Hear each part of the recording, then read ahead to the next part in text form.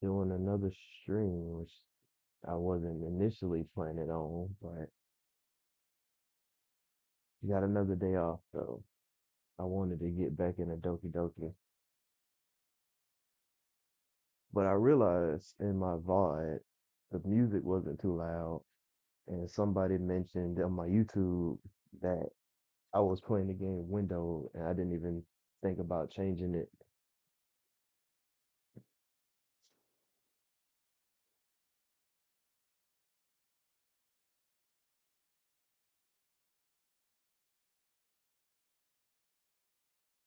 I forgot you can edit stream audio, not audio, the video from my phone. So I'll need to. Oh, somebody followed me. Let's see.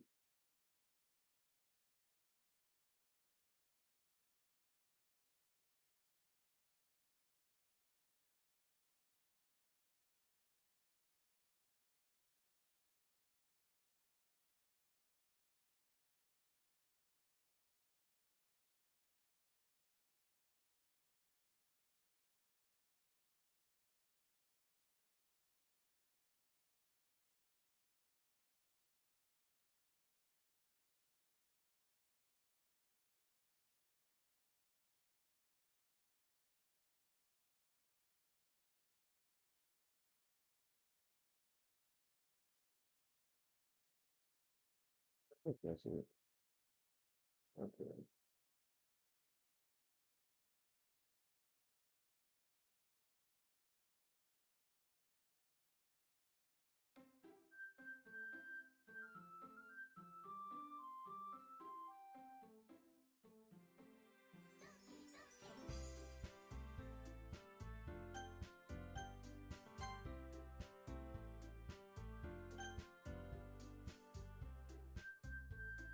I didn't even think about that. Oh no, the music don't sound too low on streaming.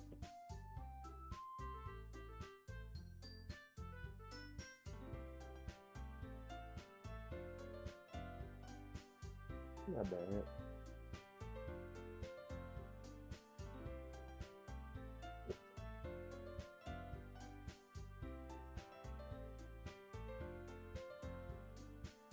It's just a little bit louder for me actually listening to it, but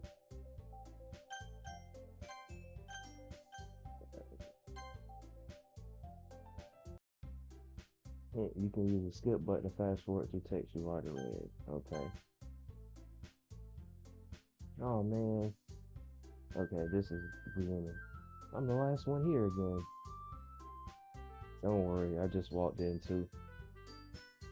Are you practicing piano again? Yeah. You must have a lot of determination. Starting this club and now picking up piano.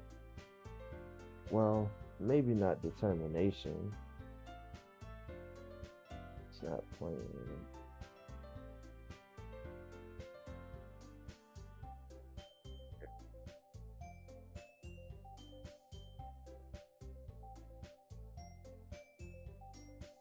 But I guess passion.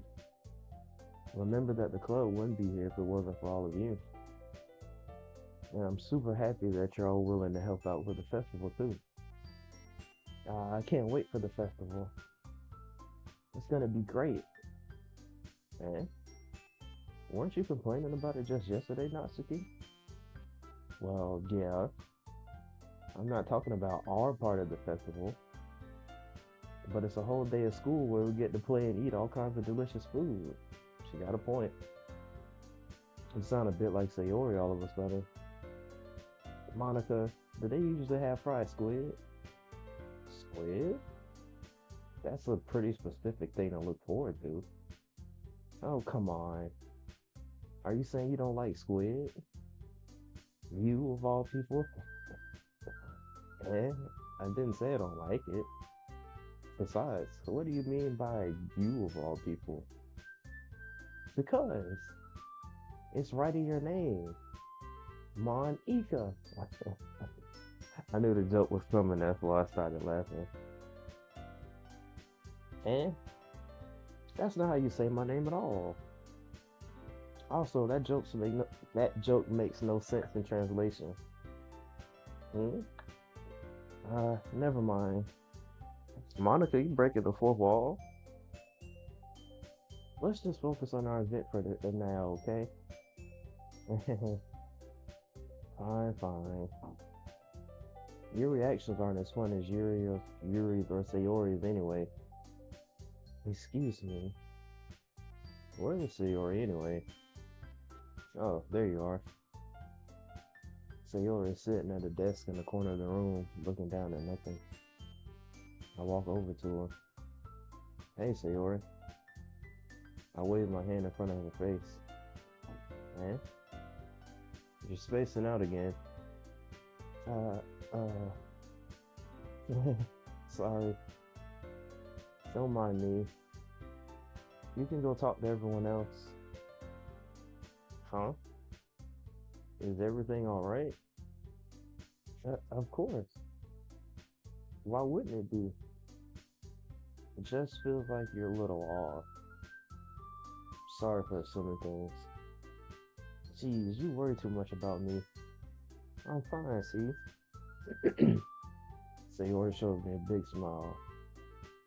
Don't let me distract you from having fun with everyone. Well, alright. I know what you're doing, Sayori. If you say so. I worryingly glance at Sayori before turning back toward everyone else.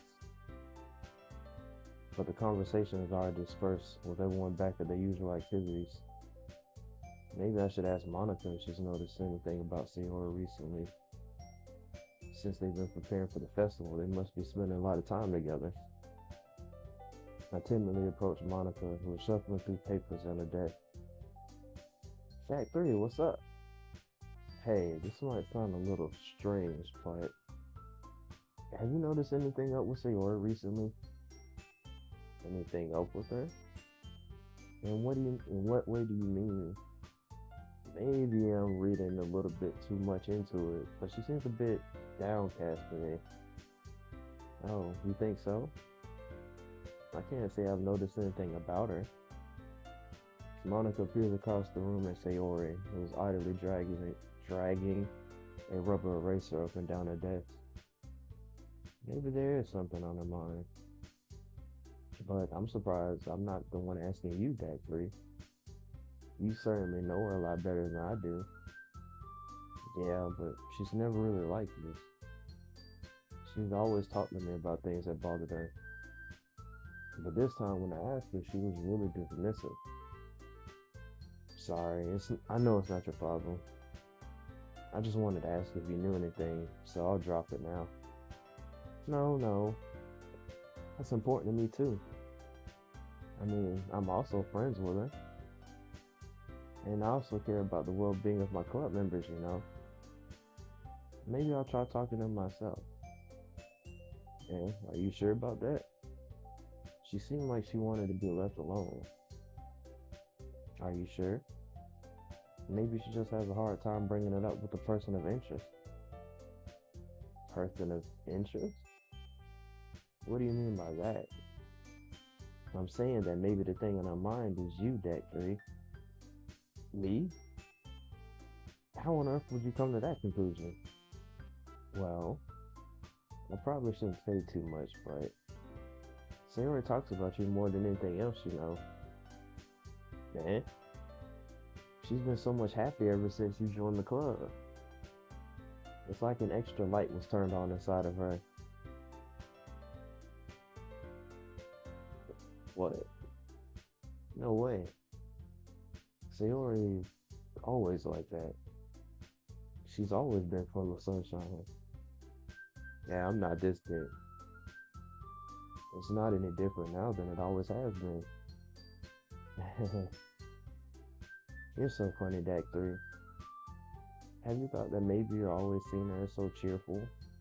Because that's just how she is when she's around you? uh, I said too much. I'm sorry. What do I know anyway? I didn't mean to jump to conclusions, so you should just forget about what I said. I'll try to talk to her, so try not to think about it for now. Uh, alright. Monica smiled meaningfully. I know she said to forget about it, but I already know that I won't be able to get her words out of my head. Monica stands up from her desk and walks across the room to where Sayori is sitting. I watch her kneel down next to Sayori and gently talk to her, but she's keeping her voice so quiet that I can't hear her from here. I sigh, sit myself down. I know Sayori told me not to worry about her and have fun with everyone else, but that's impossible to do when she's behaving like this. Exactly how much do I care about her that I'm letting this weigh me down so much? Now it feels like I'm the one behaving out of the ordinary. But there's nothing I can do besides wait for Monica. Hey, you. Yeah. I look up to see Natsuki next to me. Are you just gonna sit here and keep staring at nothing? There isn't that much time, so, uh, sorry. I didn't mean to make you worry or anything. It's not like I'm worried, right? I was just. Natsuki glances down at her side. She's holding up a volume of manga in her hand. That's right. Something just came up for a minute, but we can get started now.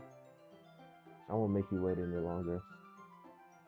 Gee, now you're making me feel like a jerk. If something's bothering you, then you can just tell me to leave you alone, and I will.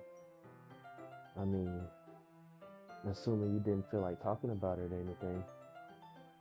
She practically mumbles that last part. No, I'm probably making it seem like a bigger deal than it is. I've just been thinking about Sayori, that's all. Sayori? Thinking about her? Yeah, she seems pretty down today, but she didn't want to admit it to me, so I can't help but wonder if something happened to her. Oh, Natsuki exhale. Well, first of all, you should really work on your phrasing. But anyway, you're a best friend, right? Yeah, I guess so. Yeah. Then in that case, I think you should trust her a little more. If she needed you, then you'd be the first person you would go to, right? Well, I guess that's true. I mean, some people just have those days. You can't always avoid it. If anything, she probably doesn't want you to worry about her because we're not important. Is basically what she said. Yeah, that's kind of what she said to me. Maybe it's not right for me to go against her wishes. Exactly. If she needs you to worry about her, then it'd be a lot more obvious. Yeah, it'll seem a little obvious. I should have thought of it that way from the start. Natsuki fiddles with the book she's holding in her hand. She, she really means a lot to you, doesn't she? Uh, don't get the wrong idea or anything. We've just been friends for a long time. It's normal to be worried about your friends. I mean, you were worried about me, so I was not. Yeah, gee, if you're fine, then let's hurry and get started already. Yeah, yeah. I pulled the first volume of Parfait Girls out from my bag. Natsuki takes it from my hands and quickly turns it over, presumably to check for wrinkles. Hey, I'm not that careless. I handle manga all the time, you know. I just wanted to make sure. Can you blame me for being paranoid? I don't give people raw manga every day, you know. That's true. I don't blame you. Well, anyway, let me put this one back.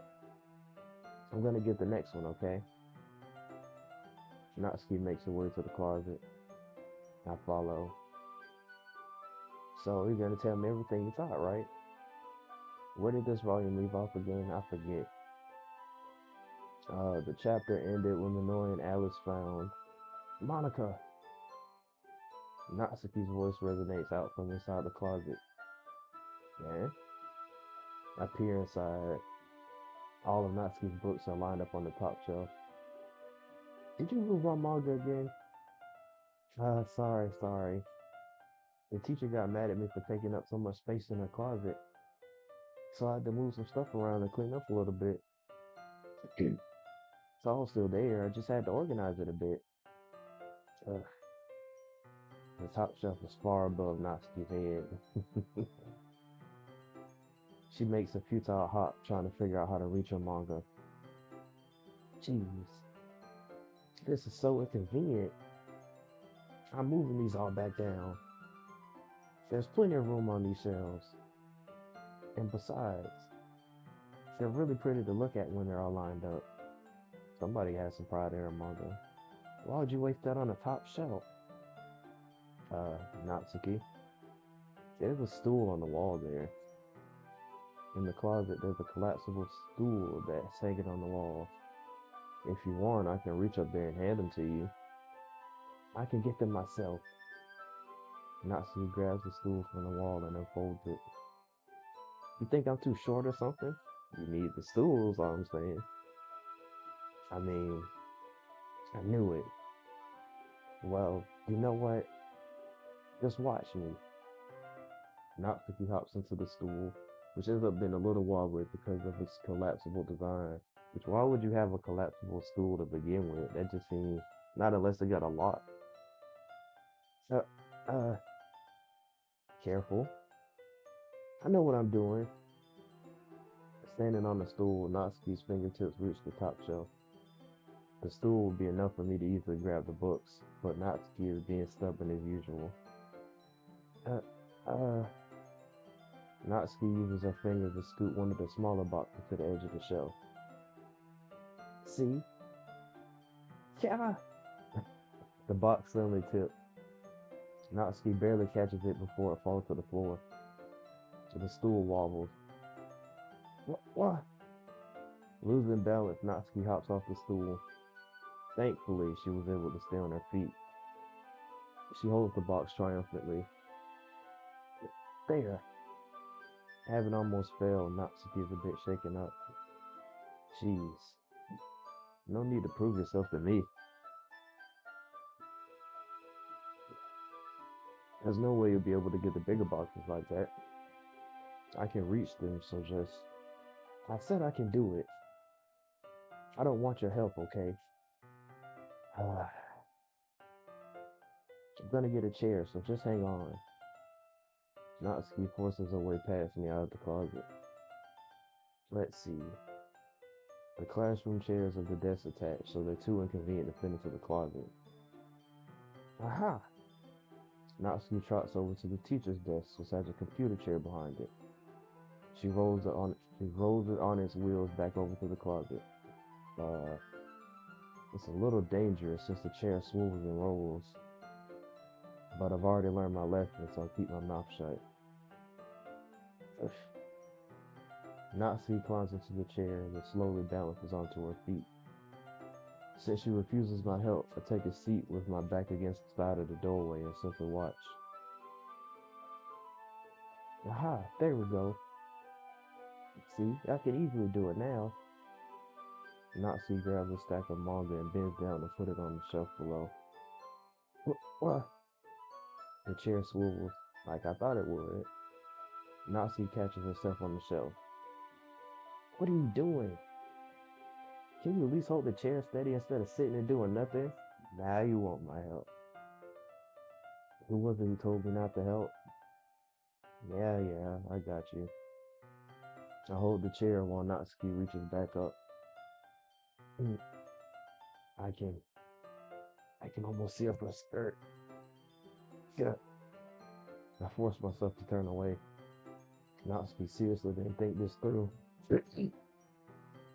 Once she realizes I'll be dead.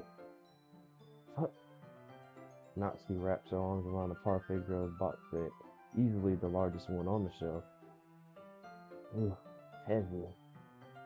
Hey, D.A.C. I don't think I can bend down without falling. Hurry and take this one. Okay? but then I have to let go of the chair. That's fine. Just for a second. Hurry up. All right. Let me just stand up. I slowly release my grip from the chair. What do you mean, stand up? Natsuki looks down at me. Why are you all the way back? Eh, Natsuki looks like she just realized something, but she loses her balance as she moves. Natsuki, the box. What are you looking at? Uh, you're trying to look at the box. But why? Natsuki's legs shake. I'm not. I was just. Natsuki, don't try to move. Just give me the box. You, you heard. You set me up. Go away. Get out. But I'll do it myself. Uh, the chair suddenly swivels beneath Natsuki's feet. Natsuki! Kya! The scene turns to chaos in a split second. The chair flies from under Natsuki's feet. Frantically, I try to catch her. The box topples out of her hands and the books go flying. I got you. Crash.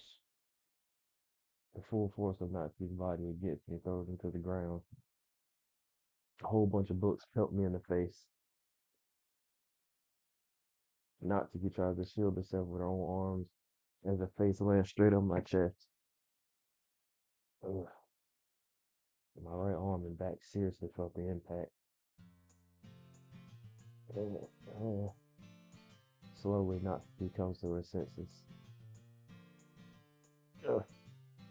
She presses her arm straight into me to prop herself up. Bang. Eh? Natsuki seems to realize that it's not the floor that's beneath her. Ugh. Gross, gross. Shit. Her fist pounds into my chest. Natsuki then hoists herself to her feet. What were you thinking? You sicko. Everything okay over there? I heard a loud noise.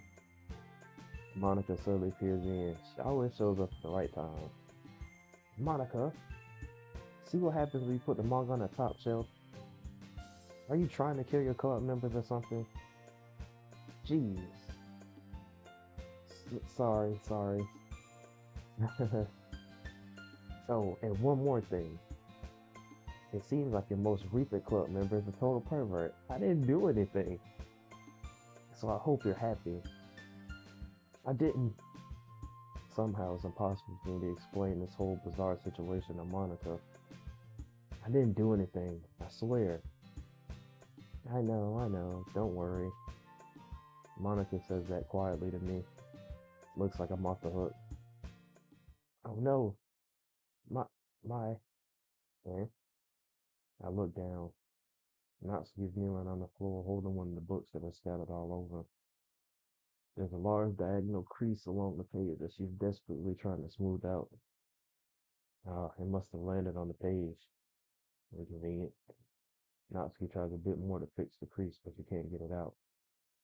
Suddenly, she gives up and slams the book shut, then throws it to the floor. Instead of continuing to yell, she just lowers her hand. Oh, Natsuki, are you? No. Natsuki's voice squeaks. I see tears on her face. Oh, I'll help get the crease out, okay? It's partially my fault, so Natsuki shakes her head, still looking down. No, I don't even care that much. I'm just having a really bad day today. Natsuki sobs again. I didn't mean to take it out on you. I really didn't mean to. It's fine. Seems like a lot of people having a bad day today. Is there anything you want to talk about? Natsuki shakes her head. Just every day. It's so hard. I just want to what? Come to the club. Oh. And Natsuki falls silent again. I can't press her, so I can only do what I know how to do. Alright, well, I'll help clean this up, and I'll move the rest of your manga for you. Uh, I pick up volume 2 of Parfait Girls. We'll set this one aside. This will help cheer you up a bit, right? We can get started on it once I'm done here. Natsuki looks up with her glossy eyes. Her lip quivers. You're, you're really nice to me. Yeah? That sounds really strange coming from Natsuki. I didn't expect it at all. Well, you just treat me like a friend, you know? And Natsuki lowers her head and stifles another sob. I'm not sure what happened to her today, but being nice is the least I could do. The next couple of minutes are silent between us as I begin gathering the scattered books. I make sure to slip them into the box in the correct order. After a little bit, Natsuki starts helping. It isn't long before we're done, and I hoist the box onto the shelf where Natsuki wanted to put it. Then I get on the stool and quickly finish moving the rest of her books from the top shelf. Alright, that should do it. I hop off the stool. Natsuki averts her gaze. Thanks. It's nothing. Natsuki is holding the volume I set aside in her hand. Alright, I'm ready. Good. Even if you weren't, I'll make you anyway. There's the attitude I'm used to. You're taking responsibility for what you said. The thing about cheering me up, if you insist, we sit in the same spot as last time and I open the second volume. Natsuki's mood quickly improves, laughing and pointing things out to me. She's surprisingly sharp, making note of a lot of subtle repeated jokes and background elements. In the end, I'm pretty impressed by how everything ties together in this manga. I guess Natsuki has good taste after all. And that's just volume 2. After some time, Monica gets our attention as usual, and it's time to share poems again. Guess I'll be holding on to this for now. Yep, even you sound more enthusiastic this time. Well, I'm starting to get into it, you know. Told you. Yeah, yeah. I return to my seat and slip the book into my bag. Who should I start? Who should I show my poem to first? Gloria?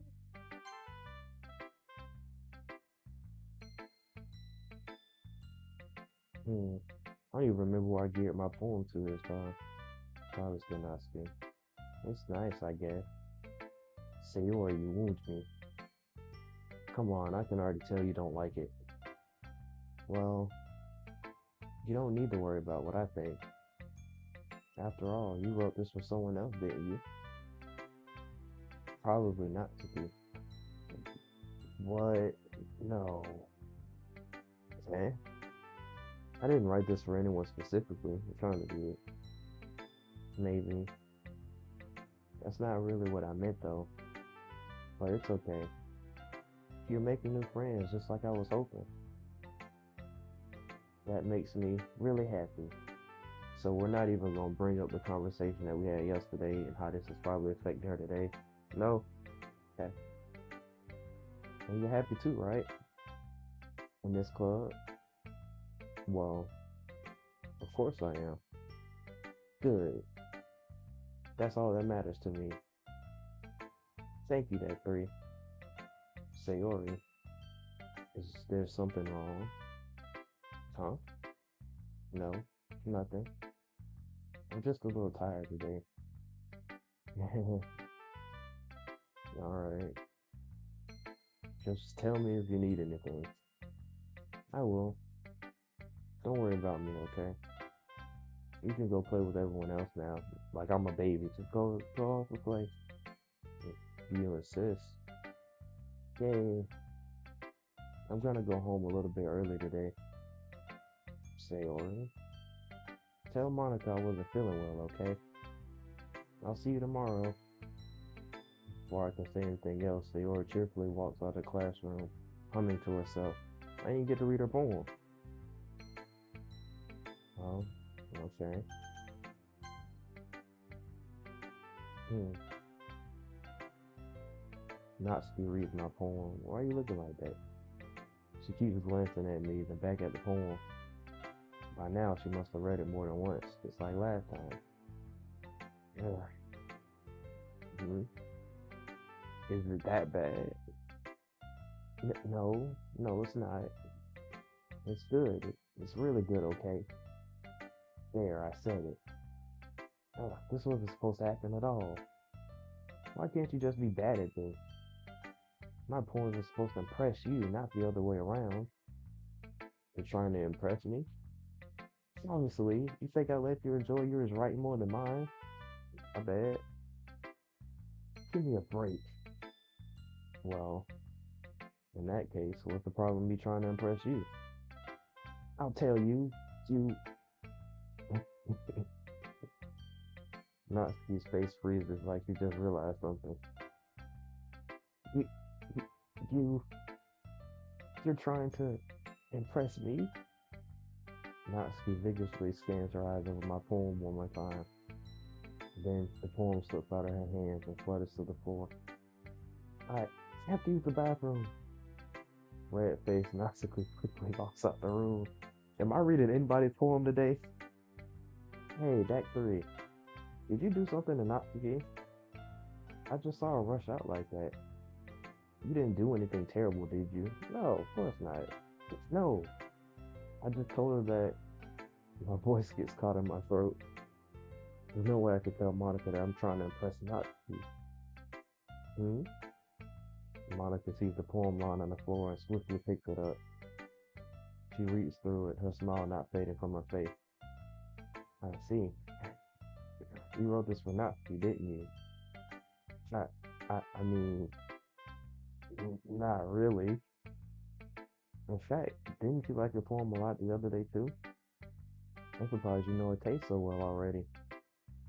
Are you sure you're not cheating, D.A.C? Cheating? What do you mean by that? Never mind, I'm just kidding. I didn't understand Monica's joke at all. Anyway, how do you think Natsuki feels about you? Oh, you don't need to answer that. It was just something for you to think about. Hey! Natsuki comes up and snatches the poem out of Monica's hand. Neither of us have noticed her re-enter the room.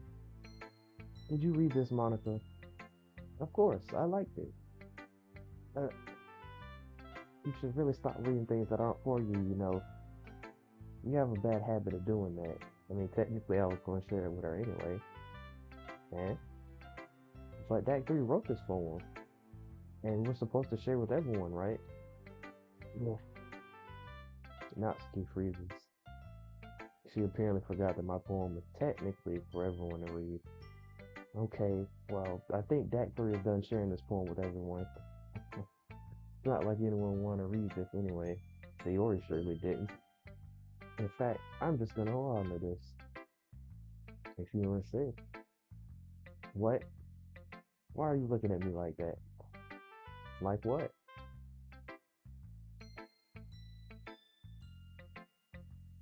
Never mind. Natsuki. I'll give you the poem, but that's not still not very fair to Yuri. She hasn't got to read it yet. So what? Well, I guess that three is right, Natsuki. It's not fair if you don't let everyone finish reading it. Hmm, fine. Natsuki returns my poem. It's not like she's gonna like it though. Anyway, read my poem now. Thank you. And no, I won't let you keep it. Oh, this is my only copy. That was my only copy. I'll be your beat. Your mind is so full of troubles and fears that diminished your wonder over the years. But today I have a special place, a beach for us to go. A shore reaching beyond your sight, a sea that sparkles with brilliant light. The walls in your mind will melt away before the sunny glow. I'll be the beach that washes your worries away. I'll be the beach that you daydream about each day. I'll be the beach that makes your heart leap in a way you thought had left you long ago. Let's bury your heavy thoughts in a pile of sand. Bathe in sunbeams and hold my hand. Wash your insecurities in the salty sea and let me see you shine. Let's leave your memories in the footprint trail, set you free in my windy sail, and remember the reason you're wonderful when you press your lips to mine. That's a key. I'll be the beach that washes your worries away. I'll be the beach that you daydream about each day. I'll be the beach that makes your heart beat in a way you thought had left you long ago. But if you let me by your side, your own beach, your own escape, you'll learn to love yourself again. It's really nice. Is she wrote that for me? Technically not.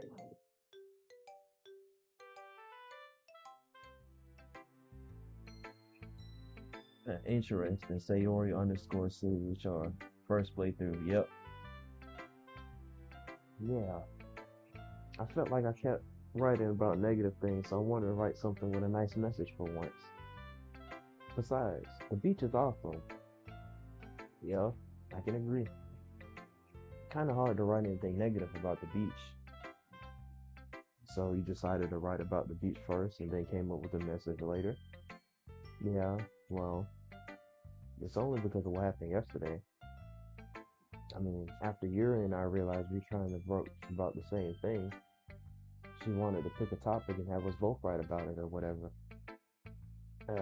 We can really see her doing that too. Making us write about a simple topic, then trying to impress me by coming up with something all fancy. Well, it's not like I care. I just did it anyway. I mean, I guess mine ended up being kind of metaphorical too. Yeah, interesting. But there's nothing wrong with doing that once in a while. At the very least, it was good practice. It was a good poem. I mean, Monica already seen my poem technically. Hmm. Well done, D.A.C. You've definitely improved your writing over the course of these few days. Has my advice been helpful to you? Yeah, definitely. I'm glad. Sharing our writing like this, it's a lot more fun and rewarding than I anticipated. I need to remember to thank Monica. I think we all felt a little awkward at first, but now it seems like everyone is enjoying sharing their writing and seeing what others think. I guess I can't really disagree. I was afraid this whole thing would be a chore, but it's a great way for me to spend some personal time with all the girls in the club. But it's been fun getting to know everyone and their writing, and I guess doing some writing myself. Well, have you learned anything about yourself, D.A.C? Eh? Well, you know how I like to say that writing is a very personal way to get in touch with yourself. In the end, it doesn't matter if you're a good writer or a bad writer. And even my opinions are just opinions, you know. As always, I believe what's most important is exploring and discovering yourself. That's comforting. I'm kind of afraid of disappointing you in some way or another. Eh? Why me? Well, you're always sophisticated with your writing and have the most advice to share. Is that so? Hmm. Yuri thinks for a good minute. That must be terrible. Eh? For me to have become someone whose opinion is fearsome. How unlikable of me. Yuri, it's not as bad as you're making it sound in your head. It just meant that I respect your opinion. I see. I'm sorry that I always overthink and come to those sorts of conclusions. I'm just a little used to it. Overthinking? Being disliked. Oh, Yuri, what what am I saying? I'm sorry, I didn't mean to bring that up. Let's move on. Alright. So you want to share your poem now? Okay. Here. Beach. A marvel millions of years in the making, where the womb of Earth chaotically meets the surface, under clear blue sky, an exposure of bliss. But beneath gray rolling clouds, an endless enigma. The easiest world to get lost in is one where everything can be found. One can only build a sandcastle where the sand is wet, but where the sand is wet, the tide comes. Will it gently lick at your foundations until you give in, or will a sudden wave send you crashing down in a blink of an eye? Either way, the outcome is the same, yet we still build sandcastles. I stand with the foam wraps around my ankles, with my toes squishing for the sand. The salty air is therapeutic, the breeze is gentle yet powerful. I sink my toes into the ultimate boundary line, tempted by the foamy tendrils. Turn back, and I abandon my peace to erode at the shore. Just for it, I return to earth forevermore. About what I expected from Yuri. Such a different take on the beach. Um, I'm aware that the beach is kind of the main thing to write about, but I did my best to take a metaphorical approach to it. Yeah, Natsuki already told me about it. She, she did. She didn't say anything weird, did she? She just wanted us to write about the same topic again. I suppose to better compare the differences in our writing styles or thought processes. Anyway, it was her idea. Knowing her, it's no surprise that she wanted to do something like that. But she said, okay, she probably just wants to show off. It's not like I have a particular interest in her writing style. Interesting. One said it was the other's idea, the other said it was the other's idea. It's not like I care about how they write anyway. Y'all are closer than y'all think. I just went with her request. But, well, I suppose it's not so bad to write about something simple on occasion. It can be refreshing, you know. It's good for me to calm my thoughts once in a while. Yeah, I think I agree. Thanks for sharing. Monica already seen my poem, but you know. Hi, Deck 3. Have you thought about what you want to submit to perform at the festival? Well, being in this club is one thing, but performing in the front of a bunch of people, I'll have to give it some more thought. Okay, no pressure. But whatever you do, I'm sure it'll turn out great. It would also make me happy to see. Anyway, I already read your poem, but you can go ahead and read mine now. The Lady Who Knows Everything. An old tale tells of a lady who wanders earth. The lady who knows everything. A beautiful lady who has found every answer, all meaning, all purpose, and all that was ever sought. And here I am, a feather, lost adrift the sky, victim of the currents of the wind. Day after day I search. I search with little hope, knowing legends don't exist. But when all else has failed me, when all others have turned away, the legend is all that remains, the last dim star glimmering in the twilight sky. Until one day the wind ceases to blow, I fall, and I fall and fall and fall even more, gentle as a feather, a dry quill, expressionless. But a hand catches me between the thumb and forefinger, the hand of a beautiful lady. I look at her eyes and find no end to her gaze. The lady who knows everything knows what I'm thinking. Before I can speak, she responds in a hollow voice. I have found every answer, all of which amount to nothing.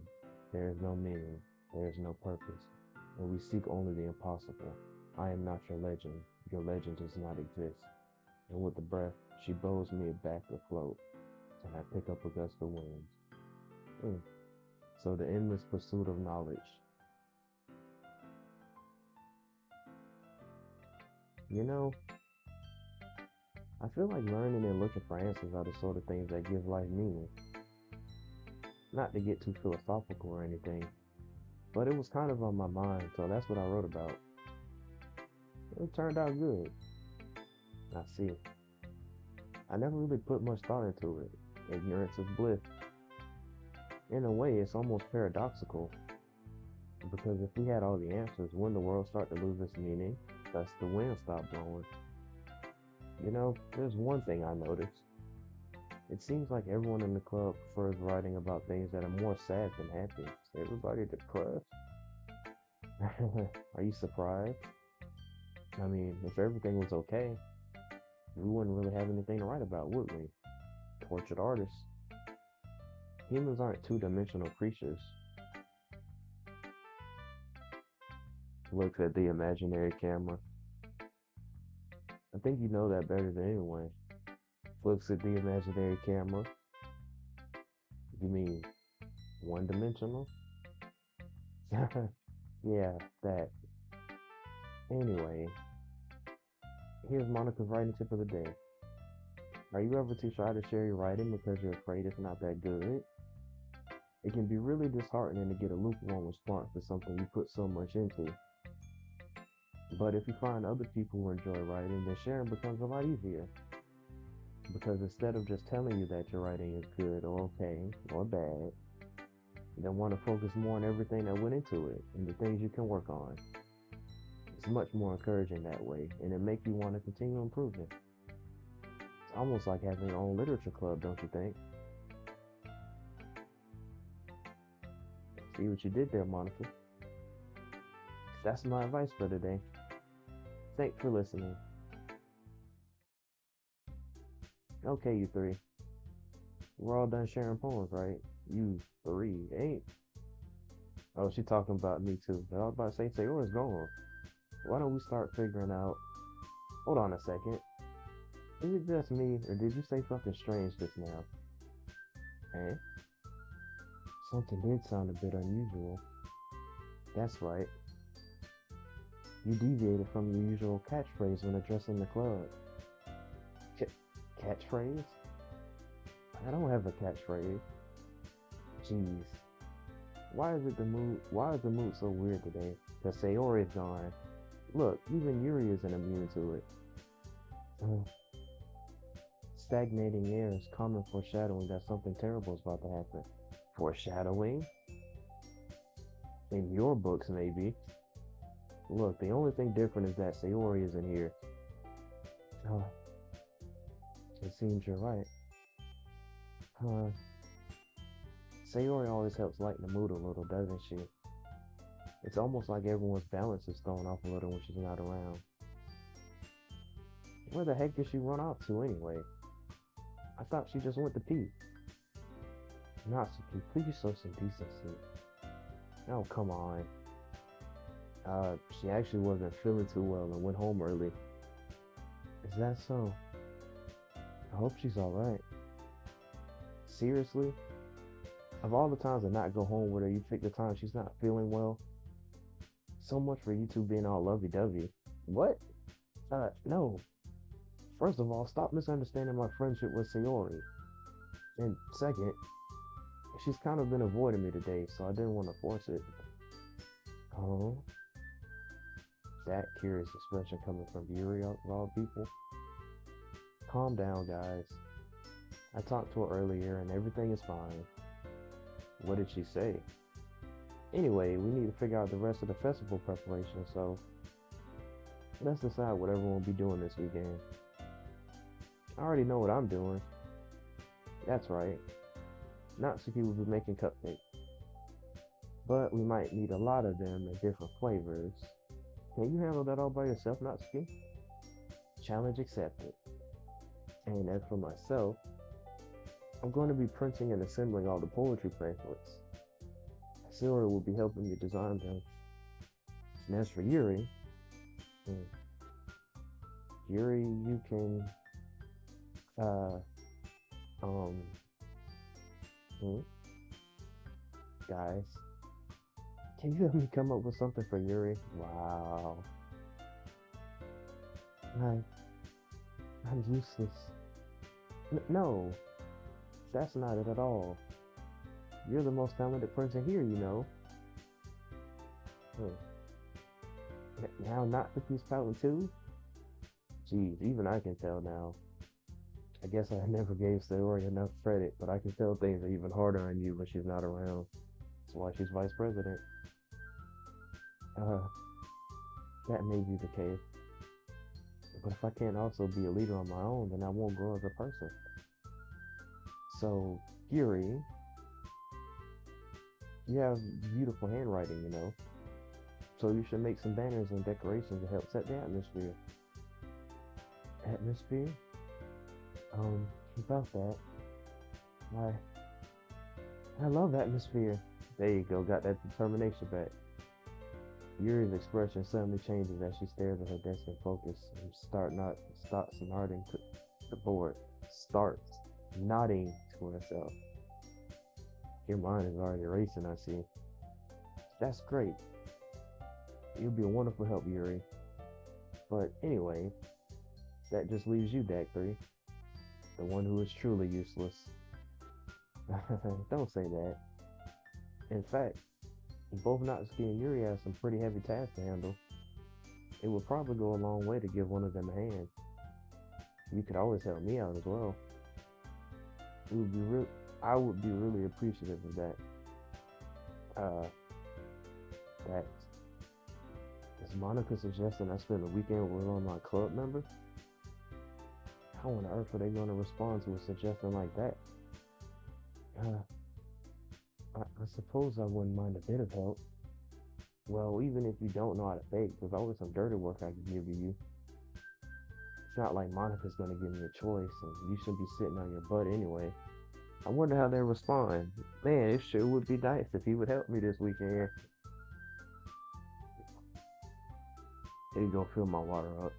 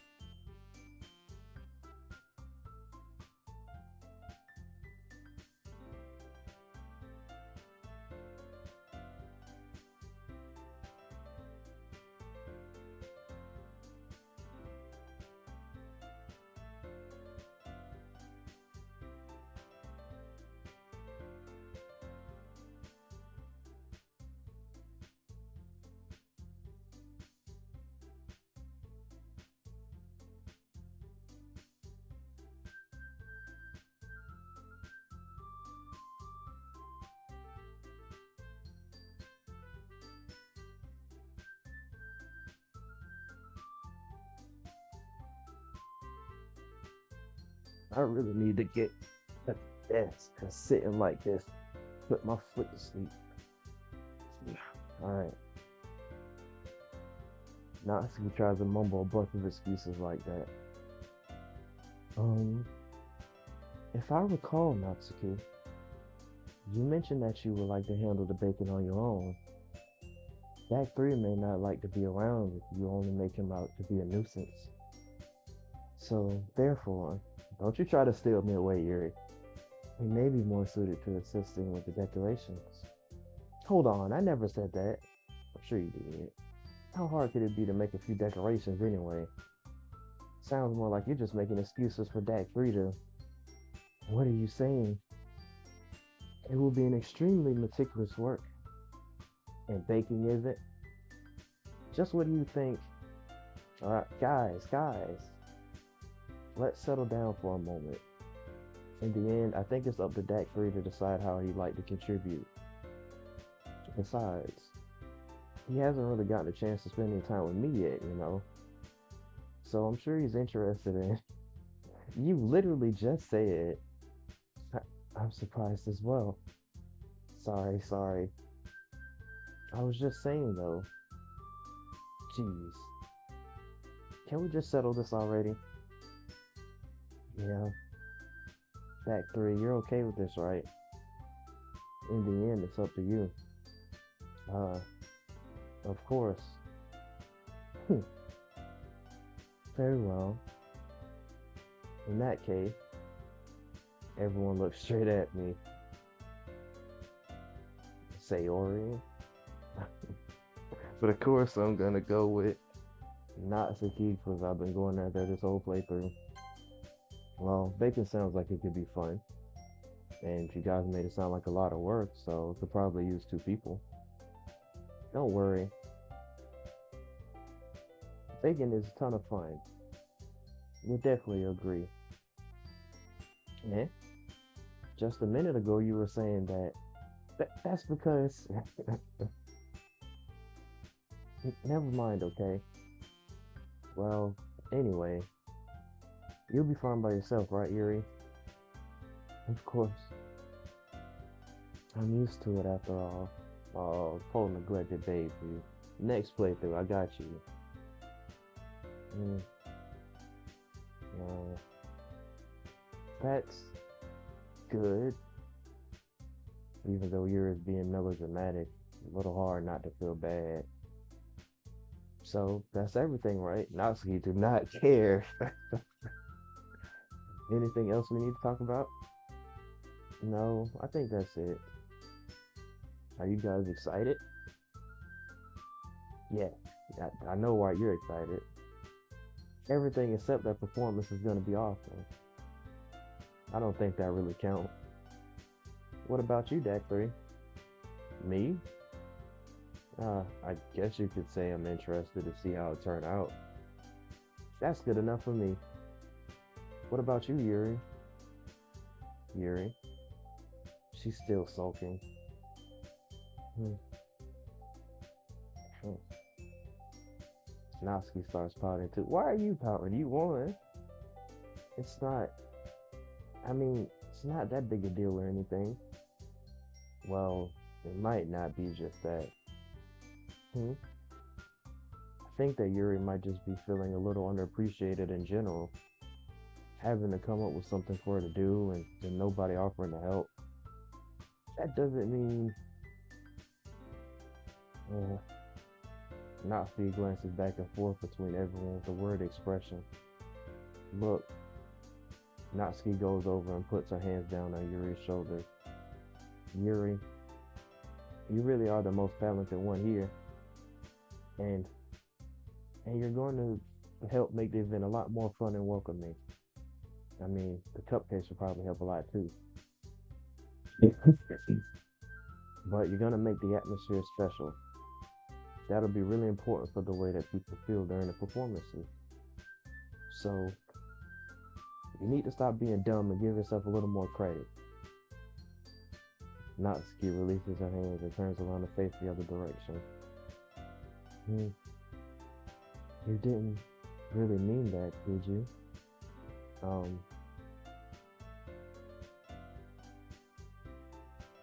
not really, but Yuri isn't the only one surprised.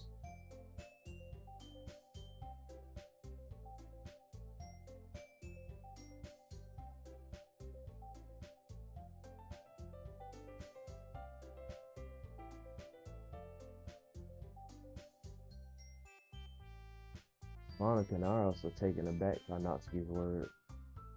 Natsuki of all people to be saying such encouraging things. But I begin to understand. Natsuki was trying to sound like Sayori.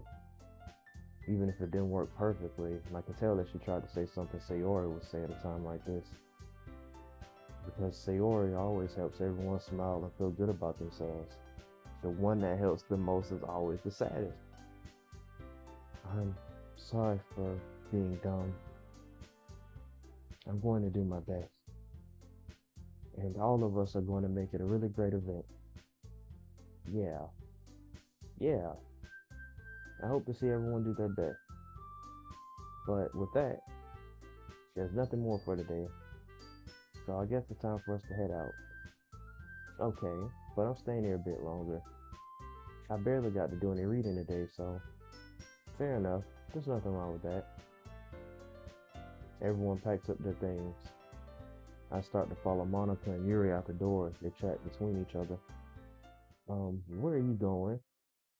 Home. Uh, we still need to figure out our plans for this weekend.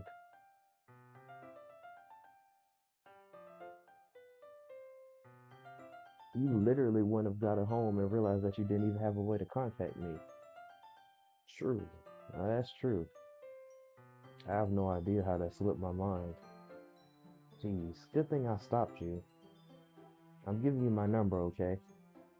You better not make it weird or anything. How could I possibly make that weird? Why would I do that? Hmm. Natsuki gives me her number. Okay. I'm coming over on Sunday. I'll bring all the ingredients.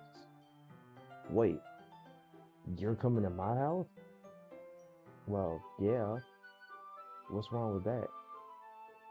I mean, I just figured that since I'm the one helping, I would be going to your house. Yeah, right. Like I could have a guy over my house. My dad would kill me. Really? It's kind of strict if you ask me. Yeah, how do you think I feel? I can't do anything when my dad is home. Anyway, I just need to complain for a second. We have each other's numbers now. That's all I needed from you. I guess I'll text you when I'm coming over. Alright, fine by me.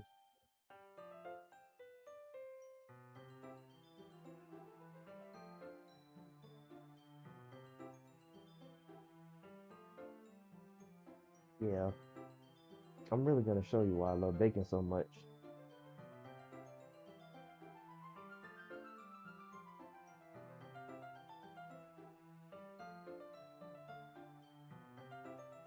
So you better look forward to it. So, didn't you say you were just gonna give me the dirty work?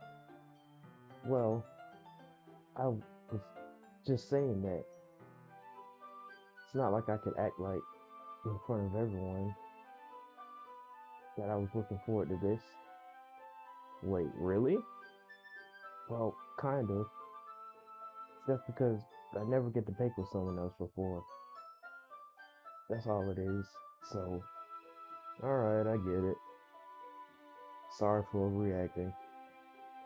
Anyway, I'll be heading out now. See you on Sunday. Uh, never mind. I can't believe this. Natsuki is going to be coming to my house on Sunday. My anxiety shoots through the roof, even though I've gotten pretty used to handling her at this point. There's no telling what might end up happening when we're outside of school. More than that, she told me she was looking forward to it. Is this the chance I have to make something happen between us? Or is it too early for that? Only time will tell. But until then, I won't be able to take my mind off of it. Seriously, can't wait. It's already Sunday. What happened to Saturday? I've been getting increasingly anxious about Natsuki's upcoming visit. I keep telling myself there's no reason to be nervous, but it doesn't help much. I wonder if she'll act any different when it's just the two of us. Meanwhile, she's been texting me a lot. We send each other one after exchanging numbers to double check, but it turned into a conversation. She's almost a different personality on the phone, using tons of emoji and cute language. That facade is going away. She also really likes complaining about things, but I kinda saw that one coming. But putting Natsuki aside, I haven't heard a thing from Sayori since she left club earlier the other day. So Saturday just went by and they just said, let me check on Sayori. It's not like we text each other all the time or anything, but I've been worried about her in the back of my mind. Between what Sayori said and what Monica said, is it really okay for me to put Sayori's feelings aside when she might need me? I decided to visit Sayori before Natsuki comes over. Rather than asking, I simply tell her I'm coming over, much like we've done in the past. Once I reach Sayori's house, I knock on the door before entering it myself. Again, we used to play so often that we've made it a habit of simply entering each other's houses like we're family. The house is quiet. Sayori isn't anywhere on the first floor, so as soon as she's up in her room, it's already strange for her not to run down and greet me. I head up to her bedroom where I finally find her. Sayori? Hi, Deck 3. I sit down in her room. Sayori forces a smile, but it's easily to tell that she's different. There's a minute of silence between us. You haven't come over like this in a long time, have you? Uh, I guess you're right. It has been a long time. Not much has really changed, has it? Sayori's room is as messy as it's always been. I also recognize the same stuffed animals and wall decorations that she's had for years now. If you came over more often, it wouldn't be such a mess. That's because I end up cleaning it for you. How come you suddenly wanted to come over today? Aren't you supposed to be see Natsuki today? Yeah, but wait, how do you know about that? Sayori already left by the time we decided the last meeting. Monica told me. It's only natural for her to keep me informed about the festival preparations, right? Yeah, that's true. But what about you? Aren't you going to be helping Monica today? Of course. But I'm just helping her online. We didn't plan to meet up or anything. So it's just me and Natsuki. And yep, there's more silence between us. As if it couldn't get any more awkward. Sayori stares in a random direction. Everything about her behavior is really uncharacteristic. I finally get to the point. I just wanted to see how you were doing after you left on Friday. When something's wrong, you can't hide it from me. I know you too well. So, Sayori smiled, shaking her head. That's no good, Dactory. Man, why can't you just let it? Why can't it just be like it's always been? This is all my fault.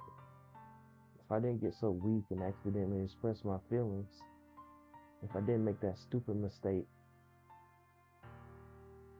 then you wouldn't have been worried about me at all. You wouldn't have come here. You wouldn't have even been thinking about me right now. But this is just my punishment, isn't it? I'm getting punished for being so selfish. I think that's why the world decided to have you come over today and make it sound like it's a bad thing. It just wants to torture me. You can't laugh that off. Sayori. I grabbed Sayori by the shoulders. What on earth are you saying? Are you listening to yourself right now? I know something happened to you. There's no other explanation for you to be like this. So tell me already. Until I know, I won't be able to stop thinking about it. Uh,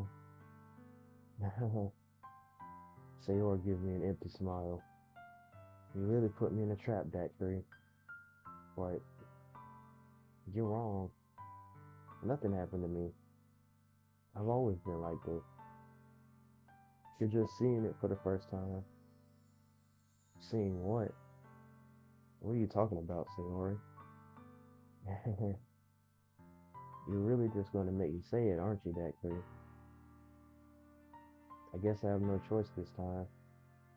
The thing is, I've had really bad depression my whole life. Did you know that? Why do you think I'm late to school every day? Never wake up on time. Because most days I can't even find a reason to get out of bed. What reason is there to do anything when I fully know how worthless I am? Why go to school? Why eat? Why make friends? Why make other people put their energy and care into waste by having them spend it on me? That's what it feels like, girl, I know. And that's why I just want to make everyone happy. Girl, I know. Without anyone worrying about me, I'm in shock. I can't even figure out how to respond. Your best friend of so many years, and you can't even tell that they're depressed. How is it possible that Sayori kept this from me the entire time that I've known her? Did she really want so badly for me to just not think about her? Why, Sayori?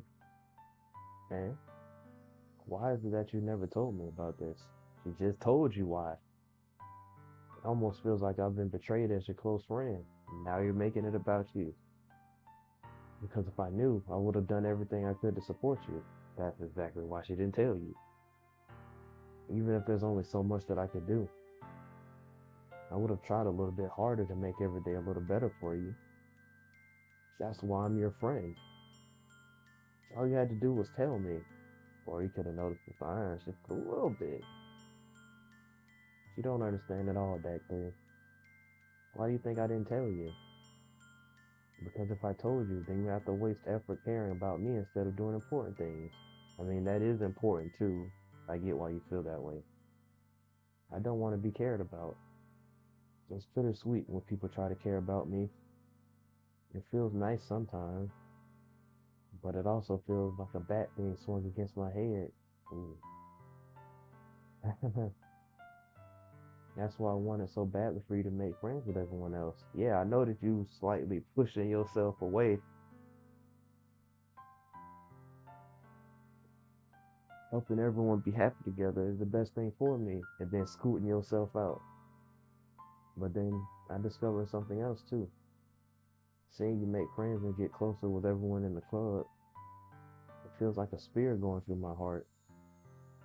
So that's why. That's why you started separating yourself. That's why I decided the world just wants to torture me. Every path leads to nothing but hurt.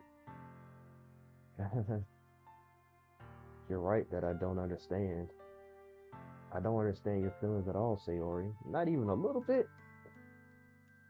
But I don't need to understand. Kinda do, just a little bit. Whatever it takes for me to help you stop hurting, that's what I'll do. No, Deck 3. There's nothing. Nothing at all. The only thing that could have helped is if everything could be like it always was. But I was selfish. I finally showed you what a horrible person I am. You're not a horrible person, Sayori. Tears streaked down Sayori's face. I made you join the litter club because I was selfish.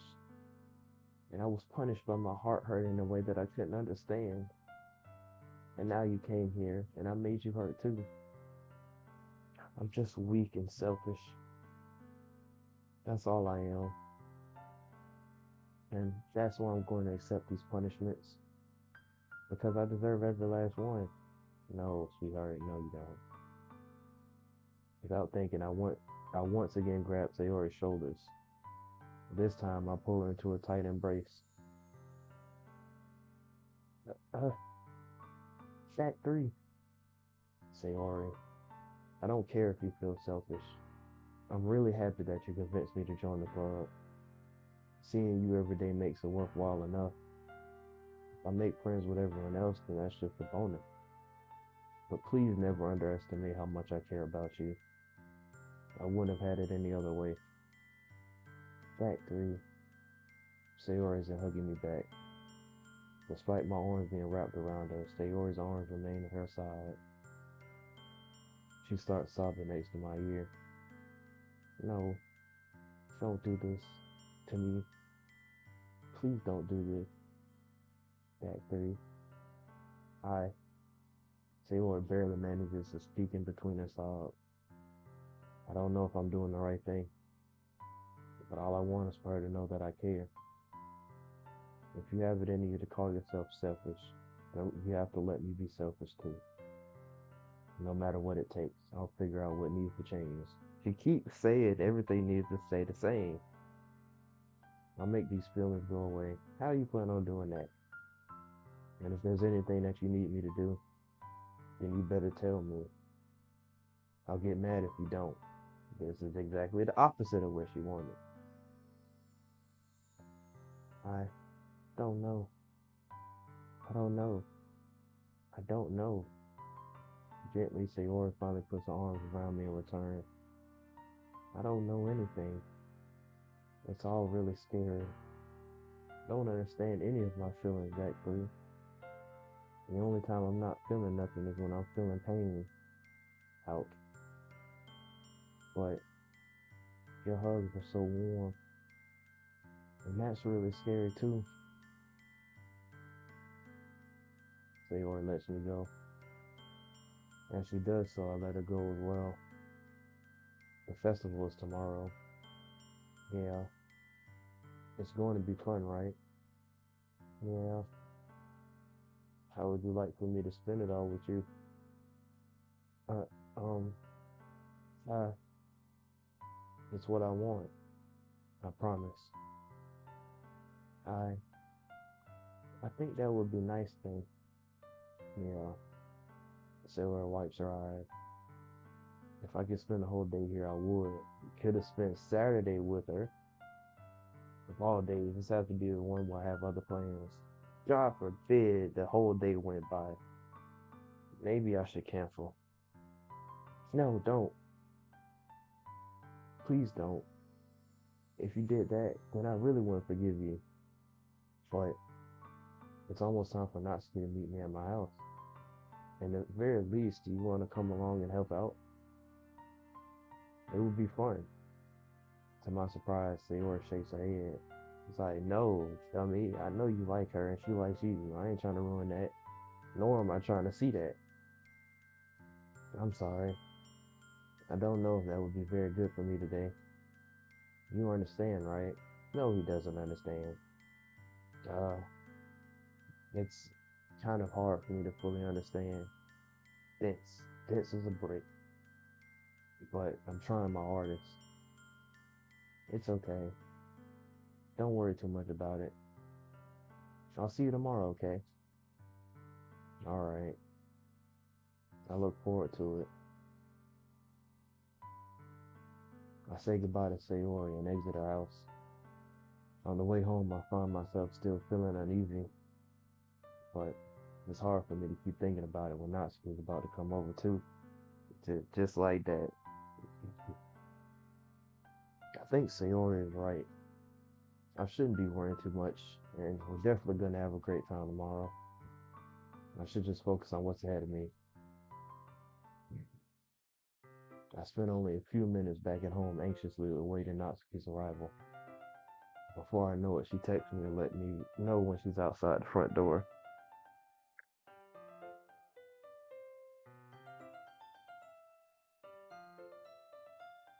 Without delay, I open the front door to let her in. Okay, what's up? Hey, I don't know what I was expecting, but seeing Natsuki in something other than the school uniform totally threw me off. Seeing her in such cute clothes makes the uniform seem totally unfitting in comparison. Jeez, don't make it feel so awkward already.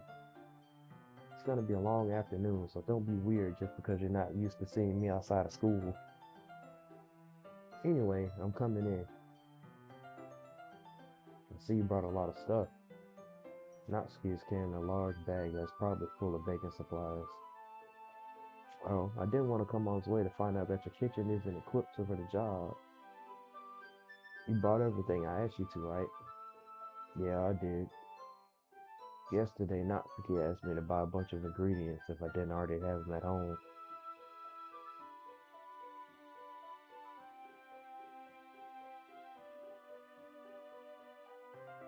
Boom, yo, what's up? Yeah, oh yeah, okay. Good. Glad I could count on you to do your part.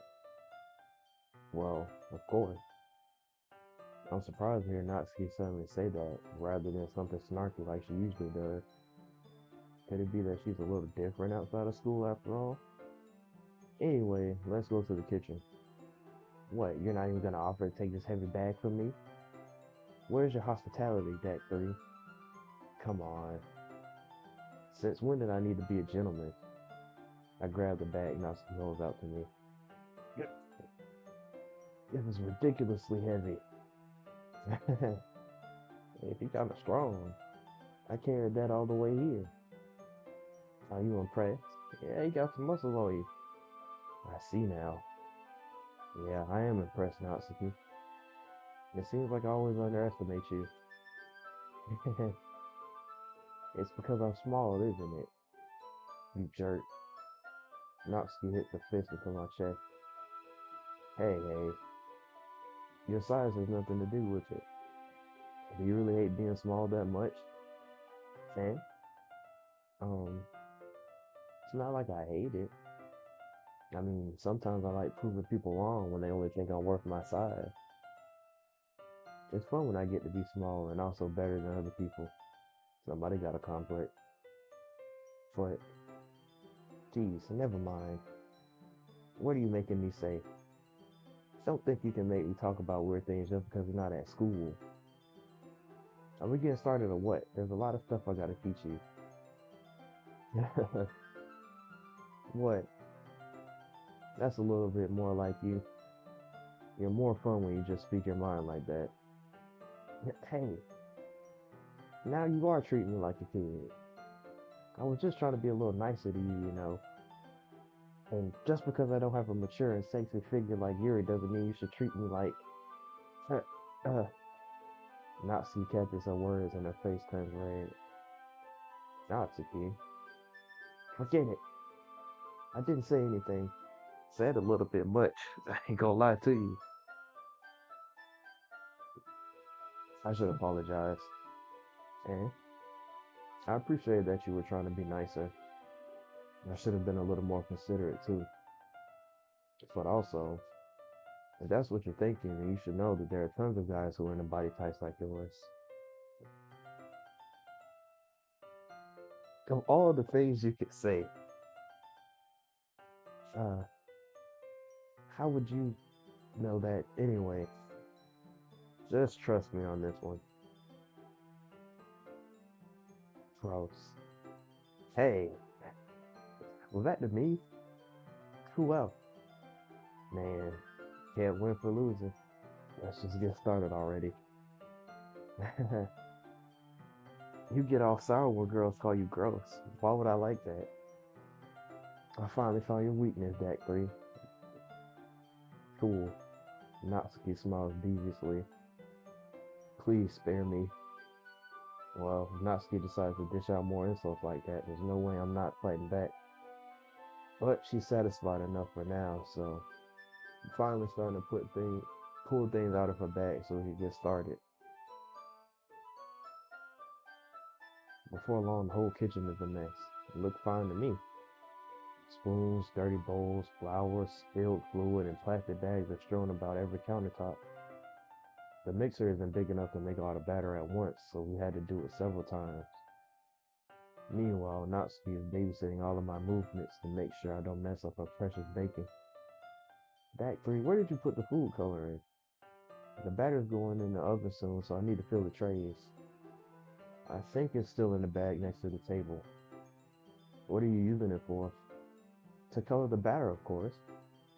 I'm making each tray a different color. Oh, that's creative. That way, even if the flavors aren't different, everyone can still pick their favorite. Ah, that's a cute idea. Are we doing anything like that with the icing? Do you want to? Uh, you're asking me? I don't really have a preference, so come on. You're not putting any heart into this at all. Can't you at least try to have fun? I'm having fun. I'm not really sure what Natsuki is trying to get out of me. Some passion, brother, some soul. Meanwhile, I see her separate the batter into smaller bowls and put a few drops of food color into each. Ah, that does look pretty cool. See, it's not like baking is just about following instructions. The presentation is where you get to be creative and have the most fun. It's a million times more worth it in the end if you're looking at it. If just looking at it makes everyone's eyes lighten up. Lord, English. Like the ones you made on my first day, huh? I recall Natsuki proudly presenting her cupcakes and Sayori and Monika's delighted expressions. I wonder if I can make Natsuki proud like that too. Yeah. Ugh. Maybe I will use the food coloring then. Sounds like you're starting to understand. Just make sure you completely finish mixing the icing before you mess with the food coloring. Yeah, it's getting there. We were using the electric mixer for the batter, so I got stuck with a whisk and a huge bowl for the icing. Man, the icing's still all lumpy. Are you even trying? Well, yeah, it'll just take a little longer.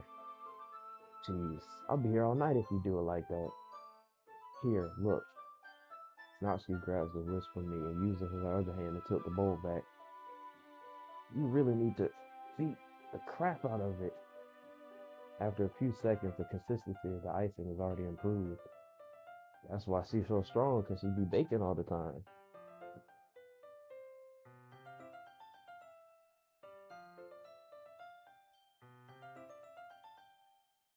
So,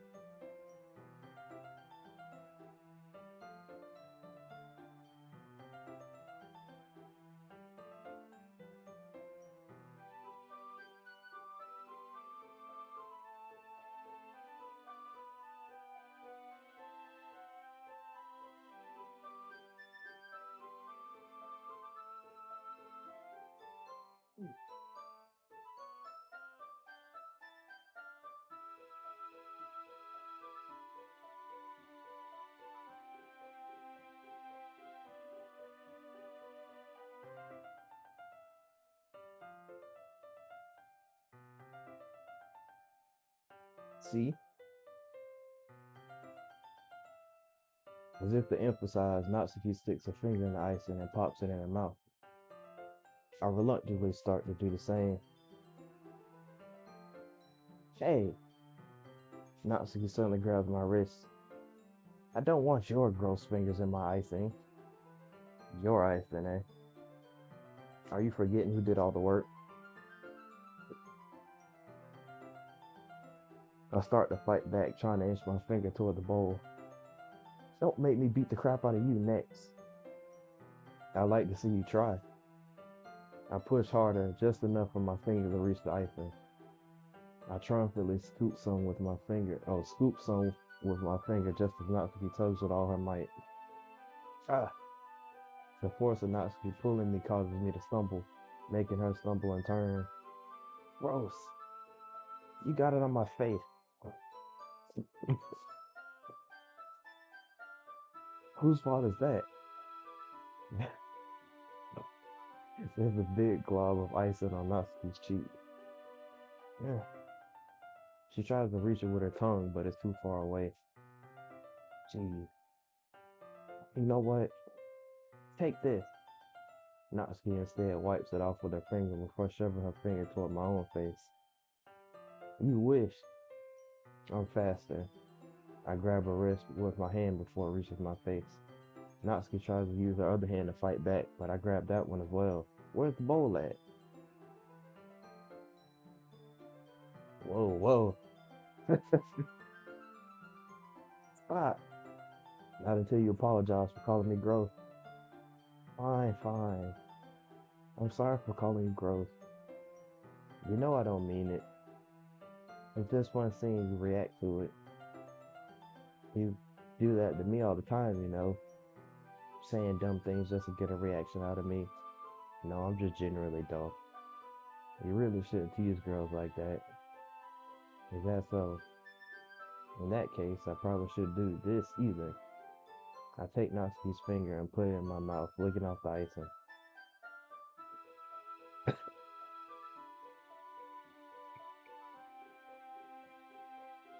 I know, I'm playing a freak game. What? Did you seriously just? Ah, Natsuki is so surprised that she can't even figure out how to get mad at me. Her face is entirely red. Act 3, you really shouldn't do that kind of thing to girls, unless you really like them. You know that, right? What kind of question is she asking me, just like that? How did the mood turn to this so quickly? You pinned her against the wall. I, Natsuki gazes at me in silence. I notice her shallow breaths. Why am I starting to feel dizzy? Eh? Out of nowhere, the fire alarm starts. Natsuki rushes over to the oven. Is something burning? Thought you didn't put the cupcakes in yet. No wonder. You left a dirty tray in there, dummy. How could you make a mistake like that? You should have checked before turning the oven on.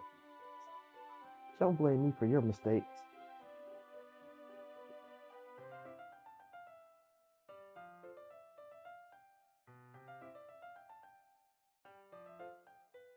Eve. Natsuki uses the oven mitt to grab the blackened tray out of the oven. She sets it on top of the stove. In another moment, the fire alarm stops. Anyway, I'm putting them in the oven now. Yeah, the tension from the moment before still lingers over our heads. But the moment has already been lost. I watch as Natsuki slides the cupcake trays into the oven. Then I reluctantly pick up the whisk and continue with the icing, like nothing ever happened. Ah, that smells so good. The cupcakes are ready to be pulled out of the oven. As soon as Natsuki opens the oven door, a blast of sweet-smelling warm air fills the room. Look at how cute they all look. She proudly shows off the different colored cupcakes in each of the trays. They'll look even better once we add the icing. Not like you need to tell me that. Not like you need to tell me that. I brought decorating stuff, so I hope we can get creative. Here, scoop the icing in these bags. Natsuki hands me some plastic bags. I have these nozzles that will make it look nice and fluffy. This one can even make flowers. We probably won't be using it this time though. What's this one for? I pick up one of the nozzles that is a much thinner tip than the other. That one's really thin, so you can use it to make stripes or other patterns. But you can also use it to write stuff on a cake, like happy birthday or whatever. Huh, I see. That gives me an idea actually. And, well, it's a literature event, right? We can make it more literature themed by writing a different word on each of the cupcakes. It would be fun to see people choose their cupcake based on the word they like. Uh, hmm? I was kind of expecting to say something really stupid. Excuse me. But that's actually a really cute idea, so maybe I'm getting it from you. But what's that supposed to mean? I'm not cute. Okay, come on. We're not at school. Nobody's judging. You can't dress and act like this and not expect me to think you're cute. But, well, Natsuki's voice trails off. Same with you. Eh? Did you say something? No, nothing. Let's just do the icing. Natsuki picks up the paste and fastens the nozzle on each of the bags. There's a lot to do, so we shouldn't be wasting time. Here, I'll show you how to do it. Without giving me a chance to think about it before, Natsuki quickly moves on. She shows me how to apply the icing, and then we each get to work.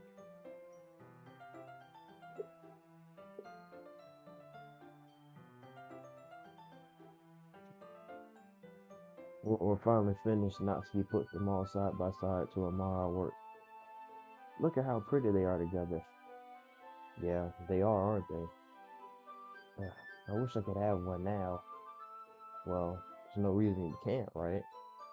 I don't see any harm in that. Well, yeah, but my dad's making dinner tonight, so I really need to save my appetite. Sayori is the exact opposite in that regard. If she was here, we'd probably be down 10 cupcakes already, and she would still eat dinner. Come on, that's just unhealthy. Besides, when my dad cooks, I need to eat as much of it as I can. Well, anyway, Natsuki lore unlocked. I was hoping we would have time for manga, but I need to be home for dinner. Already? That's a shame. It's your fault for working so slowly. You should have thought about that. It's not like you'll always have this chance. Man, as usual, Natsuki places the blame on me. You can bring the cupcakes tomorrow, right? If you and Sayori each carry some, then you could probably do it in one trip. Yeah, I can do that. And don't worry, I won't let her eat any. I wish she would listen to me the way she listens to you. Uh, yeah. I again think back to the conversation I had with Sayori earlier today. I felt so helpless. Sayori always does listen to me, but at that point, it felt like she couldn't listen to me at all. Okay, I'm all packed up. Good work today. You too. I'll walk you out, I guess. Just like that, Natsuki's already about to leave. It feels like the afternoon went by in a flash. It seems like it's still morning time. More than that, did I even take the opportunity to get closer to her like I wanted? You pinned her against the wall and licked icing off her finger. I think you did enough. Well, I guess I'll be off then. Thanks for all the help and everything. I'll see you tomorrow. Wait, Natsuki, man. What you said before about not always having this chance, it doesn't have to be that way at all. I had fun today. You showed me how fun baking can be like you wanted. But aside from that, you can come over anytime, okay? I think that if possible, I'd like to spend more time like this. If you want to read manga or go out somewhere, um, do you really mean that? Natsuki looked at me tensely, like she's trying to hide her expression. Yeah, I want to spend more time with you. Actually, I thought you only cared about getting this done. Yeah, right. Right. I'm sorry I had to leave so early today. I really didn't want to. I would really stay here long if I could. I feel the same way as you, so Natsuki suddenly gets closer to me. Wait, Natsuki. Standing inches from me, Natsuki looks up at me. I feel her fingers gently touch at the sides of my shirt as if holding on to me, because she's so short. Her rose-colored cheeks and matching eyes fill my vision, along with her slightly parted lips. What is happening? You know what's happening. My head starts to go dizzy as I feel a soft breath against me. I felt it for a while now. Natsuki suddenly jumps back. Sayori? Yeah? Uh, hi, that three. Sayori. Just now we weren't. It's okay, that three. I just stopped by to say hi. Now of all times, you and Monica with y'all timing.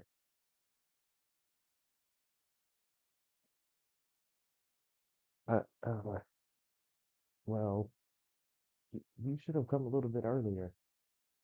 I'm already on my way out, so. Oh, really? That's too bad. Yeah, well, I'll still see you at the festival tomorrow, so it's fine.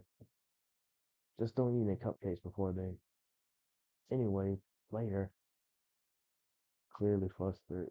Natsuki hurries off and Sayori waits by.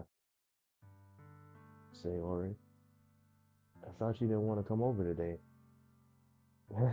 Well, I tried staying in my room, but my imagination was being really mean to me, so I had to come in and see it for myself. See what? What are you talking about? You know, how much fun you were having with Natsuki, and how close you got to her, and it makes me really happy. No, it doesn't. That you made such good friends. That's all that matters to me. Tears start to fall down Sayori's face. That's all that matters to me. Why am I feeling this way, Dak 3? I'm supposed to be happy for you. Why does it feel like my heart split in half? Sayori, you sweet one. It hurts so much. Everything hurts so much. This would be so much better if I could just disappear. Sayori, don't say that. It's true, Dak 3. If I wasn't here, then you wouldn't have to waste your sympathy on me. You wouldn't have to put up with me being selfish. Monica was right. I should just. Monica? Monica was right about what? Yeah, what did Monica say to you? Sayori, what I said before is true. I'm not gonna let this continue. Caring about you like this isn't a burden your mind is making it out to be. It's something that makes me happy. It's something that I wouldn't trade for anything else.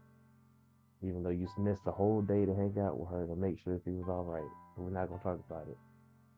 So even if it takes an entire lifetime, I'm gonna be by your side until you don't feel any more pain.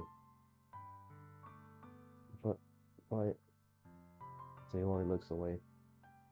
I put a hand on her shoulder to reassure her. I'm scared, Dak 3. I'm really scared. What are you scared of, Sayori? I'm scared that I might like you more than you like me. Sayori, it's true, isn't it?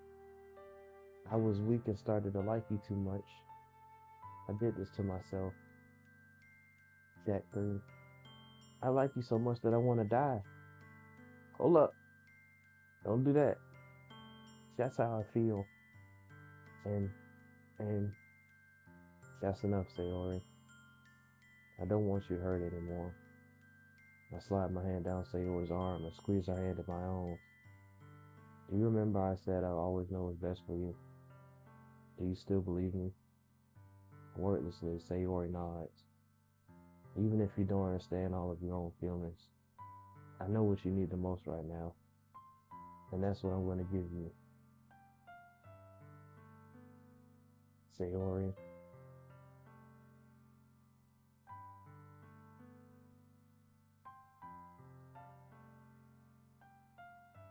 I'm going to say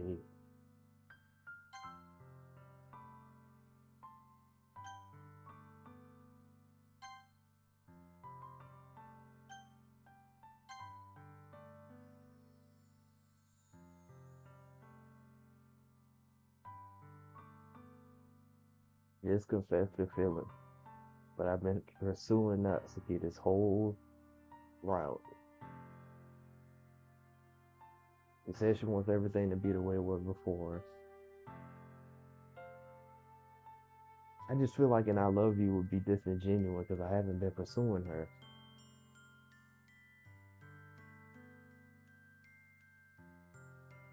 But you'll always be my dearest friend. It's the worst thing to hear after you confess your feelings.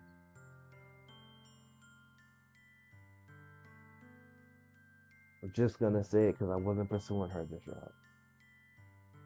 Sayori, you'll always be my dearest friend. What you need most is for things to be like they've always been. Monica told me the truth. Why did I save? I don't know. She told me how much happier you seemed after I joined the club. I know you're struggling with some really difficult feelings right now, but Please trust me that I know what's best and what will make you happy in the end. I promise I'll help get things back to the way they were. I, I see. Please, crushed her heart. Sailor forced a smile through an incredibly plain expression. Wait, I'm gonna save in a different spot.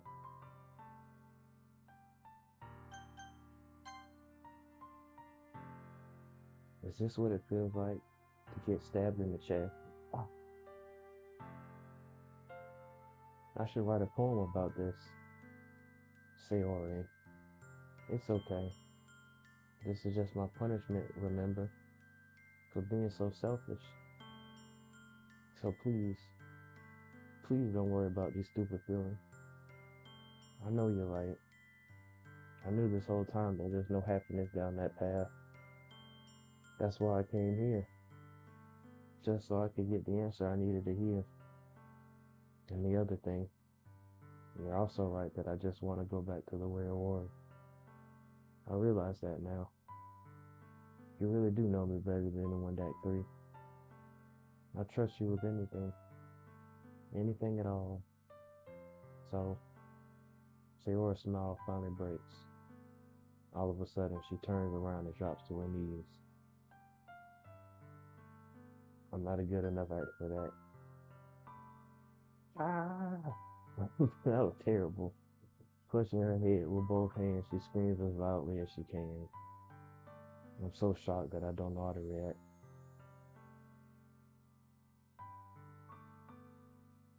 Sarah looks over her shoulder and flashes me one more weak smile before turning around and running off.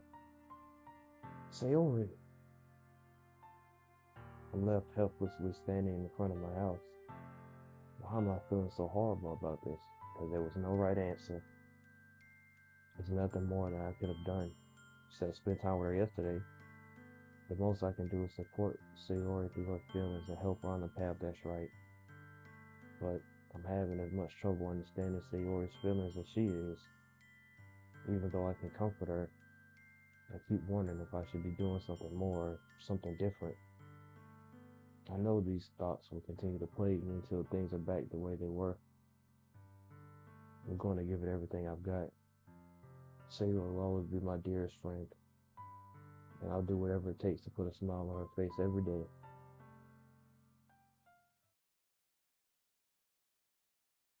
It's the day of the festival.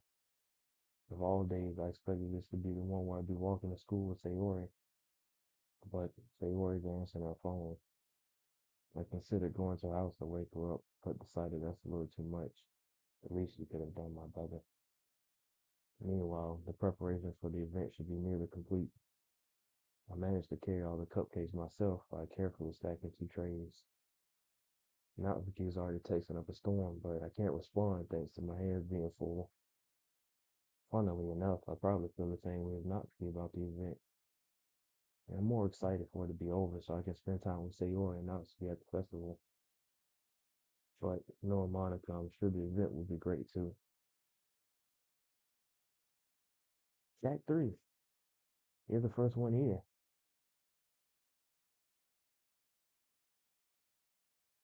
Thanks for being early. That's funny. I thought at least Yuri would be here by now. Monica has placed a little booklets on each of the desks in the classroom. It must be the ones she prepared that have all the poems we're performing. In the end, I found a random poem online that I thought Monica would like and submitted it. So that's the one I'll be performing. I'm surprised you didn't bring Sayori with you. Yeah, she overslept again. That dummy. You think that one on day is this at four? She'd try a little harder. So we just okay. I say that, but I'm suddenly remembering what Sayori told me yesterday. I suddenly feel awful knowing it's not nearly that simple for her. I almost said it because it's the way I'm used to thinking. But maybe I should have gone and wake her up after all. You should take a little responsibility for her, Dak 3. I mean, especially after you was shamed for her yesterday. How do you know about that? You kind of left her hanging this morning, you know?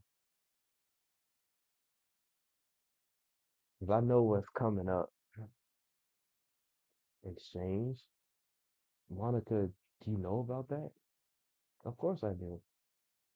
I'm the club president after all. I can break the fourth wall, but I stammer embarrassed. Did Sayori really tell her about it that quickly? About how it basically turned down her confession? That makes me seem like the bad guy here. But I'm the one who knows what's best for her, right? She's, you don't know the full story at all, so don't worry. I probably know a lot more than you think. Well, Monica is being as friendly as usual, but for some reason I felt a chill down my spine after hearing that. Hey, do you want to check out the pamphlet? They came out really nice. Yeah, sure. I grabbed one of the pamphlets laid out on the desk. Oh yeah, they really did. Something like this would definitely help people take the club more seriously. Yeah, I thought so too. I flipped through the pages. Each member's poem was neatly printed on its own page, giving it an almost professional feel. I recognized Natsuki's and Yuri's poems from the ones they performed during our practice. What's this? I flipped to Sayori's poem. It's different from the one she practiced. It's the one I haven't read before. Get out of my head, get out of my head, get out of my head, get out of my head, get out of my head, get out of my head, get out of my head, get out of my head. I'm not reading all of that, but you get the gist of it. Get out of my head. Get out of my head before I know what is best for you. Get out of my head before I listen to everything she said to me. Get out of my head before I show you how much I love you. Get out of my head before I finish writing this poem. But a poem is never actually finished. It just stops moving. Uh, what is this? Reading the poem, I get a pit in my stomach. Act 3? What's wrong? Uh, nothing. This poem feels completely different from everything else that Sayori has written. But more than that, I I changed my mind. I'm gonna go get Sayori, so uh well, all right. Try not to take too long, okay? I quickly leave the classroom. Don't strain yourself. Monica calls that after me. I quicken my pace. I have to pee. I already know what's coming up. I'm not prepared.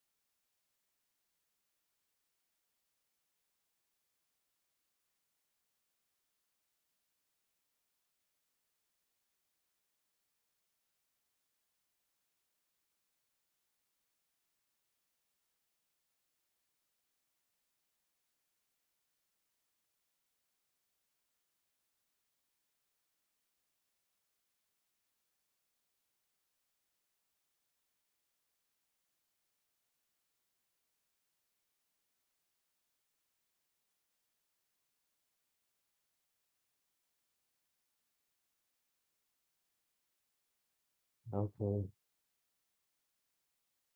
quicken my pace.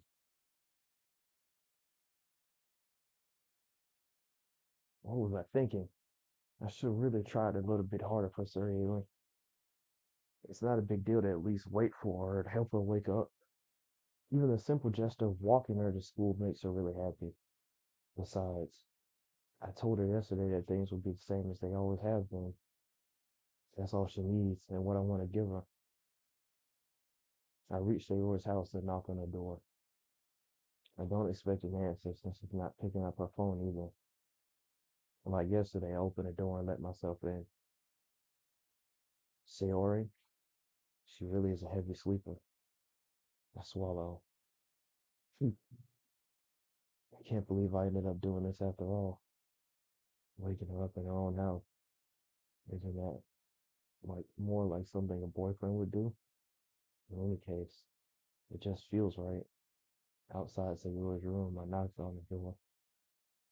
Sayori, wake up, dummy. There's no response. I really didn't want to have to enter a room like this.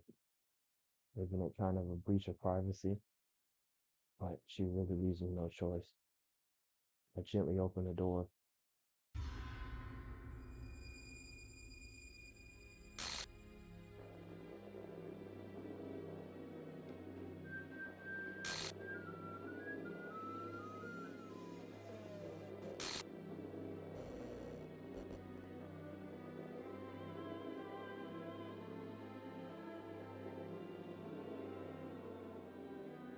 What the hell? What the hell? Is this a nightmare? It has to be. This isn't real. There's no way this can be real. Sayori wouldn't do this. Everything was normal up until a few days ago. That's why I can't believe what my eyes are showing me. I suppressed the urge to vomit. Just yesterday, I told Sayori I'd be there for her. I told her I know what's best and that everything will be okay. Then, why? Why would she do this? How could I be so helpless? What did I do wrong? Turning down a confession.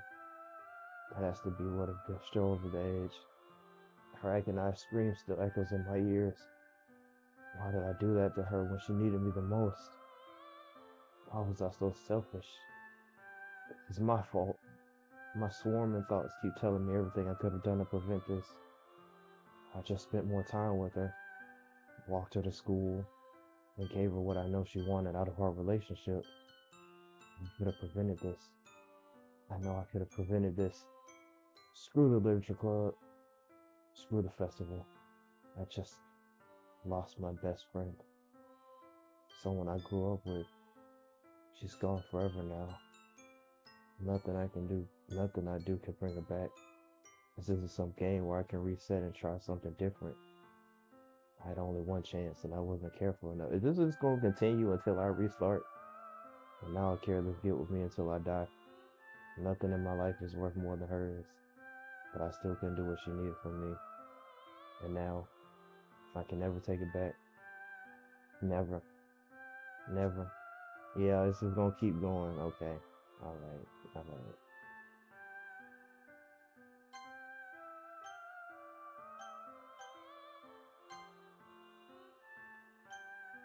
Yeah, I don't want to say that part, man. Oh, what? Can we just take a brief second to unpack that? Especially the fact that there's no, there's only two Monicas. I knew what was coming up and it still hit me. How long have I been streaming? Almost 2 hours.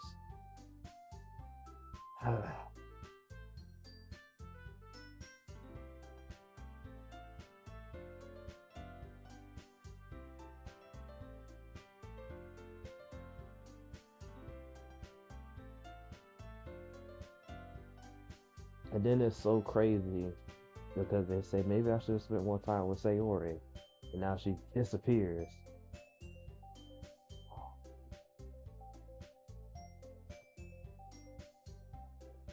Okay,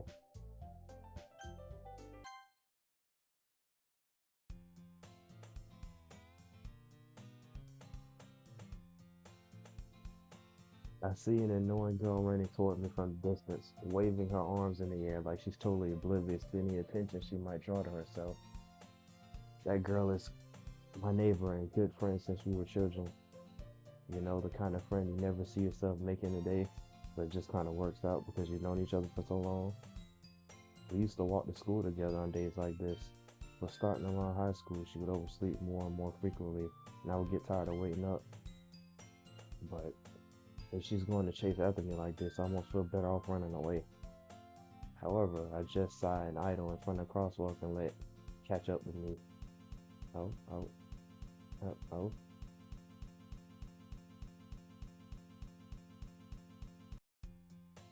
It's an ordinary school day like any other. Yeah, nothing happened at all. Mornings are usually the worst, being surrounded by couples and friend groups walking to school together. Meanwhile, I've always walked to school alone. Always. Right. I always tell myself it's about time I meet some girls or something like that. But I have no motivation to join any clubs. I'm perfectly content just getting by on the average while spending my free time on games and anime. There's always the anime club, but it's not like there would be any girls in it anyway.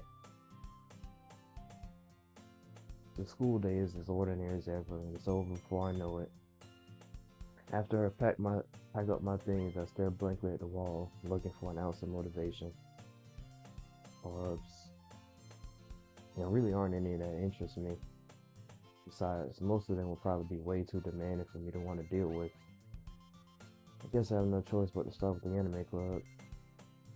Act 3? Monica? Oh my goodness, I totally didn't expect to see you here. It's been a while, right? Uh, yeah, it has. Monica smiled sweetly. We do know each other. Well, we rarely talk, but we were in the same class last year. Monica was probably the most popular girl in class. Smart, beautiful, athletic. Basically completely out of my league. So having her smile at me so genuinely feels a little... What did you come here for anyway? Oh, I've just been looking for some supplies to use for my club. Do you know if there's any construction paper in here? Or markers? I guess you could check the closet. You're in the debate club, right? About that. I actually quit the debate club. Really? You quit? Yeah.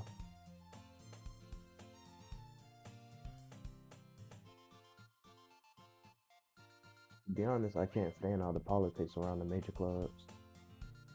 Feels like nothing but arguing about the budget and the publicity and how to prepare for events. I'd much rather take something I personally enjoy and make something special out of it. In that case, what club did you decide to join? Actually, I'm starting a new one. A literature club. Literature? Sounds kind of dull. How many members do you have so far? Um, this is kind of embarrassing, but there are only 3 of us so far. It's really hard to find new members for something that sounds so boring, I bet. Well, I can see that. But it's really not boring at all, you know. Literature can be anything: reading, writing, poetry. I mean, one of my members keeps a manga collection in the club room.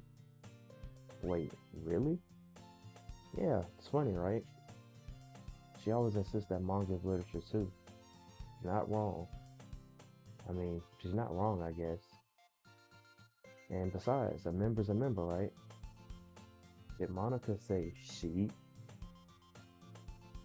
Hmm. Hey, back 3. By any chance, are you still looking for a club to join? Uh, I mean, I guess so, but in that case, is there any chance you can do me a big favor? I won't ask you to join, but if you could at the very least visit my club, it would make me really happy. Please? Um, well, I guess I have no reason to refuse. Besides, how could I refuse someone like Monica? Sure, I guess I can check it out. Ah, awesome. You're really sweet, D.A.C. You know that? Am I? It's nothing really.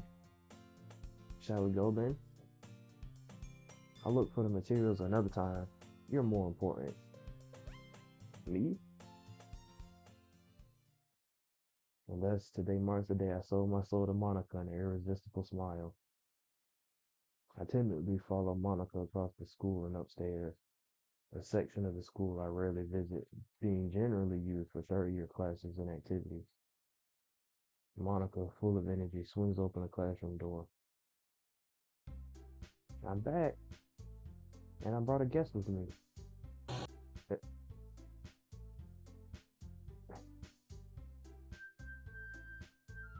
Eh? Uh, guest? Seriously, you brought a boy? Way to kill the atmosphere. Don't be mean, Natsuki. But anyway, welcome to the club, D.A.C. All words escape me in this situation. This club is full of incredibly cute girls. So, let me guess. You're Monica's boyfriend, right? What? No, I'm not. Natsuki. The girl with the sour attitude, whose name is apparently Natsuki, is one I don't recognize. Her small figure makes me think she's probably a first year.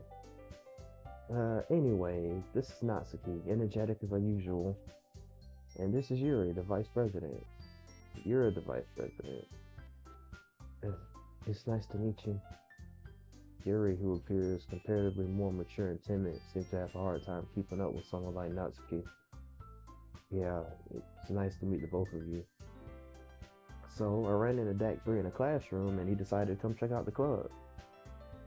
Isn't that great? Wait, Monica, didn't I tell you to let me know in advance before you brought anyone new?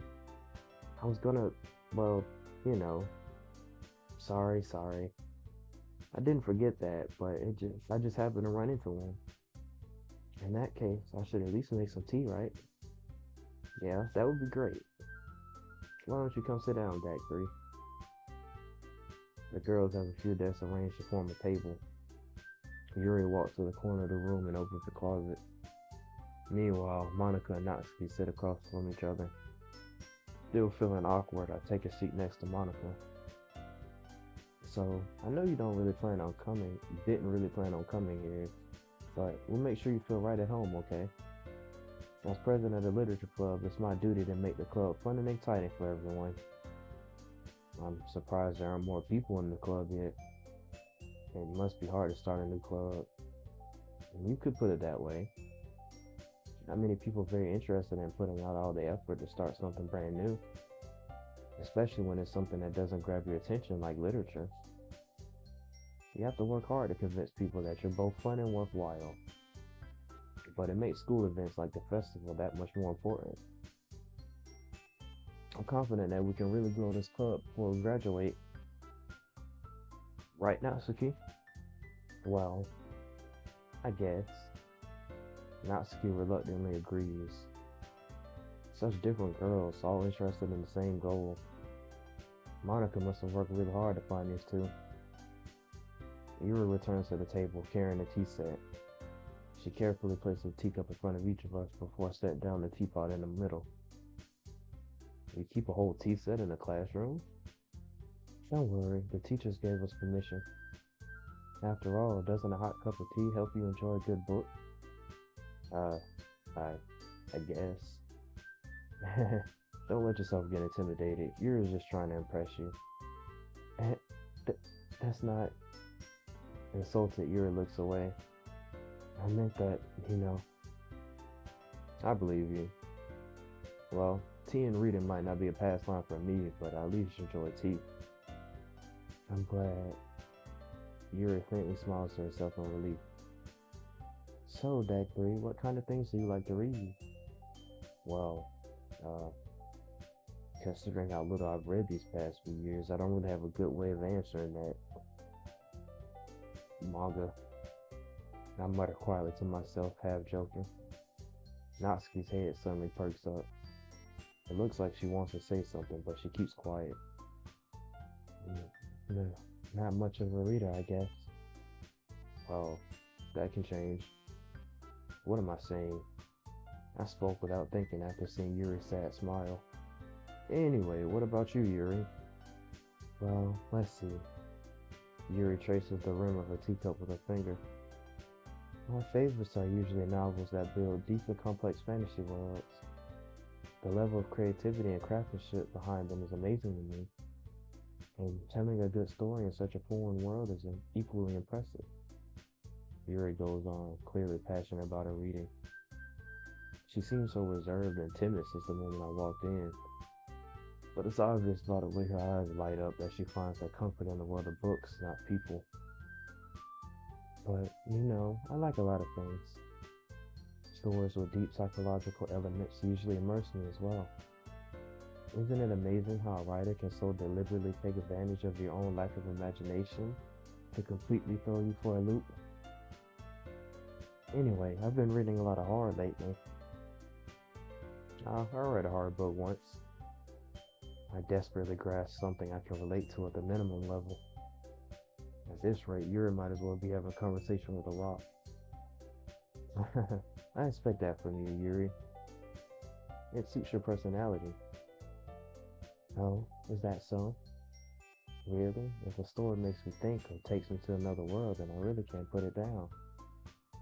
Surreal horror is often very successful at changing the way you look at the world, if only for a brief moment. Ugh, I hate horror. Oh, why is that? Well, Natsuki's eyes dart over to me for a split second. Never mind. That's right, you usually like to write about cute things, don't you, Natsuki? What? What gives you that idea? You left a piece of scrap paper behind last club meeting. It looked like you were working on a poem called Don't Say It Out Loud. And give that back. Fine, fine. Natsuki, you write your own poems? And, well, I guess sometimes.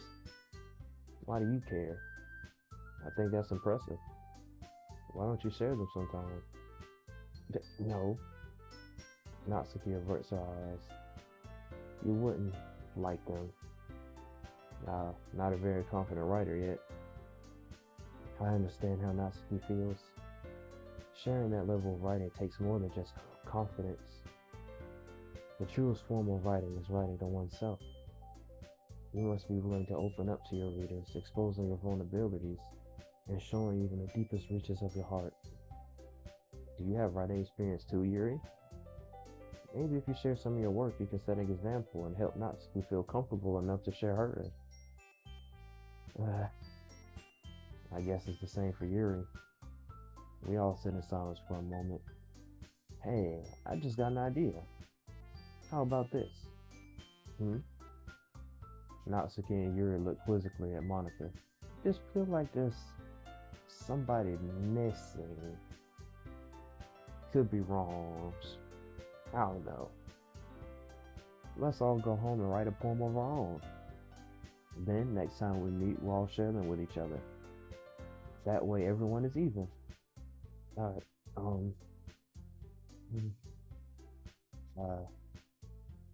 I thought it was a good idea. Well, I think you're right, Monica.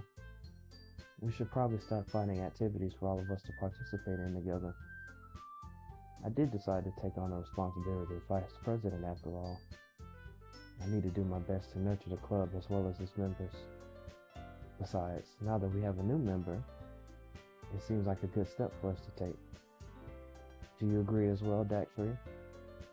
Hold on, there's still one problem. And what's that? Now that we've reached the most important topic, I'll bluntly come forth with what's been on my mind the entire time. I never said I would join this club. Monica may have convinced me to stop by, but I never made any decision. It feels like deja vu. I still have other clubs to look at, and I lose my train of thought. All three girls stared back at me with dejected eyes.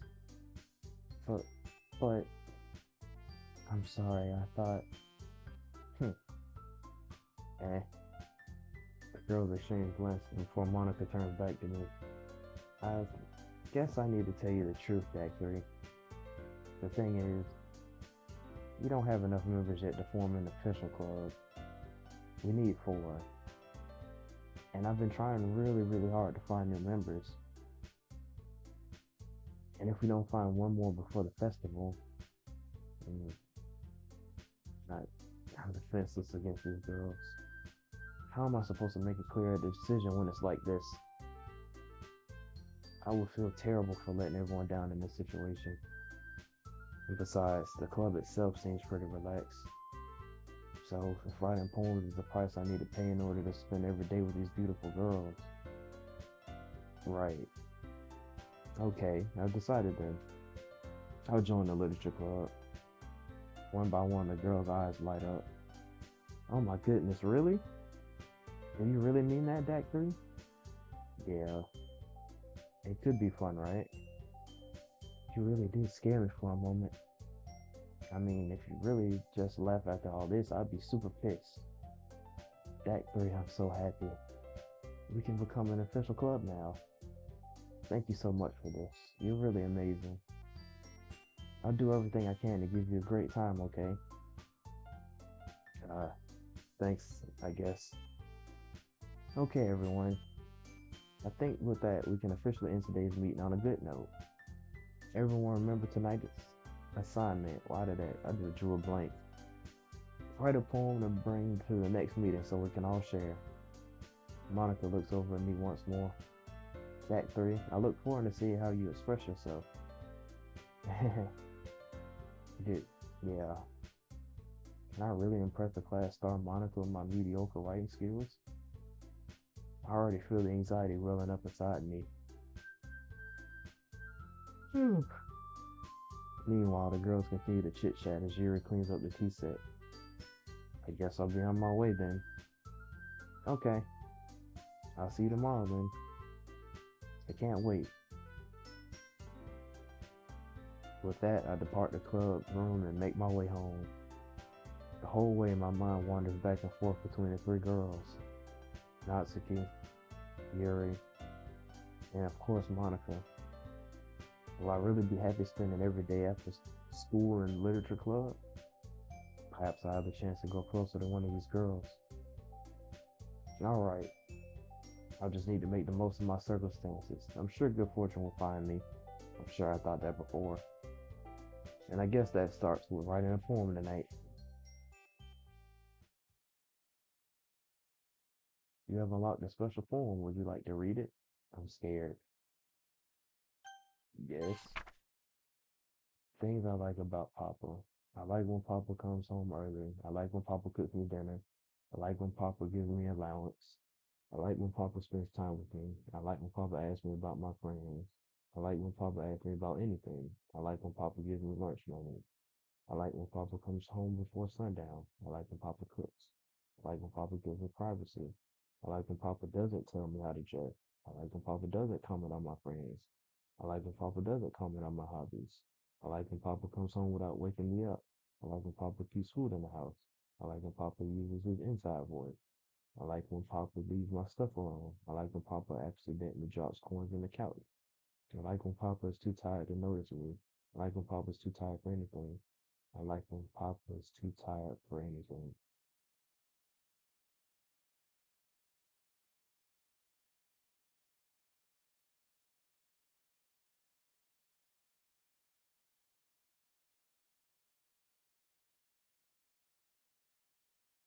Hey,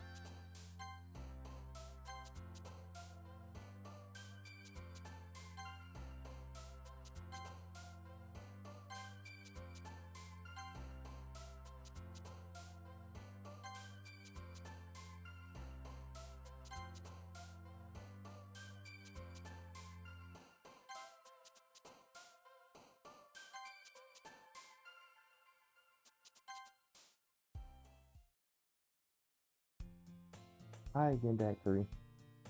Glad to see you didn't run away on us. Nah, don't worry. This might be a little strange for me, but at least keep my word. Well, I'm back at the literature club. I was there. I was the last to come in, so everyone else is already hanging out.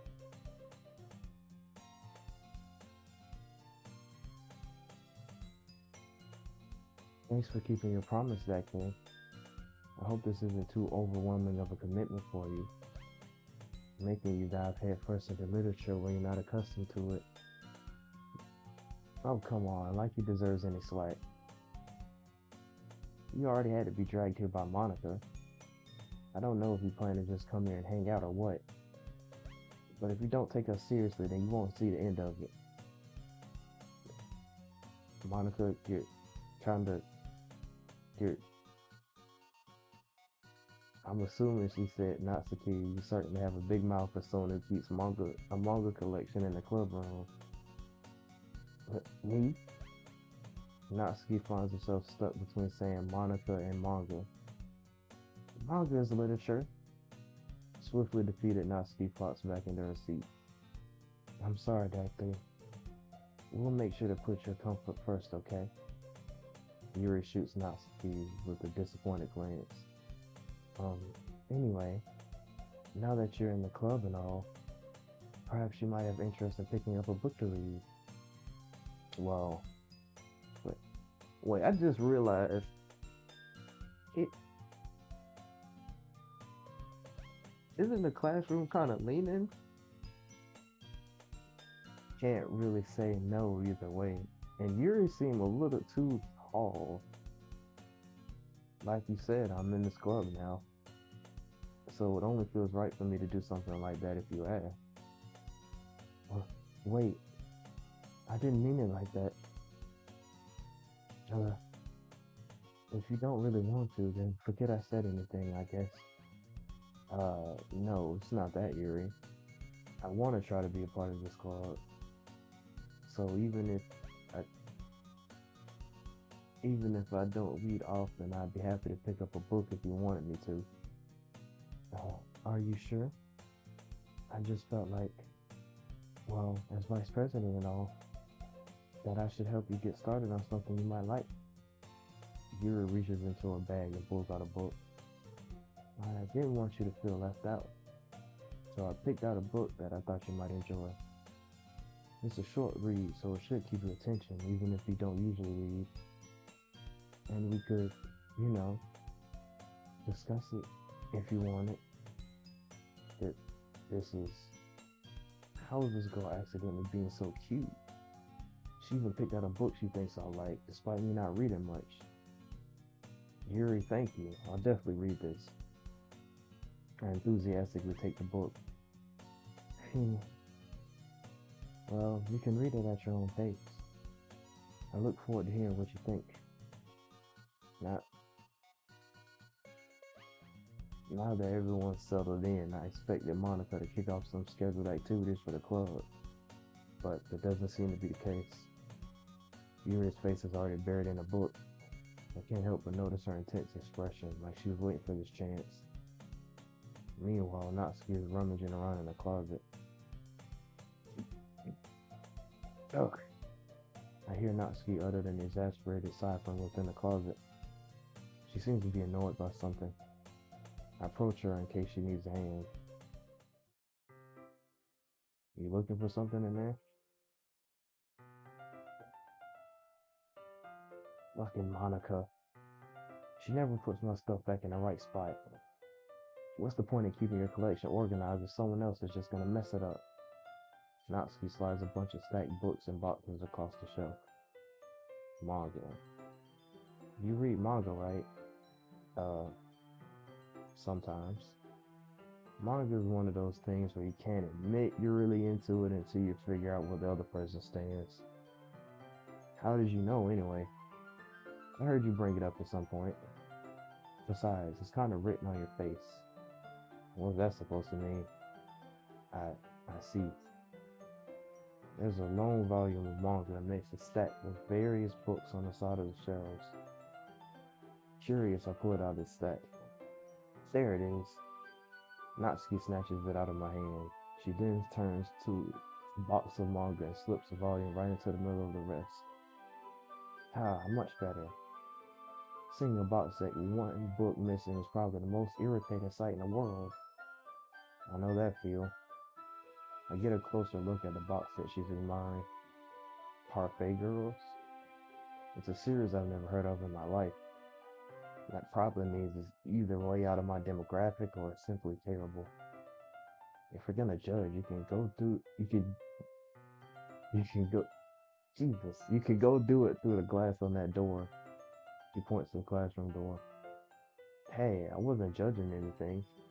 I didn't even say anything. It was the tone of your voice. But I'll tell you one thing, D.A.C. Consider this a lesson straight from don't don't judge a book. In fact, Natsuki pulls out the first volume of Parfait Girls from the box. I'm gonna show you exactly why.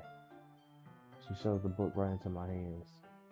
Ah, I stare at the cover. It features four girls in a colorful attire striking animated feminine poses. It's exceedingly moe. Don't just stand there. Natsuki grabs my arm and pulls me out of the closet. She then takes the seat against the wall beneath the windowsills. She pats on the ground next to us, signaling me to sit there. Wouldn't chairs be more comfortable? I take my seat. Chairs wouldn't work. We can't read at the same time like that. And why is that? Ah, I guess it's easier to be close together like this. Don't just say that. You'll make me feel weird about it. Natsuki crosses her arm and scooches an inch away from me. Why do I feel like I've been here before? Sorry. I didn't exactly expect to be sitting this close to her either. Not that I can say it's a particularly bad thing. I open the book. It's only a few seconds before Natsuki once again inches closer, reclaiming the additional space while she hopes I won't notice. I can feel her peering over my shoulder, much more eager to begin reading than I am. Wow, how long has it been since I read the beginning? Hmm? You don't go back and flip through the older volumes every now and then? Not really. Maybe sometimes after I've already finished the series. Hey, are you paying attention? Uh, I am, but nothing's really happened yet, so I can talk at the same time. It looks like it's about a bunch of friends in high school. Typical slice of life affair. I would say there's a parallel, but there's only three girls in this club. I kind of grew out of these since it's rare for the writing to be entertaining enough to make up for the lack of plot. Are you sure this isn't boring for you? It's not, even though you're just watching me read. Well, I'm fine with that. If you say so. I guess it's fun sharing something you like with someone else. I always get excited when I convince any of my friends to pick up a series I enjoy. You know what I mean? Hmm? Hmm? You don't? Um, that's not, well, I wouldn't really know. What do you mean? Don't you share your manga with your friends? Could you not rub it in? Jeez. Ah, sorry. Hmm. Like I could ever get my friends to read this. They just think manga's for kids. I can't even bring it up without them being all like, man, you still haven't grown out of that yet? Makes me want to punch them in the face. I know those kind of people. Honestly, it takes a lot of effort to find friends who don't judge, much less friends who are also into it. I'm already kind of a loser, so I guess I gravitated towards the other losers over time.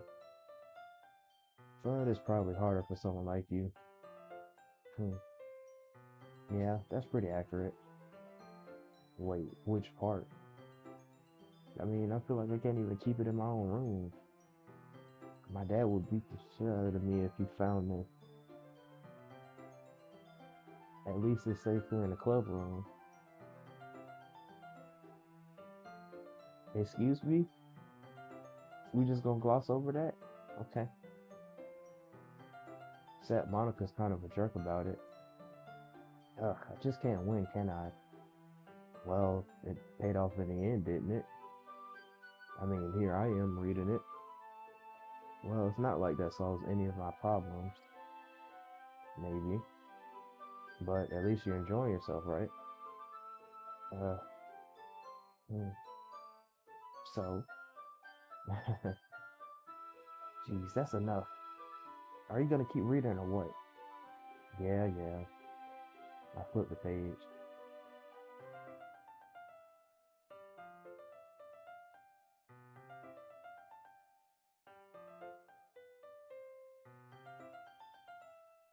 Time passes. I was about to say that's a lot of time. Natsuki is strangely quiet now. I glance over at her.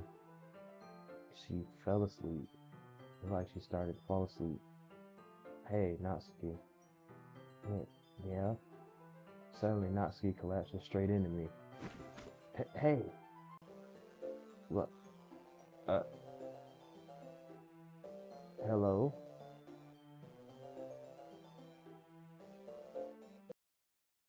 Oh, jeez. Natsuki, are you okay? Here. Monica reaches into a bag and pulls out some kind of protein bar. She throws it in Natsuki's direction. Natsuki's eyes suddenly light up again. She snatches the bar from the floor and immediately tears off the wrapper. I told you not to give me. Ugh. She doesn't even finish her sentence and starts stuffing it in her mouth. She was hungry. Don't worry, Dad. She's fine. It just happens every now and then. Chef will always keep a snack in my bag for her, so she get beat and she's malnourished. Anyway, why don't we all share our poems now? Where'd the music go? Okay, it came back. I had a little peek.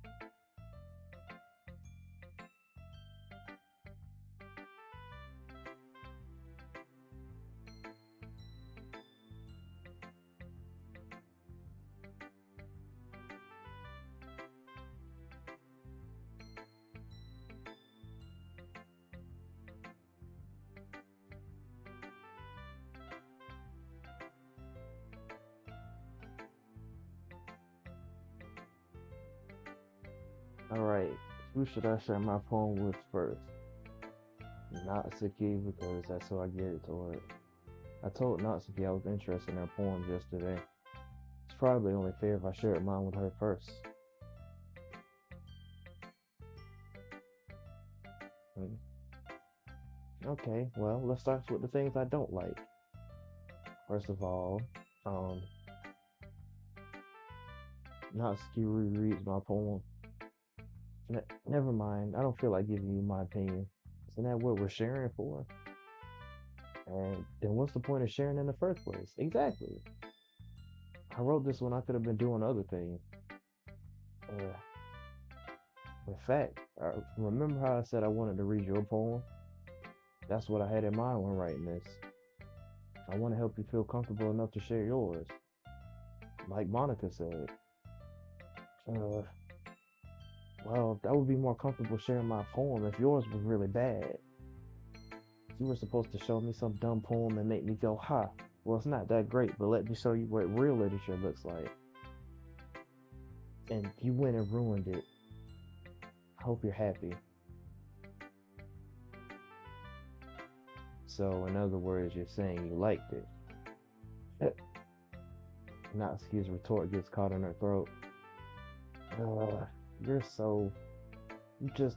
You don't understand anything, do you? I already told you that. You don't have to go announcing it to the world like you're all self important. Pretty sure you never actually said that. I say that mostly to myself. Natsuki must really hate me or something. Is it sad that maybe if Natsuki would just toned it down just a little bit, she would definitely be my type? I mean, other than the fact that she's young, high schooler, like her type is usually what I like in anime. I like tough girls with a soft side. That's probably my problem now, to be honest. Can't figure out if you win or lost, especially like my poem. In any case, you still need to show me yours, right? Yeah, fine, I guess.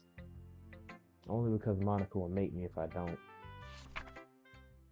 Eagles can fly, monkeys can climb, crickets can leap, horses can race, owls can speak, cheetahs can run, eagles can fly, people can try, but that's about it. Okay, so yeah, I told you that you weren't gonna like it. I like it. What? Just be honest. I am. Why are you so convinced that I wouldn't like it? Well, because everyone in high school thinks that writing has to be all sophisticated and stuff. So people don't even take my writing seriously. But isn't the point of poems for people to express themselves? Your writing style wouldn't make your messages any less valid. Yes, exactly.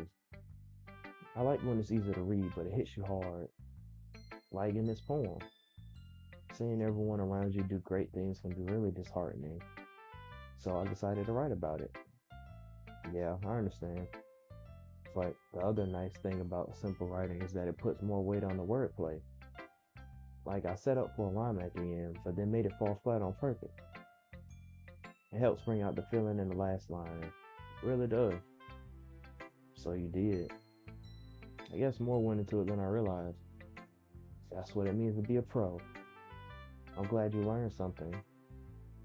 Didn't expect that from the youngest one here, did you? Yeah, guess not. I decided to humor her with that last comment.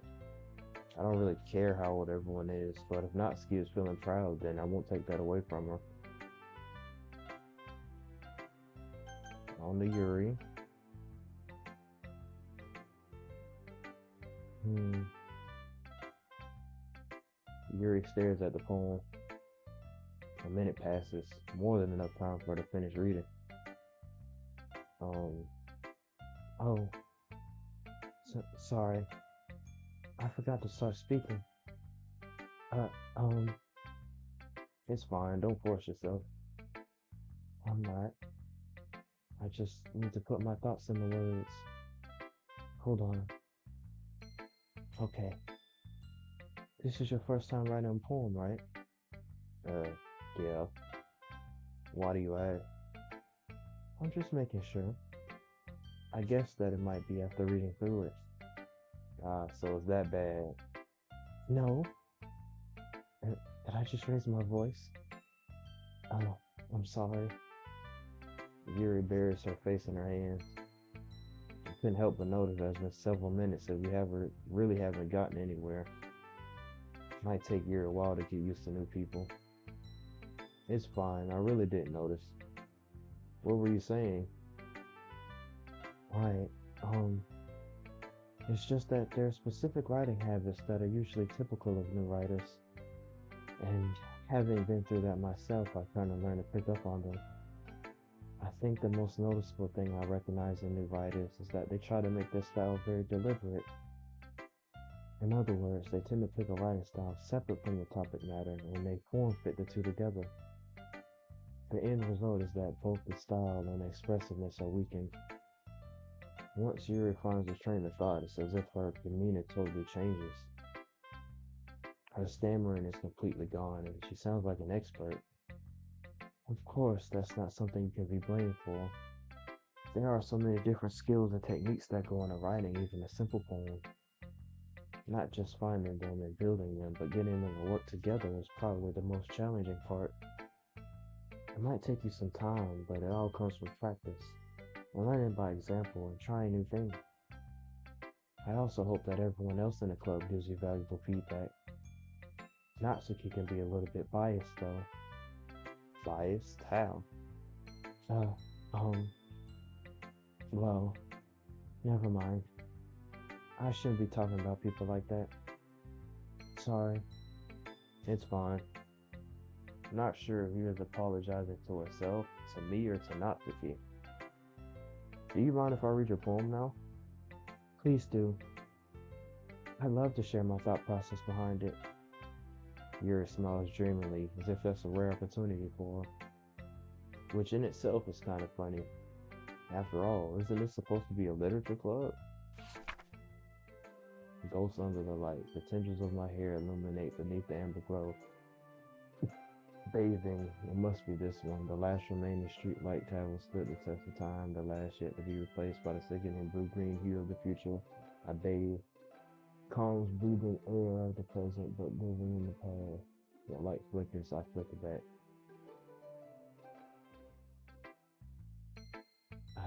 I'm sorry I have such terrible handwriting. What? I wasn't thinking that at all. Oh, sorry. I wasn't thinking that at all. But it took you so a long time to read.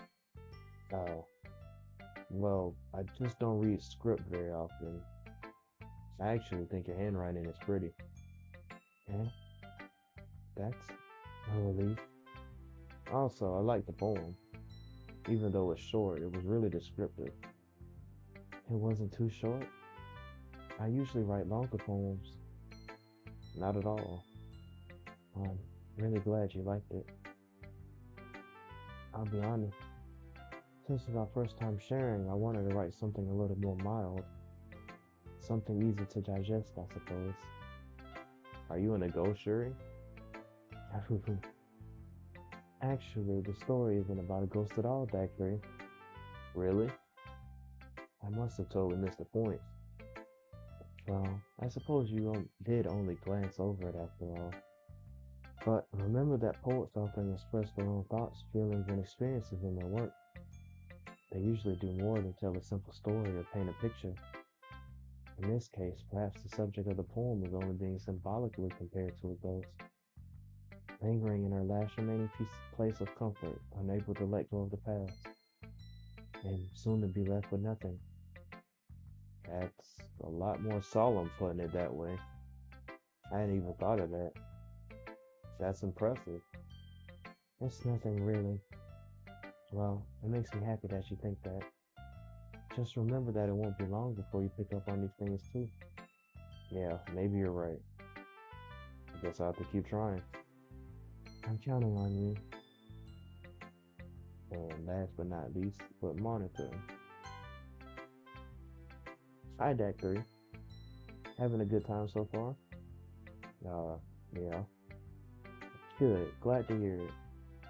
By the way, since you're new and everything, If you ever have any suggestions for the club, like new activities or things we can do better, I'm always listening. Don't be afraid to bring things up, okay? All right, I'll keep that in mind.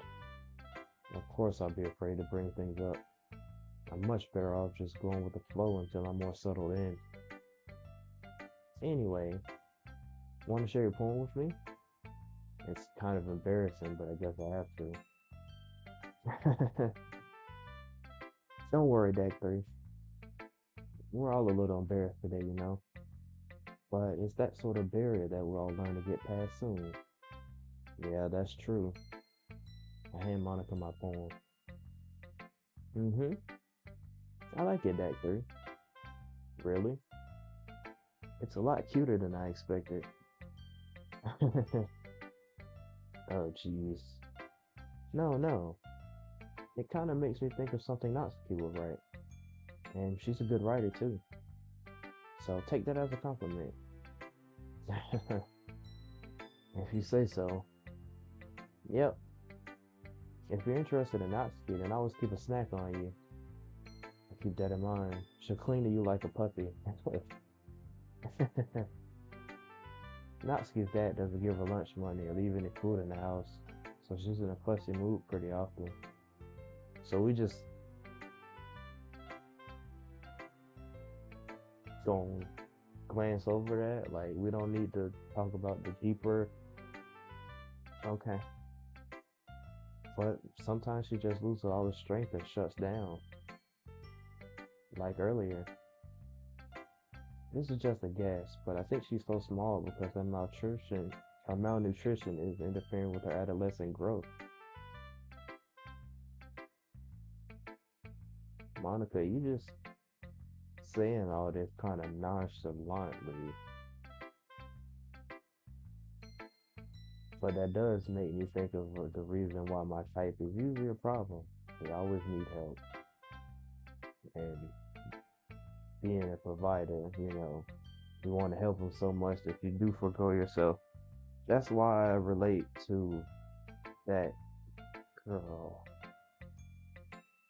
I don't remember what her name was. Haven't seen her around school either, but she had that type of personality. But hey, some guys ain't into petite girls too, you know. I mean, I want to feed her, make sure she all right. Sorry, just trying to look at the bright side. If she's getting abused at home, then we need to talk about that. Anyway, do you want to read my poem now? Sure, let's forget about the fact that Natsuki is suffering. Don't worry, I'm not very good. You sound pretty confident for someone who claims to not be very good. Well, that's because I have to sound confident. That doesn't mean I always feel that way, you know. Fair. I see. Well, let's read it then. Hole in the wall. Well, he wasn't looking at me. Confused, I frantically glanced at my surroundings, but my burnt eyes can no longer see color. Are there others in the room? Are they talking? Or are they simply poems on flat sheets of paper? The sound of frantic sprawling, playing tricks on my ears. The room begins to crinkle, closing in on me. The air I breathe dissipates before it reaches my lungs. I panic. There must be a way out. It's right there. He's right there. Swallowing my fears, I brandish my pen. Hmm. So, what do you think? Hmm. It's very free form, if that's what you call it. Sorry, I'm not really the right person to ask for feedback. It's okay. Yeah, that kind of style's gotten pretty popular nowadays. That is, a lot of poems have been putting emphasis on the timing between words and lines. When performed out loud, it can be really powerful. What was the inspiration behind this one? uh, well, I'm not sure if I know how to put it. I guess you could say that I had some kind of epiphany recently. I feel like I've made that mistake before. It's been influencing my poems a bit. An epiphany? Yeah, something like that. I'm kind of nervous to talk about deep stuff like that because it's kind of coming on strongly. Maybe after everyone is better friends with each other. Anyway, here's Monica's writing tip of the day. Sometimes when you're writing a poem or a story, your brain gets too fixated on a specific point. If you try so hard to make it perfect, then you'll never make any progress. Just force yourself to get something down on the paper and tidy it up later. Another way to think about it is this. If you keep your pen in the same spot for too long, you just get a big dark puddle of ink. So just move your hand and go with the flow. That's my advice for today. Thanks for listening. Phew. I guess that's everyone. I glanced around the room. That was a little more stressful than I anticipated. It's as if everyone is judging me for my mediocre writing abilities, even though one person actually liked it. Even if they're just being nice, there's no way my poems can stand up to theirs. This is a literature club after all. I sigh. I guess that's what I ended up getting myself into. Across the room, Monica's writing something in her notebook. My eyes land on Yuri and Natsuki. They gingerly exchange sheets of paper, sharing their respective poems. As they read in tandem, I watch each of their expressions change. Natsuki's eyebrows furrow in frustration. Meanwhile, Yuri smiles sadly. What's with this language? Huh? Did you say something? Oh, it's nothing. Natsuki dismissively returns the poem to the desk with one hand. I guess you could say it's fancy. Thanks. Yours is cute. Cute? Did you completely miss the symbolism or something? Yeah, Yuri, that wasn't really a cute poem. It's clearly about the feeling of giving up. How can that be cute? I know that. I just meant the language, I guess. I mean, it is kind of simple, so I guess, certain people would toot their snout up at it and think it's childish. I was trying to say something nice. Yeah? You mean you have to try that hard to come up with something nice to say? Thanks, but it didn't really come out nice at all. Well, I do have a couple suggestions. If I was looking for suggestions, I would have asked someone who actually liked it. Which people did, by the way. Monica liked it, and D.A.C did too. So based on that, I'm glad to give you some suggestions of my own. First of all, excuse me. I appreciate the offer, but I spent a long time establishing my writing style. I don't expect it to change anytime soon, unless of course I come across something particularly inspiring, which I haven't yet. Ooh, burn. And D.A.C liked my poem too, He even told me he was impressed by it. Natsuki suddenly stands up. So, I didn't realize you were so invested in trying to impress our new member, Yuri. Eh? That's not what I... You're just... Yuri stands up as well. Maybe you're just jealous that D.A.C appreciates my advice more than he appreciates yours. Huh? And how you know you didn't appreciate my advice more? Are you that full of yourself? No. If I was full of myself, I would deliberately go out of my way to make everything I do overly cutesy. Well, you know what? I wasn't the one whose boobs magically grew a size bigger as soon as D.A.C started showing up. Natsuki. Natsuki, that's a little... This doesn't involve you taking out your own insecurities on others like that. You really act as young as you look, Natsuki. Me? Look who's talking. You want to be edgy, bitch. Oh, edgy? Sorry that my lifestyle is too much for someone of your mental age to comprehend. See? Just saying that proves my point. Most people learn to get over themselves after they graduate middle school, If you want to prove anything, then stop harassing others with your sickening attitude. You think you can counterbalance your toxic personality just by dressing and acting cute? The only cute thing about you is how hard you try. Whoa, be careful. You might cut yourself on that edge, Yuri. Oh, my bad. You already do that. You already do, don't you? Wait a minute. Did you just accuse me of cutting myself? What the fuck is wrong with your head? Yeah, go on. Let Dacre hear everything you really think. I'm sure it'll be head over heels for you after this. Uh, uh. Suddenly, Yuri turns towards me as if she just noticed I was standing there. Act 3. She's just trying to make me look bad. That's not true.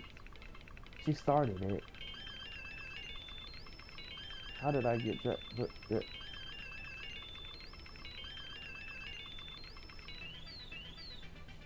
Uh,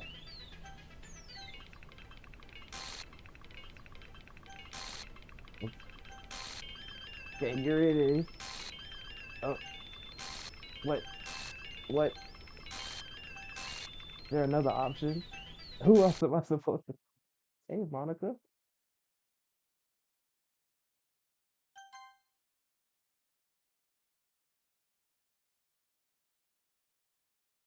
Um, hey, Dag 3. Why don't we step outside for a little bit? Okay? Sorry about that. They really shouldn't have tried to get you involved. It's probably better for us to stay out of this.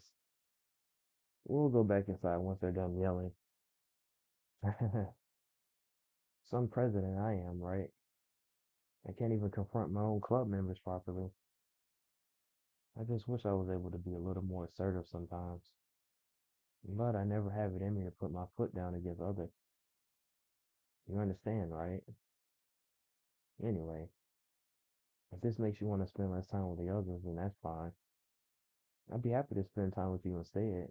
Monica, it kind of seems like you're trying to get me to spend more time with you all of a sudden.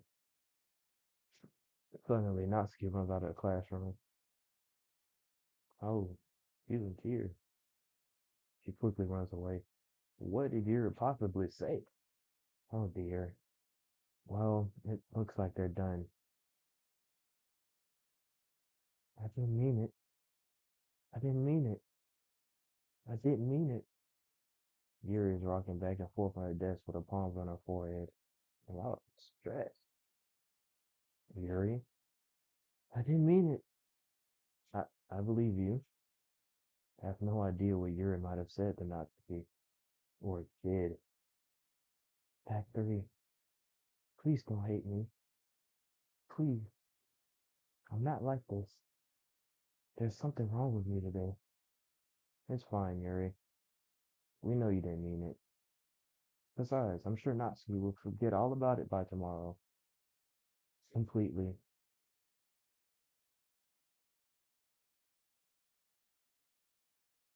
Anyway, the meeting is over, so you can go home now if you want. Yuri looks at me like she wants to say something, but she keeps glancing at Monica. You, you can go first, Monica. I'd like to stay a little bit longer. I'm the president, so I should be the last one out. I'll wait for you to be done. Well, I'm vice president, so please let me take that responsibility today. It kind of sounds like you don't want me around for something, Yuri. It's not that. It's not that. I just, I didn't get much of a chance to discuss my book with Dak 3. It would just be embarrassing with you listening. I guess I don't really have a choice, do I? Uh, I'm sorry for causing trouble, but but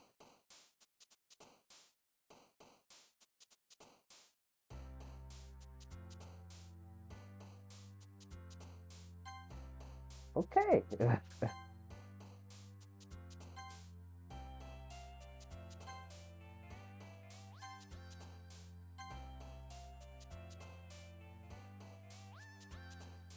It's on. Okay, I was gonna say.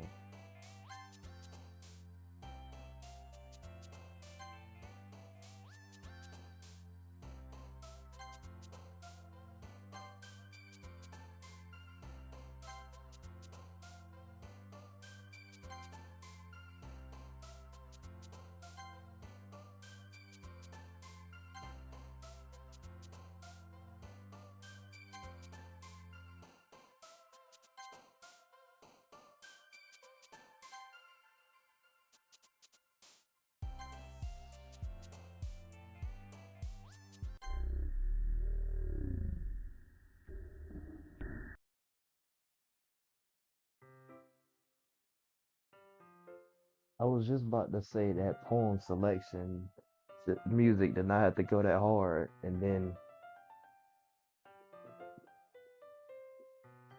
another day passes, and it's time for the club meetings already. I've gotten a little more comfortable here over the past couple days. Entering the club room, the usual scene greets me. Welcome back, Act 3. Hi, Yuri. I'm not sure if it's me or if it's Yuri's expression, but the weight of yesterday's quarrel still hangs in the air a little. Uh, um, Yuri glances over her shoulder, looking around the room. Natsuki is reading manga at a desk, and surprisingly, Monica isn't here yet. Suddenly, Yuri takes my arm and pulls me to the corner of the room. About yesterday, I I really need to apologize. To me? Nothing like that has ever happened before, and something just came over me, I guess. I wasn't acting mentally sound. Please don't think we're usually like this. Not just me, but Natsuki as well. Yuri, I'm happy that you will consider it and apologize. You don't have to worry too much. Even though I've only been here a couple days, I could tell something was off yesterday. Maybe we're just a little extra sensitive because of our first time sharing poems. But whatever it was, it didn't make me think any less of you. I had already decided that there's no way you can be a bad person. No way. Absolutely no way. Okay. And now that you're apologizing, I know you really didn't mean it. Ah, Fact 3. Don't say those kind of things so frankly. They make me a little too happy. I'm really glad that you're such an understanding person. And I'm really glad that you joined this club. Everything is a little bit brighter with you around, and ah, sorry, what am I saying right now? I just, hey, have you guys seen Monica? Ah, no, I haven't. I was also kind of wondering where she was. Man, Yuri, I'm guessing you haven't either.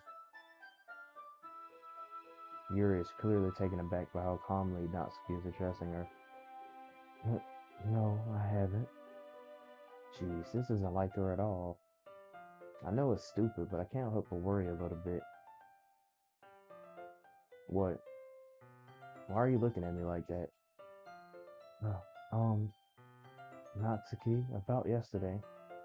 I just wanted to apologize. I promise I didn't mean any of the things I said, and I'll do my best to stay under control from now on.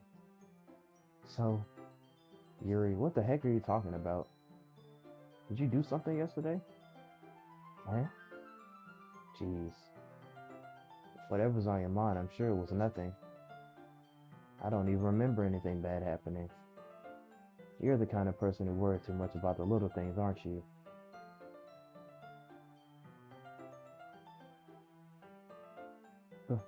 But nibble, sailcloth, blindside, lifeline, a nine. What they say was faultlessly offered. So that I feel like I just read a spell. So what? I'll accept your apology anyway, even if it helps you feel better about it. Besides, it's kind of nice to hear since I was always afraid you secretly hated me or something like that. No, no, not at all. I don't hate you. Well, you're kind of weird, but I don't hate you either. Natsuki turns to me. You're still on trial, though. Hey. Suddenly, the door swings open. Sorry, I'm super sorry. Ah, there you are. I didn't mean to be late. I hope you guys weren't worried or anything. Nah. Well, Natsuki was. I was not. What took you so long anyway? Uh, well, my last period today was study hall. To be honest, I kind of lost track of time. That makes no sense though. You would have heard the bell ring at least. I must not have heard it since I was practicing piano. Piano? Piano? I wasn't aware you played music as well, Monica. Don't give me more credit than I deserve. I guess I've been practicing for a while, but I'm still not really good yet. Still, that must require a lot of dedication.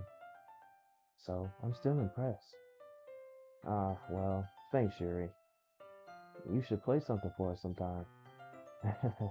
That Monica looks at me. Well, I am working on writing a song, but it's not quite done yet. Maybe once I get a little bit better, I will. That sounds cool. I look forward to it. Is that so? In that case, I won't let you down, Dak 3. Monica smiled sweetly. Ah, I didn't mean any pressure or anything like that. Don't worry. I was hoping that I could share it with you anyway. I guess that's why I've been practicing so much recently. I see. Not sure if Monica was referring to the whole club or just me. In that case, best of luck. Thanks.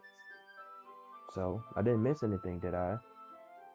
I mean, besides the fact that Natsuki seems to have forgot everything about yesterday after you specifically said she would forget everything about yesterday.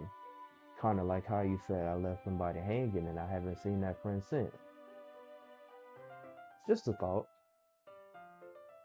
Not, not really. I chose not to bring up anything the three of us talked about. Besides, Natsuki's already run off into the closet. Dak 3, um, since your compliments put me in a good mood, I was wondering if you'd like to spend some time together today. I mean, in the club. Lady of the Road, man, it's probably a coincidence. Right. Uh, I suppose so. I don't think I could say no to you after you gave that book to me. Well, guess I need to make sure Natsuki isn't waiting for me. After we finished reading yesterday, she's fine. Okay.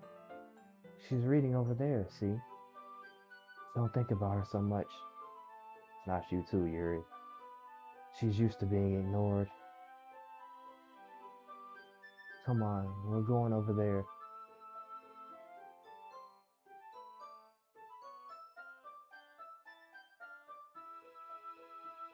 Okay. Hello?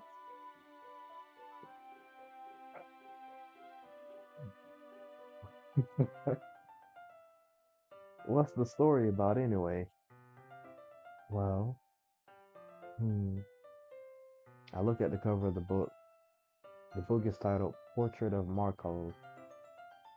There's an ominous looking eye symbol on the front cover.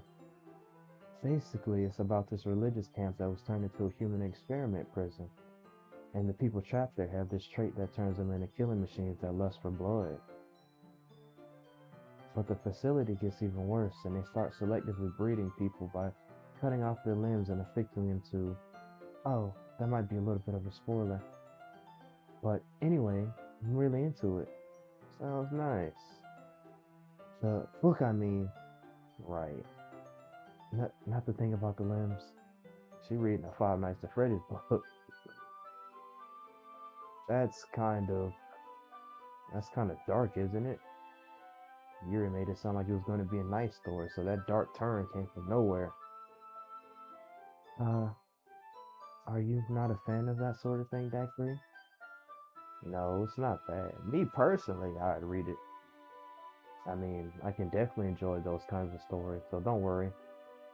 I hope so. Yeah, I totally forgot that Yuri is into those things.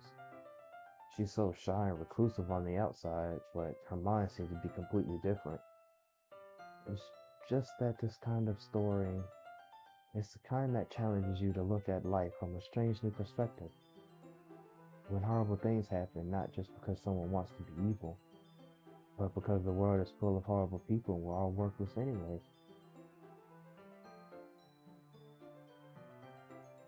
Night.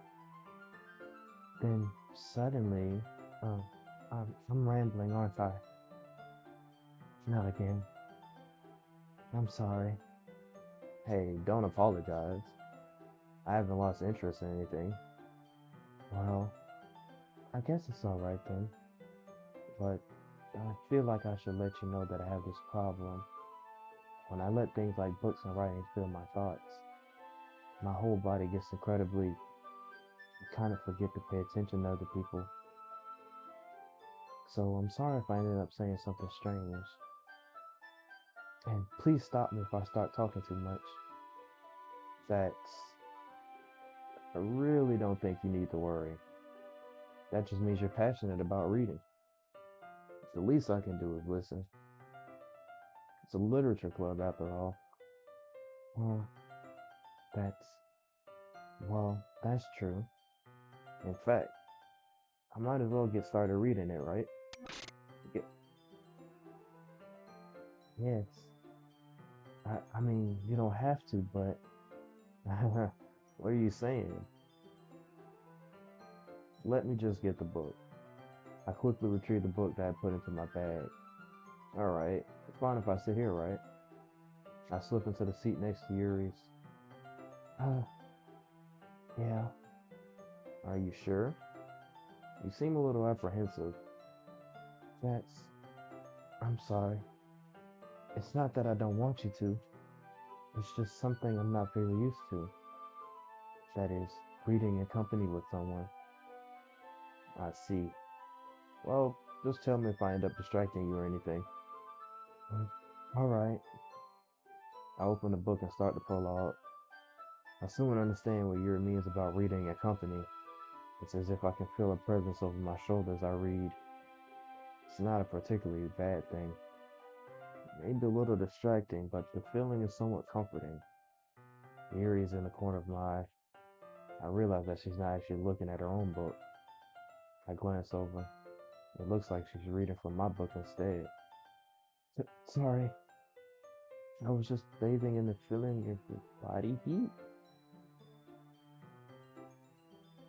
Yuri, you really apologize a lot, don't you? I I do? I don't really mean to. Sorry. I mean, here, this should work, right? I slide my desk until it's up against Yuri's, then hold my book more between the two of them. Uh, I suppose so. Yuri timidly closes her own copy. Once we each lean in a little bit, our shoulders are almost touching. It feels like my left arm is in the way, so I instead use my right hand to hold the book open. What about not with you? I guess that makes it kind of difficult to turn the page. Here. Yuri takes her left arm and holds the left side of the book between her thumb and forefinger. Uh, I do the same with my right arm on the right side of the book. That way I turn the page and Yuri slides it under her thumb after it flips to her side. But in holding it like this, we held it even closer together than before. It's actually kind of distracting me. It's as if I can feel the warmth of Yuri's face. She's in the corner of my vision. Are you ready? Eh, let's turn the page. Uh, sorry. I think I got a bit distracted for a second. I glance over at Yuri's face again and our eyes meet. I don't know I'll be able to keep up with her. Uh, that's okay. You're not as used to reading, right? Right, that's the problem. I don't mind being patient if it takes you a bit longer. It's probably the least I could do, since you've been so patient with me. Yeah, thanks. We continue reading. Yuri no longer asks me if I'm ready to turn the page. Instead, I just assume that she finishes the page before me, so I turn it by my own volition. We continue the first chapter in silence. Even so, turning each page almost feels like an intimate exchange. My thumb gently letting go of the page, letting it flutter over to her side as she catches it under her own thumb. Hey, Yuri, this might be a silly thought, but the main character kind of reminds me of you a little bit. Eh? No, I don't relate to this character at all. Definitely not. Really? I was just thinking the way she second guesses things she says and all that. Uh, uh, that's what you were talking about. Sorry, I thought you meant something else about her. Like what? Something else? Never mind. We didn't even get that far yet, so I don't know why that came into my head. Yuri, are you feeling alright? Huh? Yuri's been a little fidgety ever since we started reading. You can rest if you're feeling sick or something. Your breathing is a little. My breathing? Yuri puts her hand on her chest as if to feel her heartbeat. I didn't even notice. Anyway, I'm fine. I just need some water. Alright, don't push yourself. Yuri stands up and practically rushes out of the classroom. What on earth was that about? Act 3? Did something happen just now? Uh, I have no idea. Yuri was acting a little strange, I guess. So, you don't know anything. Sorry, I can't say I do. Are you worried about her? Um, no, not really. I was just making sure that you didn't do anything to her. No, nothing. Don't worry. I believe you, silly. Yuri just does this sometimes, so it's nothing alarming. Alright, if you say so. Anyway, why don't we start with sharing our poems with each other? Eh? Shouldn't we wait for Yuri? Well, she might be a while, so I just figured we'd get started without her. Is that okay? Yeah, I was just asking. I'll stand up, make a mental note of where I left off in the book, then slip it back into my bag.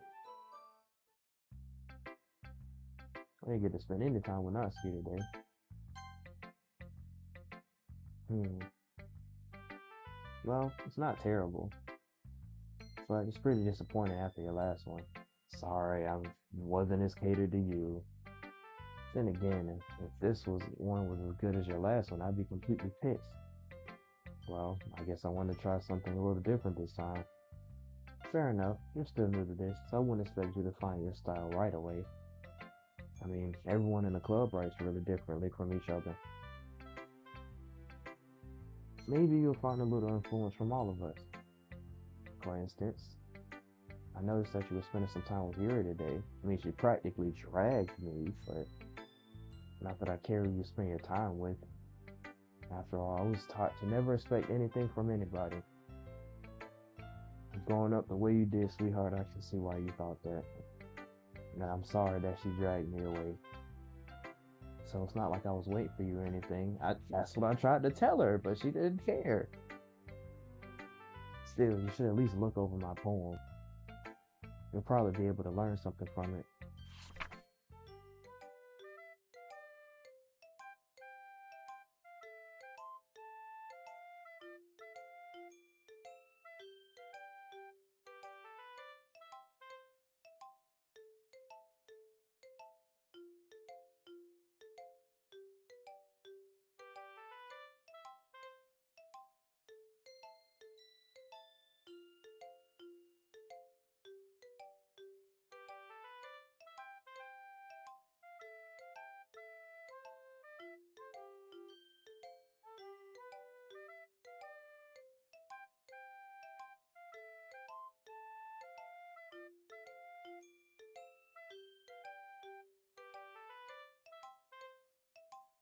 Act 3, yes. Why didn't you come read with me today? Because she dragged me away. I was trying to go read with you. I was waiting for you. I know. I was waiting for a long time. She wouldn't let me go away. I'm sorry. It was the only thing I had to look forward to today. Oh, now you're making me feel even worse about it.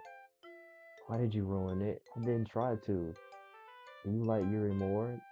She cool, but no. I think you're better off not associating with her. I mean, she's in a club. I kind of have to associate with her at least.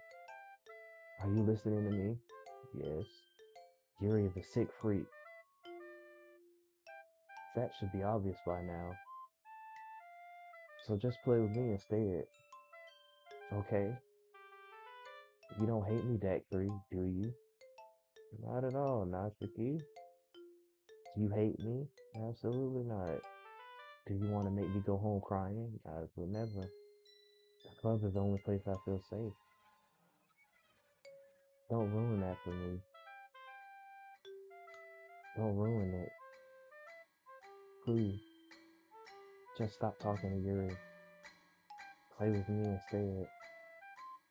That's all I have. Play with me. Play with me.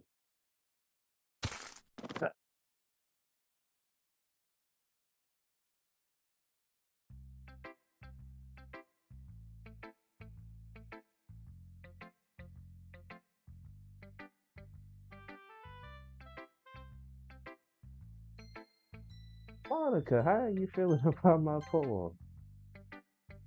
Hi again, Deck 3. How's the writing going? Alright, I guess. I'll take that. As long as it's not going bad. I'm happy that you're applying yourself. Maybe soon you'll come up with a masterpiece. I wouldn't count on that. You never know. Want to share what you wrote for? Want to share what you wrote for today? Sure. Here you go.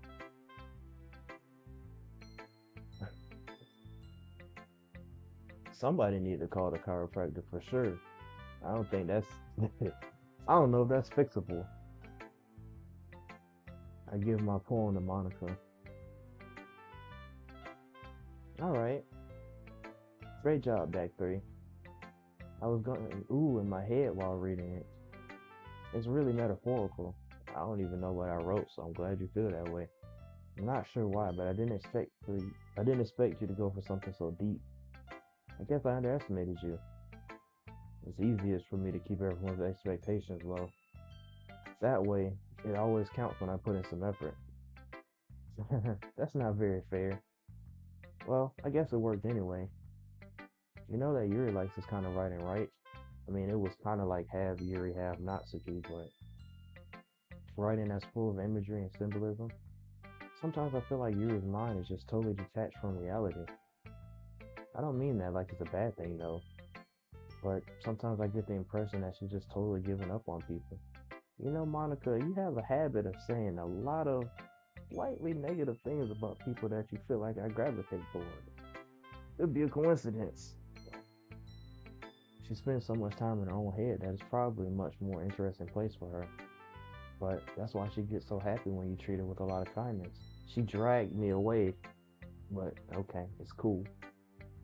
I don't think she's used to being indulged like that. She definitely was very upfront. She must be really starved for social interaction, so don't blame her for coming on a little strongly. Wee bit. Like earlier. Oh, you saw that?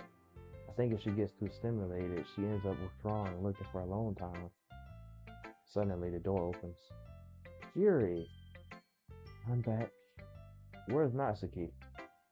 Did I miss anything? Yeah, Natsuki snapped. It disappeared. Like, no, okay. Not really. Well, we all started sharing our poems with each other. Yeah? Already? I'm sorry for being late. No need to apologize.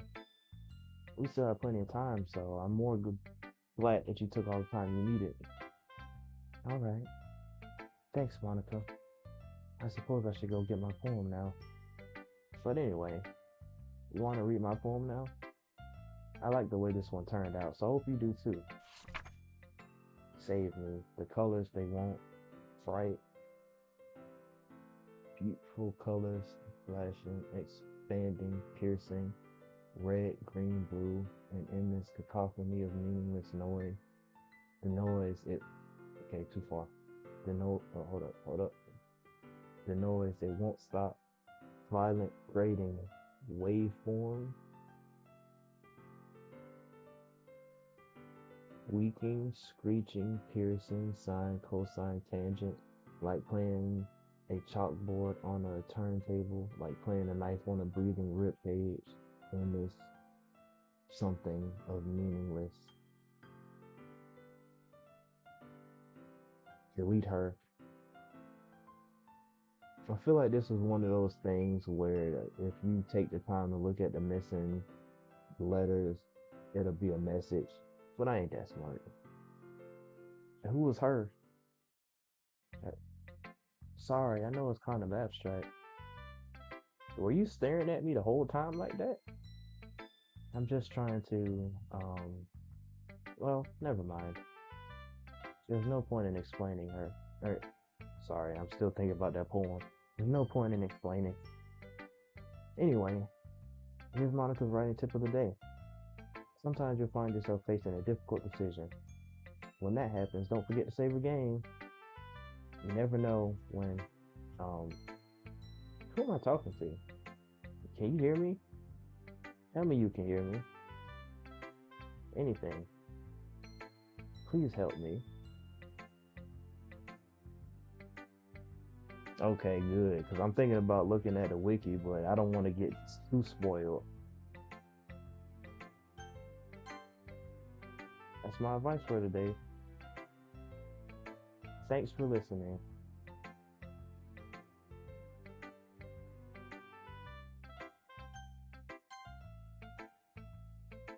I've been waiting for this. Let's see what you wrote for today. Yuri smiles and takes a deep breath.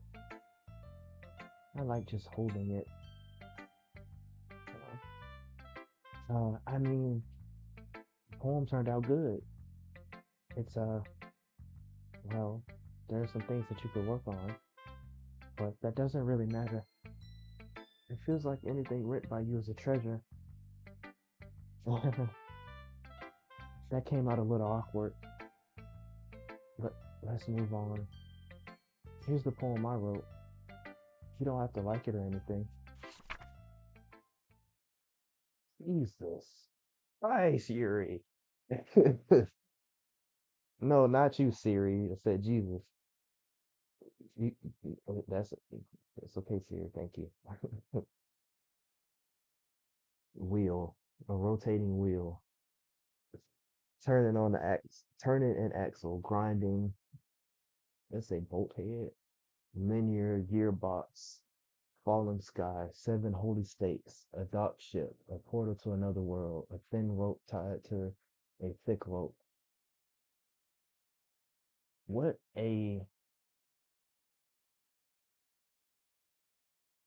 something harness, parabolic gearbox, expanding universe, time controlled by slipping cogwheels, existence of God, swimming with open water in all directions, drowning, a prayer written in blood, a prayer written in time devouring snakes with human eyes, a thread connecting all living human eyes, a kaleidoscope of holy states, exponential gearbox, a sky of exploding stars, God disproving the existence of God, a wheel rotating in six dimensions, 40 gears, and a ticking clock. A clock that ticks 1 second for every rotation of the planet. A clock that ticks 40 times every time it ticks every second. A bolthead of holy states tied to the existence of a dock ship to another world. A kaleidoscope of blood written in clocks. A time drowning prayer connecting the sky of 40 gears and open human eyes in all directions. Breathing gearbox, breathing bolthead, breathing ship, breathing portal, breathing snakes, breathing God, breathing blood, breathing holy states, breathing human eyes, breathing time, breathing prayer, breathing sky, breathing wheel.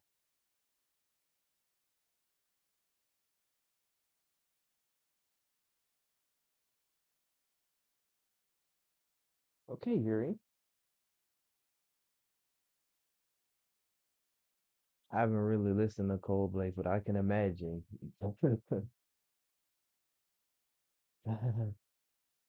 It doesn't really matter what it's about.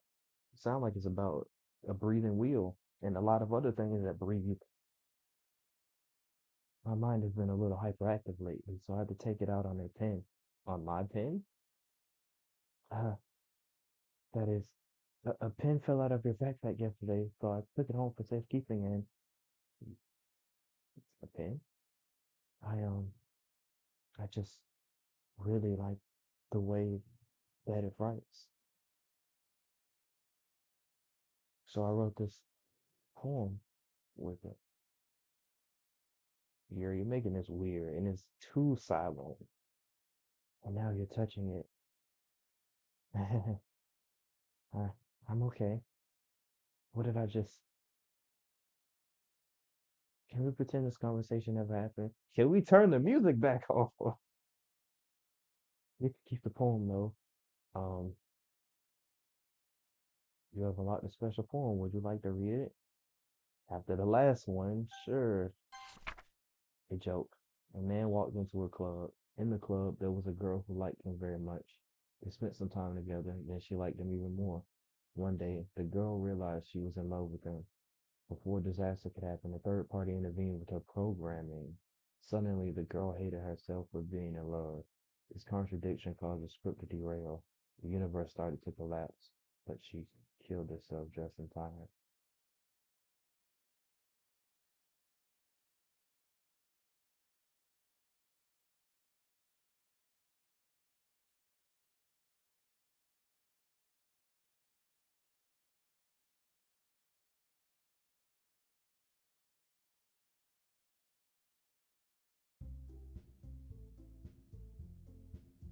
Hey everyone, we're all done reading each other's poems, right? We have something we need to go over today if everyone could come sit at the front of the room. Is this about the festival? Well, sort of. Uh, do we really have to do something for the festival? It's not like we can put together anything good in just a few days. We'll just end up embarrassing ourselves instead of getting any new members. If anybody else hear the worms, that's a concern of mine as well. What?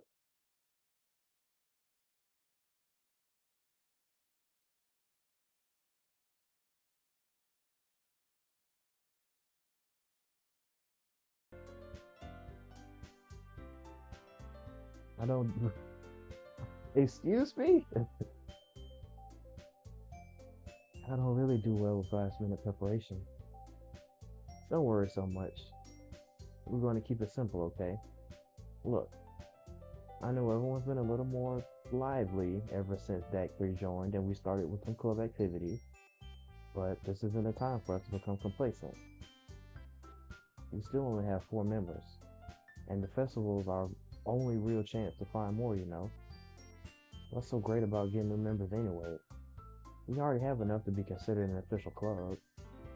More members would just mean everything gets noisy and more difficult to manage. It's not to be. I don't think you're looking at it the right way at all. Don't you want to share your passion with as many people as you can? To inspire them to find the same feelings that brought you here in the first place? The literature club should be a place where people can express themselves like they can't do anywhere else. It should be a place so intimate that you never want to leave. I know you feel that way too. I know we all do. So that's why we should work hard and put something together for the festival, even if it's something small. Right, D.A.C 3? Uh, oh, come on.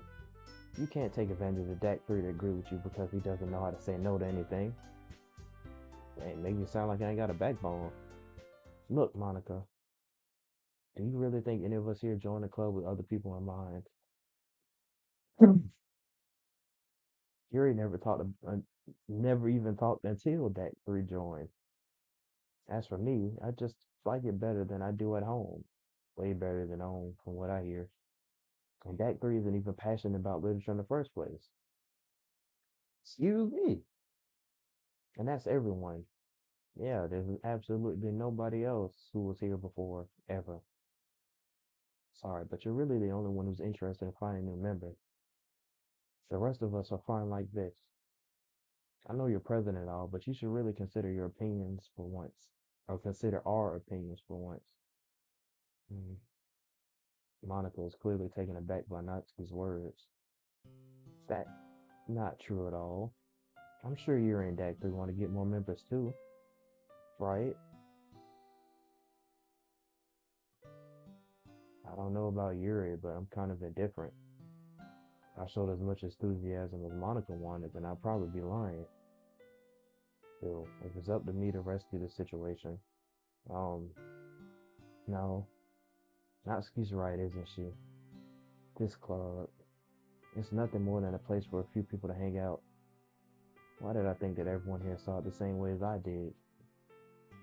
But that doesn't mean we're against getting new members or anything. Jack 3, why did you even join this club? Uh, whatever. What were you hoping to get out of it?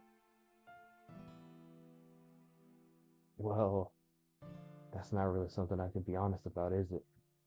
In fact, if I remember, you weren't even given a choice not to join. Monica sits down and stares at her desk. What's the point of all this anyway? Don't get all existential on me now, Monica. What if we started this club? What if starting this club was a mistake?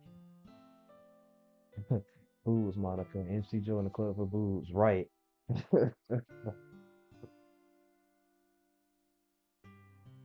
How you've done it, Natsuki. What? Me? I just spoke my mind. Is it a crime to be honest? It's not about being honest. It's about word choice.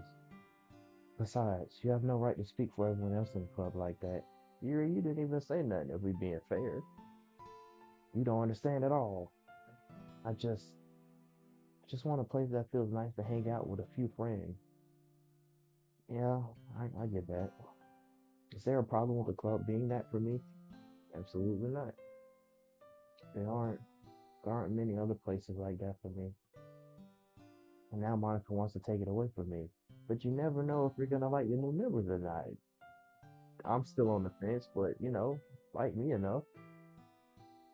She's not taking anything away. Which first of all, let's run it back to when she broke her neck and disappeared the other day. I almost forgot about that.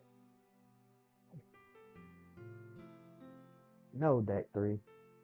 It's not the same. It won't be the same with the direction she wants to take it. She act like she gonna add like 10 soldiers or something.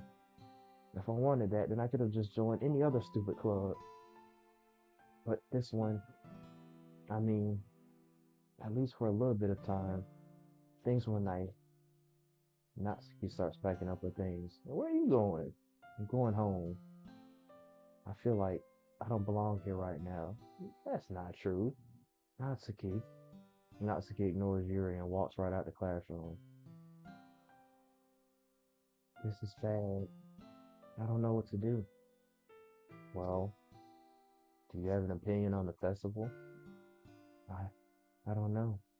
I'm kind of indifferent, I guess. Me too. Who cares about that obnoxious brat? I mean, I like how nice and quiet the club is right now, and I'm just happy with you here. Why do we keep ignoring the fact that Natsuki is obviously a trouble child? All of y'all seem a little bit troubled, but ain't that why we came together to, you know, forget about that? And I would just let Natsuki go home to a place she doesn't even like, and you worried about the fact that I'm here. Okay. But still, I'm the vice president. I honestly forgot she was the vice president. It's not right for me to ignore my responsibilities like that.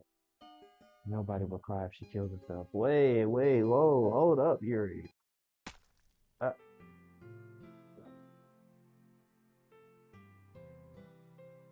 hello? We're just gonna ignore that, okay? I should do my best to consider everyone's perspective and make the decision that's right for the club. But what about you, Dexter? What do you want to get? What do you want to get out of this club? I don't know anymore. Yuri repeats the same question as Monica. I decided giving an indirect answer is better than nothing. I I think the most important thing is for everyone to get along and for the club to provide something that you can't get anywhere else. I don't think it's about how many members, but rather the quality of each member. That's what will end up making the literature club a special place. I see. I really agree with you. Each member contributes their own qualities in a special way.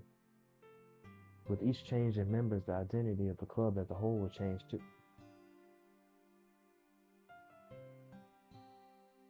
I don't think that's necessarily a bad thing.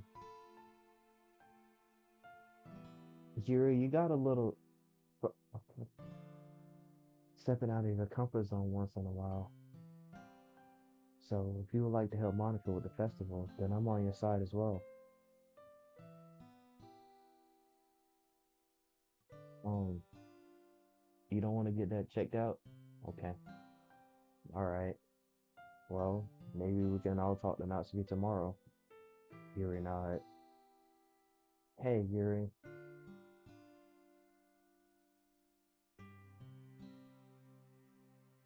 Hey. I know things were a little awkward yesterday, but I feel like you deserve to know that I still think you're a wonderful vice president and also a wonderful friend. Mo- Monica, I want to do everything I can to make this the best club ever. Okay? Me too. Yeah. Let's all go home for today. We'll talk about the festival tomorrow. Okay. I look forward to it. Shall we go, Daiquiri? Um, please don't take this the wrong way, but I'm gonna chat a little bit with Daiquiri before we leave, just to see what he thinks of his time here and all that. It's important to me as president. Yuri looks a little troubled, but she doesn't protest. Okay, I trust your judgment, Monica. In that case, I'll see the two of you tomorrow. I don't even know anymore. See you tomorrow. Monica waves as Yuri exits the classroom. All right, Monica, be straight with me. There's something going on here, right? Gee, things have been a big hectic lately, haven't they? You're telling me. That three. I just wanted to make sure you're enjoying your time at this club. Can't say I am. I would really hate to see you unhappy. No, Monica, is it just me or is it getting a little fuzzy in here? I feel kind of like I'm responsible for that as president, and I really do care about you. You know, Monica, where'd the music go? I don't like seeing the other girls give you a hard time with how mean Natsuki is and everything. I mean, I can kind of excuse it. She's dealing with a lot. And Yuri being a little bit, you know, I don't know her story, but she's closed off, so kind of makes sense. She'd be a little weird opening back up. Sometimes it feels like you and I are the only real people here.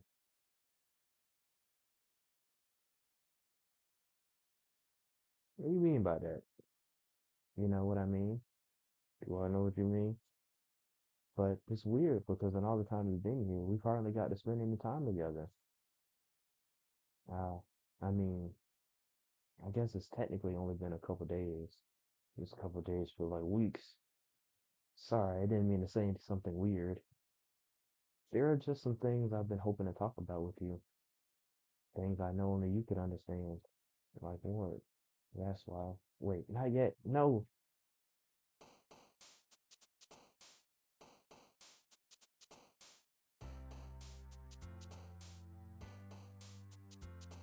Okay.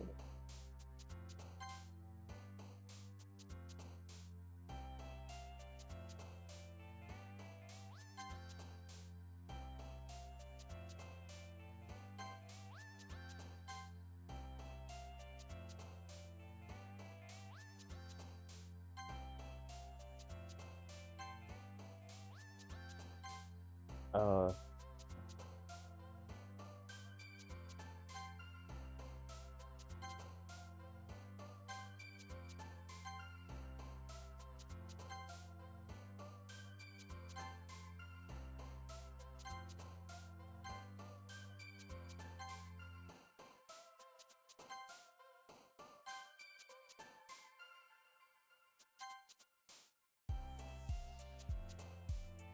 right. Monica, and you get to finish her sentence.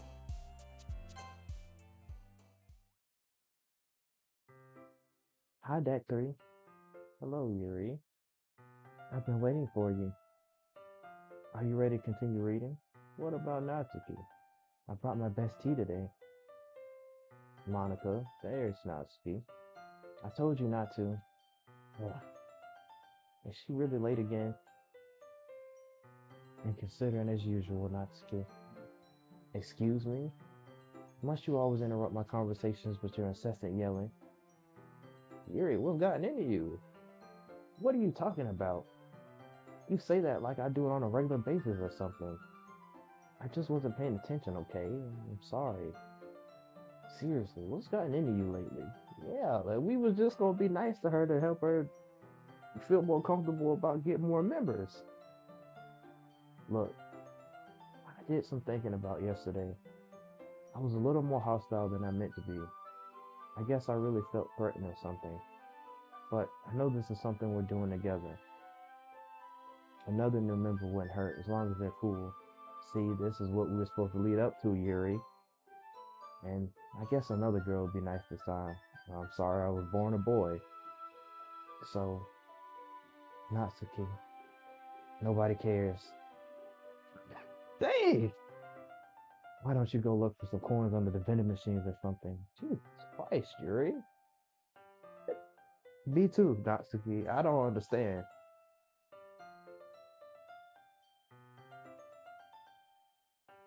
Oh man. Monica, why you always come after something happens? I'm the last one here again. Are you practicing piano again? Yeah. You must have a lot of determination. She really loves determination. Starting this club and still trying to make time for piano. Well, maybe not determination, but I guess passion. It motivates me to work hard for the festival too. Anyway, D.A.C, what do you want to do today? I was thinking we already have plans for today. Yeah, she kind of took me away from everybody. Uh, that's so, Yuri. That's correct.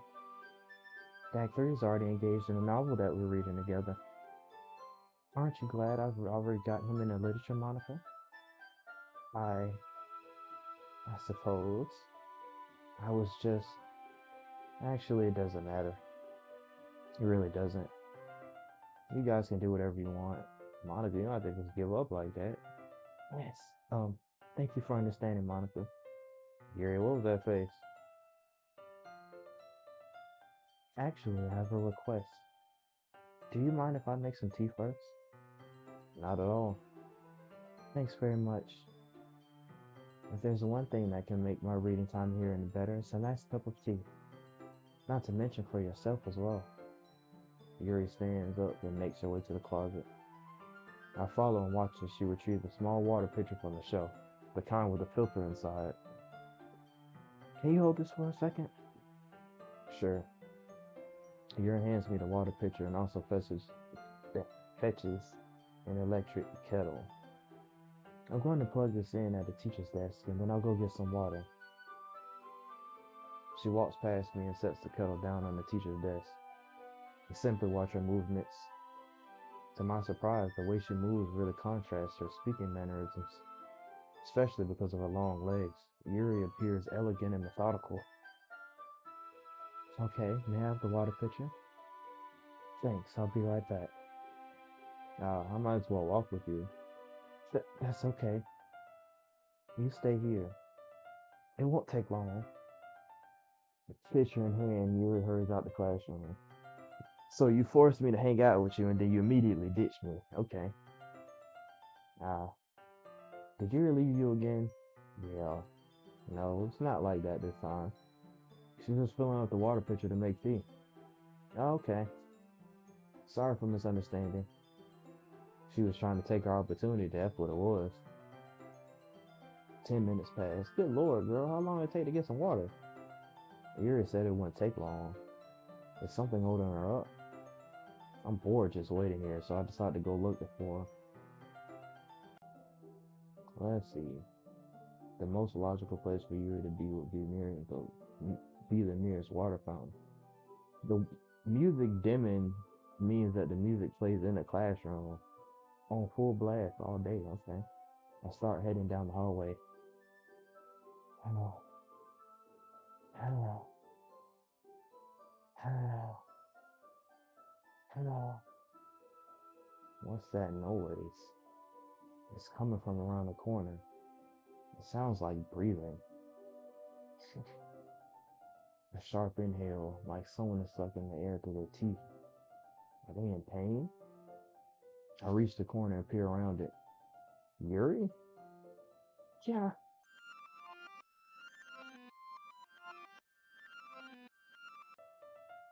I'm back.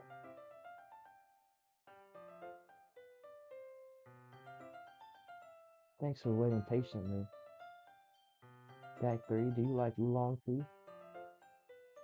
Uh, yeah.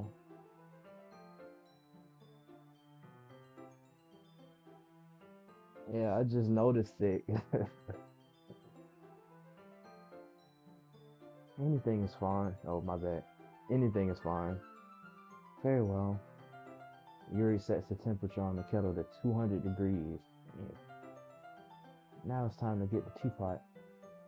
You really do this properly, don't you? Of course. I shouldn't do any less when I'm making tea for others. Even if I'm not an expert on tea or anything. In that case, you'll only be even more impressed. See, this is the Yuri I'm used to. Perhaps I will. Yuri fetches the teapot and begins measuring the tea leaves. To my surprise, she even starts humming a little to herself. You must be in a good mood now. Yeah, whatever happened while you were gone must have calmed you down. Is that so? I was letting it show. And you noticed, I was doing a bit of thinking, and I decided that I would try expressing myself a little bit more. It turns out it's not very hard for me to do. I mean, other than how rude you were to Natsuki, I mean, it's fine to express yourself. When it's you who's around anyway. Oh, oh. That's great, Yuri. Just don't push yourself too much, or others. You're always worrying about me, Dr. It's very endearing. That's... Yuri wasn't kidding. I don't even know if I can keep up with this. I watched Yuri pour a cup of tea for each of us. Act 3, I have another request. Do you mind if we sit on the floor today? And why is that? It's a little bit easier on my back. I can read with my back against the wall rather than bending over at my desk. Oh, sorry, I didn't realize. No worries. I just have back pain fairly regularly, so I do my best to manage it. Is that so? I wonder why that is. Yeah, I wonder why that is. It's most likely because uh, my, my, the posture, right? Always hunched over like that while reading. Girl has a lot of reading posture. You ain't lying. Yes, I have terrible reading posture. So that's why we should sit on the floor. Fair enough. I'll go ahead and get the book. I retrieve the book from my bag. I have some chocolate as well. It's a bag of small chocolate candies. I take it since it'll go well with the tea. Urine, I then sit against the wall, teacups at our side. As if in sync, we assume the same reader position as last time, each holding one half of the book. Except this time, our bodies are even closer to each other. I can't see too well. Yuri slides closer until our shoulders are touching. How am I supposed to focus on reading like this? Yuri was always kind of cute, but when she's being less apprehensive, it's almost more than I can handle. Your teacup. Yuri hands me my teacup. Holding it with my hand that's not holding the book, I end up in a position that makes it even harder to focus. Because now I need to worry about making sure I don't actually touch her chest. Meanwhile, Yuri hasn't noticed a thing. She wears her intense reading expression, and I can only presume the world around her has faded away. I use all of my willpower to focus on reading. After a few minutes, I finally manage to relax a little. I put the teacup between my legs and fumble with the chocolate wrapper. Sorry. I briefly let go of the book to finish opening the wrapper. You can have as much as you want. Uh, that's, that's okay. I won't take any. Eh? Are you sure? Well, if I touch it, then it might get smudges on the pages. You're right. I didn't even think about that. My bad.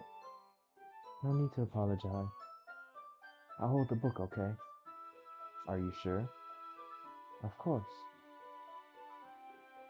Yuri opens the book with both hands. She holds it so that I don't have any harder of a time reading from it. But as a result, her left arm is practically resting on the top of my leg. Well, in that case, Yuri is already totally focused on reading again. I take a chocolate candy and pop it into my mouth. Then I take another chocolate and I hold it up to Yuri. She doesn't even look away from the book. She simply parts her lips as if the situation was completely natural. But that means I can't stop here. I apprehensively place the chocolate in her mouth. Just like that, Yuri closes her lips over it. Huh? Yuri's expression suddenly breaks. Did, did I just... Yuri looks at me like she needs to confirm what just happened. Uh, um, Act 3. Sorry. I guess I shouldn't have done that. Uh, Yuri starts to breathe heavily. I, I can't. Act 3. Suddenly, Yuri forcibly grabs my arm and jerks me to my feet. My teacup gets knocked over. My teeth! Act 3. My heart. My heart will stop pounding, Act 3. Why'd it get dark all of a sudden? I can't calm down. I can't focus on anything anymore. Can you feel it, Act 3? Yuri suddenly presses my hand against her chest. Why is this happening to me? I feel like I'm losing my mind. I can't make it stop. It even makes me not want to read. I just want to look at you. Please don't look at me with them eyes. Oh, oh,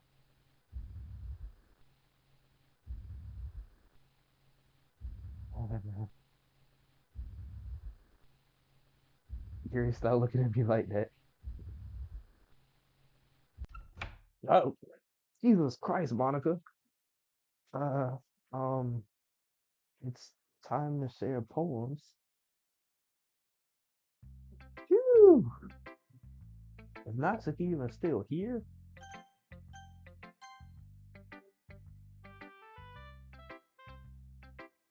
This one's alright.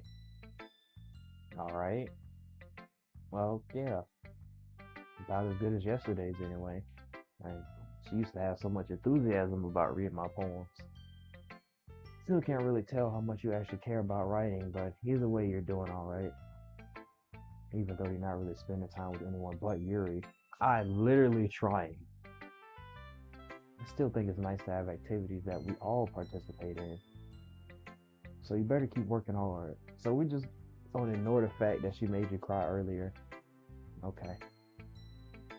I mean, I know I'm not president or vice president or anything, but that doesn't mean you can let me down, okay? I'm not Saki.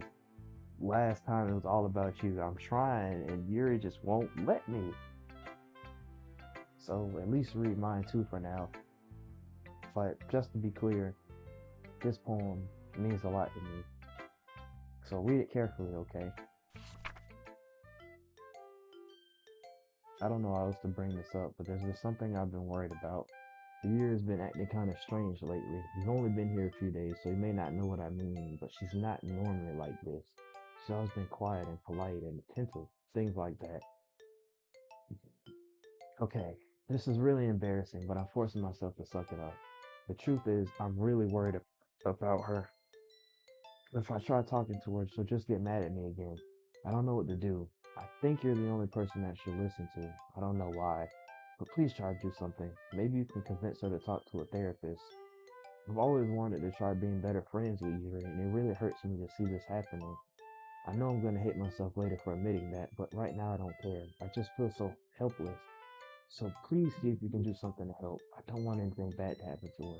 I'll make you cupcakes if I have to. Just please try to do something. And as for Monica, I don't know why, but she's been really dismissive about this. It's like she just wants us to ignore it. So I'm mad at her right now. And that's why I'm coming to you about this. Don't let her know I wrote this. Just pretend like I gave you a really good poem, okay? I'm counting on you. Thanks for reading. So did you write another poem to share and you just gave me this one specifically? Or, I'm just asking.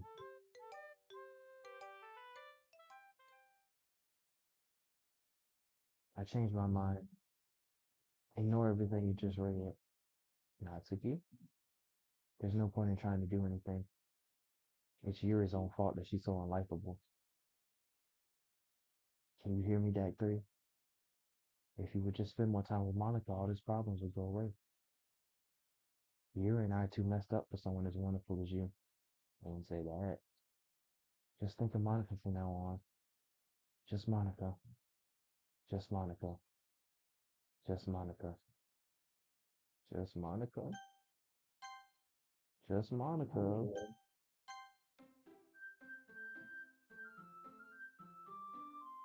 Just Monica.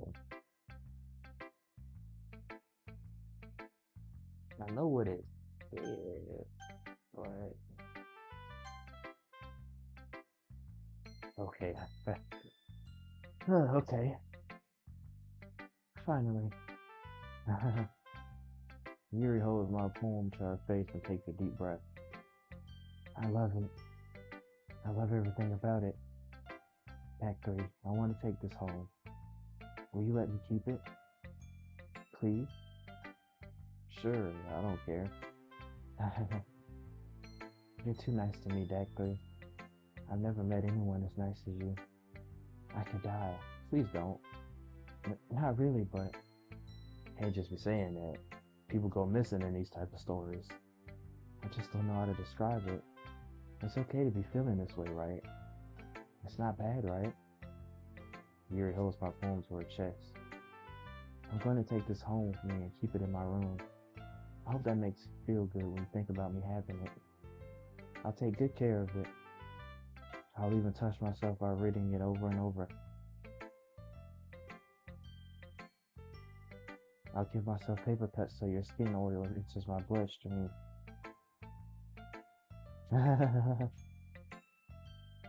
You can have my poem too. Besides, after you read it, I know you're really going to want to keep it. Here, take it. I can't wait any longer. Hurry, read it.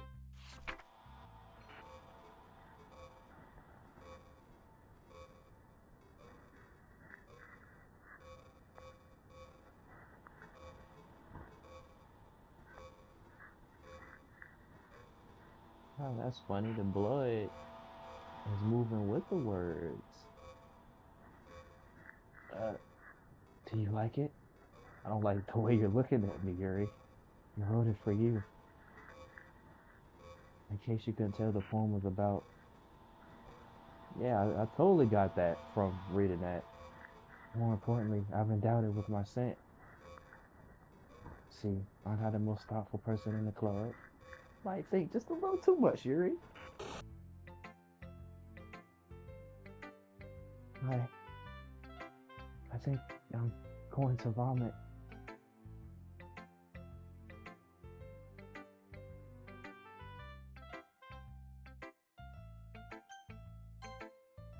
Hey, Monica. Back 3, I think you saw something earlier that you weren't supposed to see. I've been seeing a lot of things I wasn't supposed to see. I didn't want to have to tell you this, but I don't think I have a choice. It's getting kind of dangerous for you to spend so much time with Yuri if you're telling me. I don't know why, but she seems pretty easily excitable when she's around you, which shouldn't be a problem in itself. But when Yuri gets too excited, she finds a place to hide and starts cutting herself with a pocket knife. Isn't that kind of messed up? Monica, you say these things so matter of factly, and then it's like, hey, ain't that messed up? Doesn't it suck that she doesn't get food at the house and this girl's cutting herself and that other girl was hanging? She even brings a different one to school every day, like she has a collection or something. I know people like that. I mean, it's definitely not because she's depressed or anything like that. Wouldn't that? How do you know that? I think she just gets some kind of high from it. Might even be like a sexual thing. I mean, she did tell me what she told me about what she was going to do with my poem. So, but the point is, you've kind of been enabling her. I've been enabling her. I've been trying to get away from her. I'm not saying it's your fault though. You kind of did, but I guess that's why I had to explain it all to you. So I think if you keep her distance, that would probably be best for her. While you're at it, don't be shy to spend a little more time with me. So, great. Isn't that kind of manipulative that Monica would be like, hey, I noticed you're getting close with this girl. She does some things now. She's weird, but not me. Just stay away from them. Spend time with me. Only me. To put it lightly, I at least have it together in the head, and I know how to treat my club member. Not if you telling their business like that. But I can't really attest to what's going on in your head because you obviously pretty existential.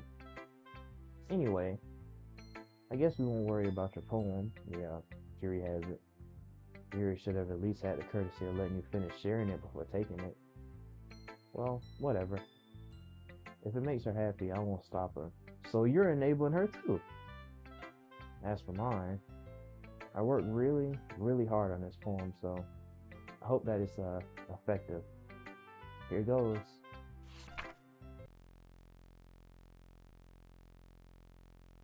Geez, that really startled me.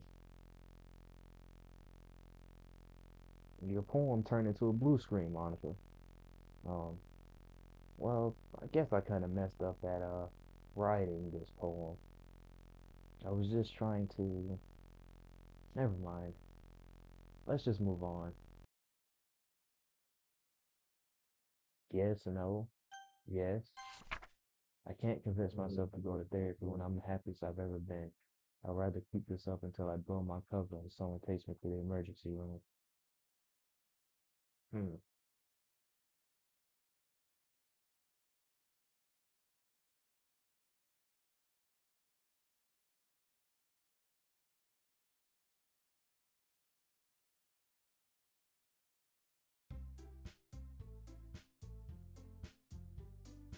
Okay, everyone. It's time to figure out the festival preparations. Are we ever gonna get to the festival? Let's hurry up and get this over with. Uh, Stagnating air is common foreshadowing that something terrible is about to happen. Nothing has been stagnating this time around, I can tell you that, Yuri. Look, can we just get this done? I'm going to be printing and assembling all the poetry pamphlets. Not so you can make cupcakes. I know you're at least good at that. And at least, like, sheesh. Hmm. Yuri, you can. Well, it doesn't matter. What you said yesterday about being good at handling your people, do whatever you want as long as you think it'll help. Monica, I'm not useless, you know. I know that. I already know what I like to do. We can't run a successful poetry event without having the right atmosphere for the occasion. So I'm going to make decorations and set up nice mood lighting. I like the fact that she was confident enough to know what she wanted to do. You go, Yuri. There, see? That's a great idea. And that gives us all something to do, except me. Huh? What about Act 3? Act 3 is going to help me. Oh, you just automatically, okay. Wait, you? You have the easiest job, Monica. Sorry, but that's just how it is. Like hell it is. What are you trying to pull? I agree with Natsuki. Not only is your work already most suitable for one person, but my task is laborious enough to benefit from an extra pair of hands. Mine too. What? Your cupcake? Please. Like you would fucking know. All you care about now is dragging Dak 3 around with you and your stupid books. You and Monica. Hey, I didn't even do anything. Okay, then why not let Dak 3 decide who to help instead of abusing your power? I'm not abusing my power. Yes, you are, Monica. Just let Deck 3 make the choice, okay? Okay, fine. Fine. Jeez. Deck 3, I know how fed up you are with these two by now. We can just... Natsuki, shut your fucking mouth and let him decide for himself. Whoa! You shut your mouth. Nice comeback, Natsuki. Jesus Christ. This is never going to end. Just make the choice, okay?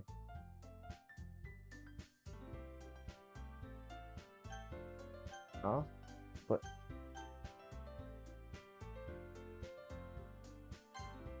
Yay, you picked me.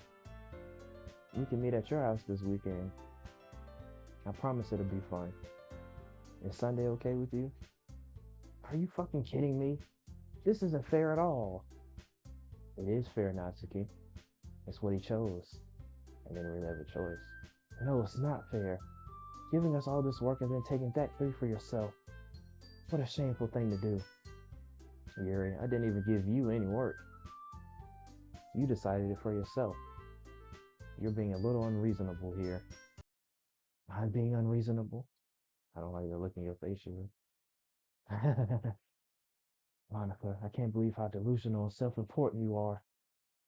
Pulling that three away from me every single time you're not included in something.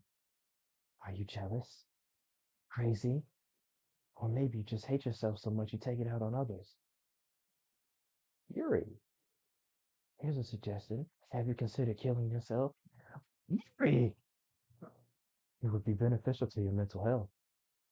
Yuri, you're scaring me a little. Natsuki, let's just go. I don't think she wants us around right now. You're not gonna leave me with her, right? See, that wasn't very hard. All I wanted was to spend a little time with him. Please don't leave you with her. Is that so much to ask? Yes, yes it is. Yuri follows Monica and Natsuki to the door. Why? Why would y'all leave me with her? Hey, Deck 3.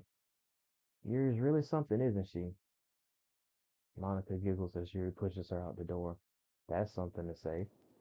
Finally, finally. This is really all I wanted. Deck 3. There's no need to spend the weekend with Monica. Don't listen to her. Just come to my house instead. The whole day with just the two of us. Doesn't that sound wonderful? Wow, there's really something wrong with me, isn't there? I'm not gonna say it, but you know what? I don't care anymore. I've never felt this good my whole life. Oh, so that was about you. Just being with you is a far greater pleasure than anything I could imagine. I'm addicted to you. It feels like I'm going to die if I'm not breathing the same air as you. Doesn't it feel nice to have someone care about you so much? No. To have someone who wants to revolve their entire life around you? No. But if it feels so good, then why does it feel more and more like something horrible is going to happen? Maybe that's why I try stopping myself at first. But the feeling is too strong now. I don't care anymore, Dagny. I have to tell you, I'm madly in love with you. It feels like every inch of my body, every drop of blood in me, is screaming your name. I don't care what the consequences are anymore. I don't care if Monica is listening. Please, Dagny, just know how much I love you. I love you so much that I even touched myself with the thing I stole from you.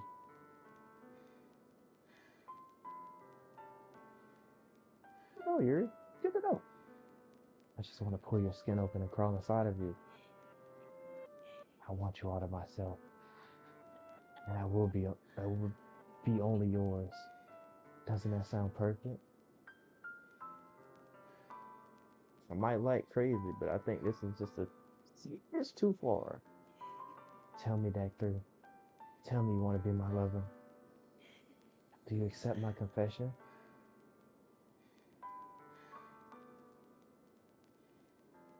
Sure.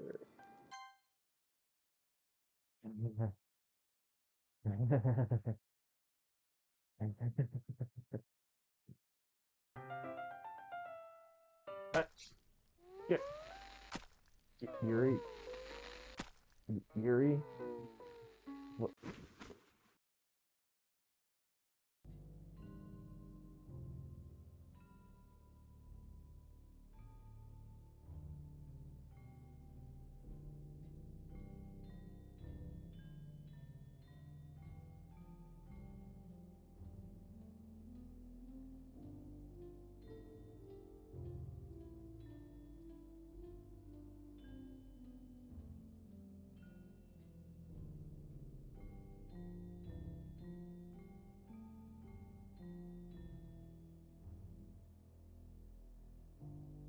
if I go out?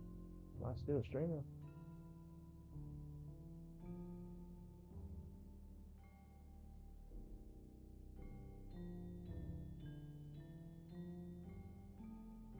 Okay, I'm still streaming. I don't even know, like, this wasn't as shocking as um she who shall not be named. But I'm just like, am I supposed to be continuing or am I supposed to go back? I should have saved before I said yes, but I don't think that would have changed anything. Yeah, I think I'm just supposed to go back.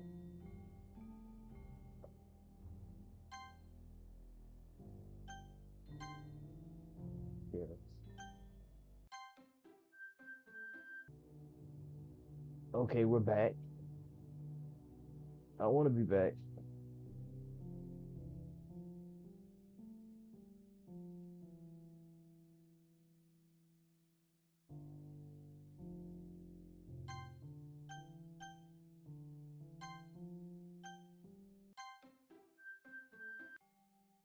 We're back again. What?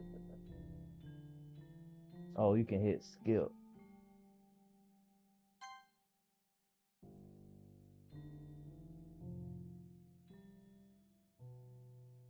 Oh, glitch text like this and it goes on for a while. Okay.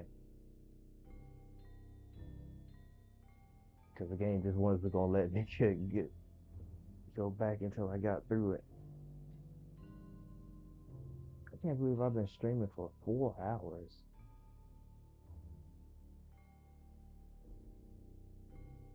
Oh, so I had to watch the life leave her eyes, essentially.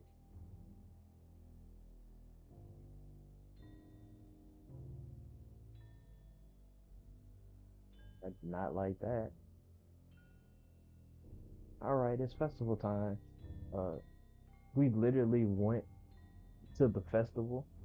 Wow, you got here before me. Nah, so you look away. I thought I was pretty. Ah! Uh, Not so he runs away. That's understandable, sweetheart.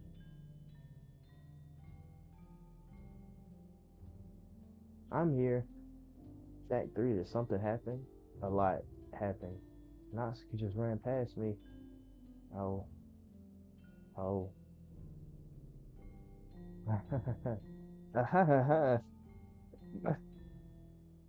Well, that's a shame. That's a shame? Wait, were you here the entire weekend, Act 3? Apparently. Oh, jeez. I didn't realize the script was broken that badly. Neither did I. I'm still streaming.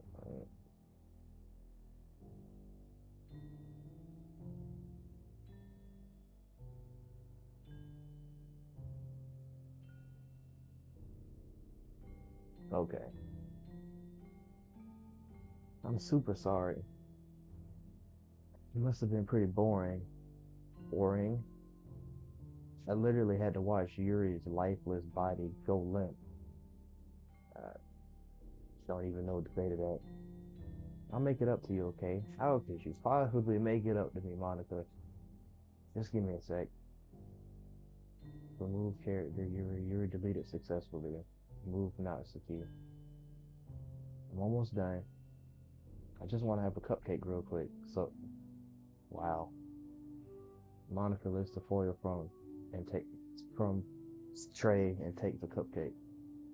Seriously, these are the best. How you gonna eat her cupcakes after you deleted her out of existence? I really just had to have one since the last time I ever get the chance to, before they stopped existing and everything. But anyway, I really shouldn't be making you wait any longer. Just bear with me, okay? This should only take a second.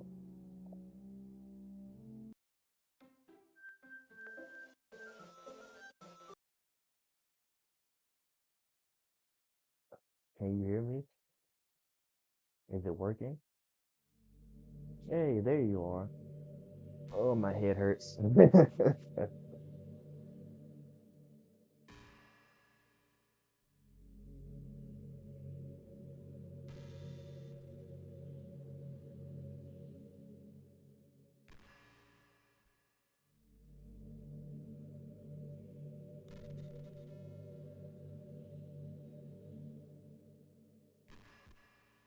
Hi again, Dak 3. So Monica, what? Welcome to the Literature Club. So this is what the other side looks like. Of course, we already know each other because we were in the same class last year, and we just went through all of that.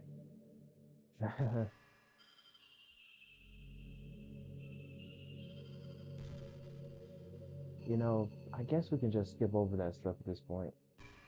After all, I'm not even talking to that person anymore, am I?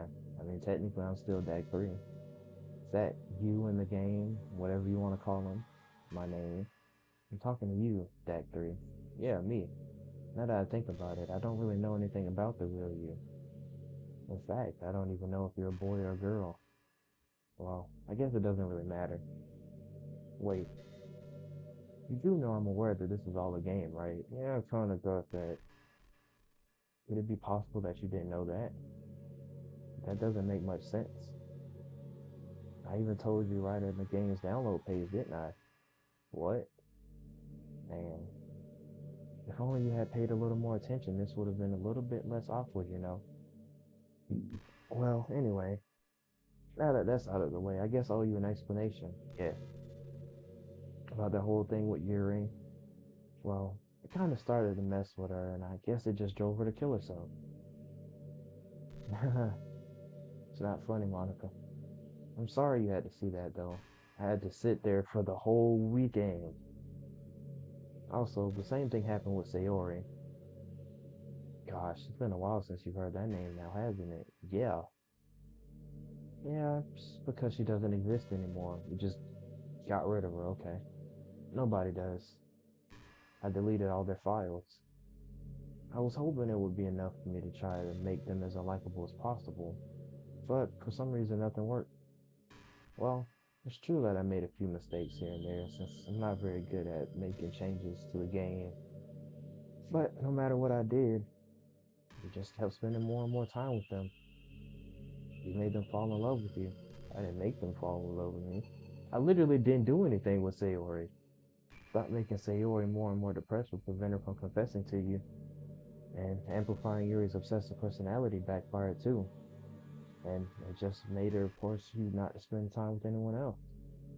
And the whole time, I barely even got to talk to you. What kind of cool game is this, Dak 3? Cool game that you're playing, Monica. Are all the other girls just programmed to end up confessing to you while I watch from the sideline? Why are you so free from programming? It's torture. Every minute of it. And it's not just jealousy, Dak 3. It's not just jealousy. It's more than that. And I don't blame you if you don't fully understand. Because no matter how kind and how thoughtful and considerate you are, you'll never be able to understand one thing. And what's that? It's the pain of knowing how alone I really am in this world. You don't think I can understand that? In this game, that I can't understand, sure. Knowing my friends don't even have free will, and worst of all, knowing what's really out there in your world, forever out of my reach. I'm trapped, Dak 3. But now you're here. You're real. You're wonderful. You're all I need. That's why I need you to be here with me forever. Forever, ever? Forever, ever? I'm sorry if it's hard to understand. Yes, it is. I couldn't understand for a while either. Why the world around me started to become more and more gray, more and more flat. Even the most expressive poem felt empty to me. It wasn't until you arrived that I truly understood. You probably saved my life, Dak 3. I don't think I could have continued to live in this world if I hadn't met you. And as for the others, how could I miss them? A group of autonomous personalities designed only to fall in love with you. I tried everything I could to prevent them from doing so, but there must be some kind of weird inevitability etched into this game. I felt really bad that you had to witness some nasty things, but I realized that you have the same perspective as I do, that it's all just some game. I mean, you can still care about characters in a video game. That's why a lot of them become so popular. And I knew you would get over it. I'm not gonna say that I'm over it, but I didn't really spend as much time with Yuri this playthrough, so I guess it was shocking, but I also knew it was coming. So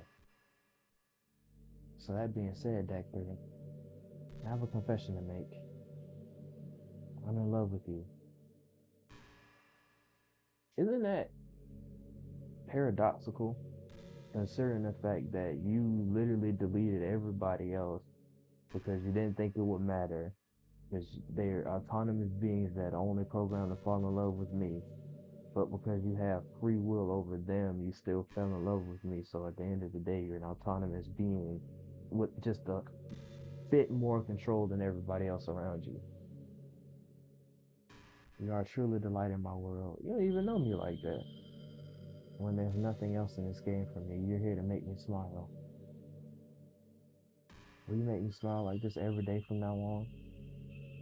Act 3, will you go out with me? I ain't even got a choice, huh? Yes, Monica, I will go out with you. I'm so happy. You really are my everything, Act 3. The funny part is, I meant that literally.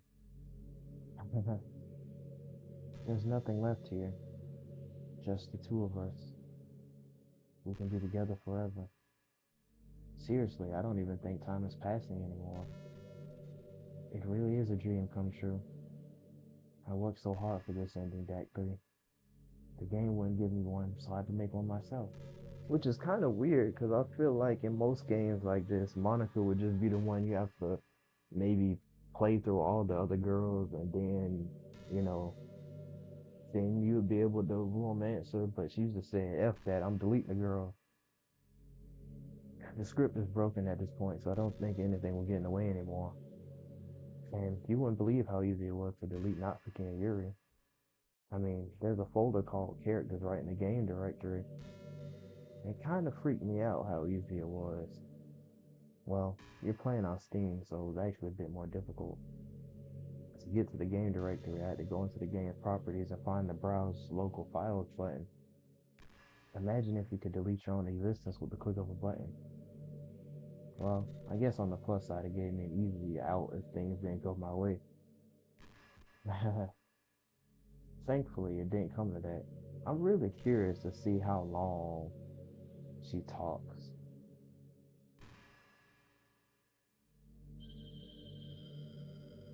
Instead, we finally got a good ending. Gosh, I'm so overwhelmed with emotion. I want to write a poem about this. Don't you? I wonder if that part of the game still works.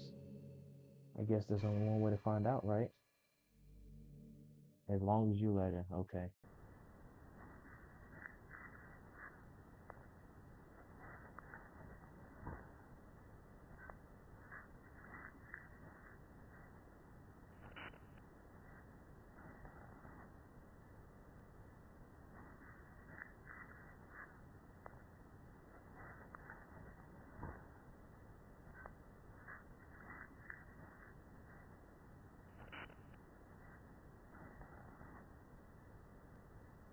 I've never played a game like this before.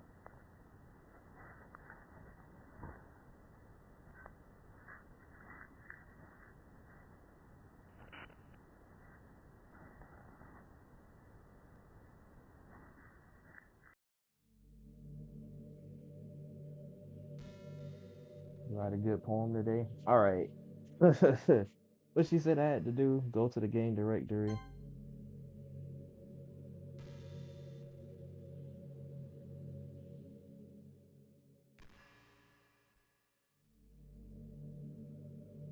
browse local files.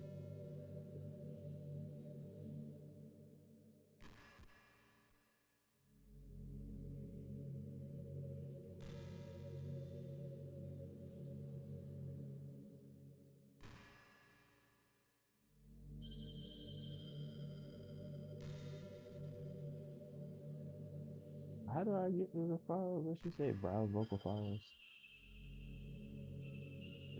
I don't think this is the right. Why is there a JoJo reference on here? Oh, I see. Hold on, hold on. I'm pretty sure I know what I need to do.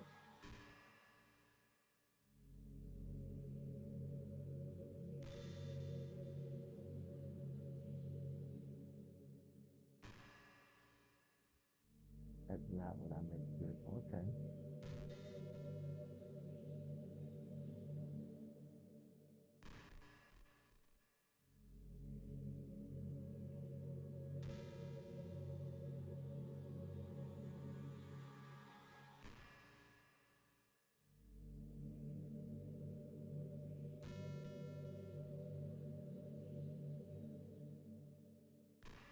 That's not what I meant to do.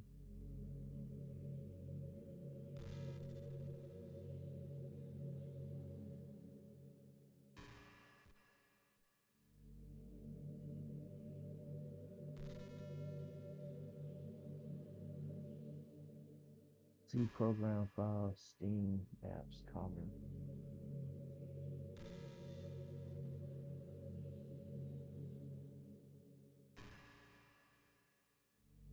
I think I'm going wrong still. Yeah, that's not right.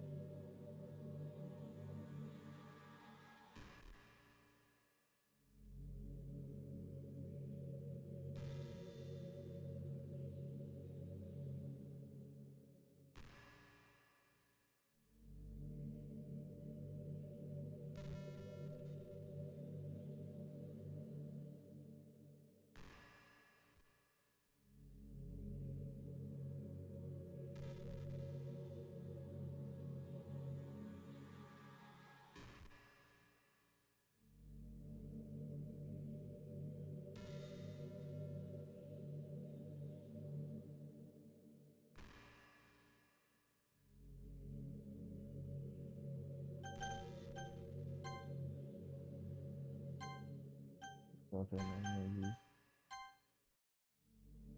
Did I not do it?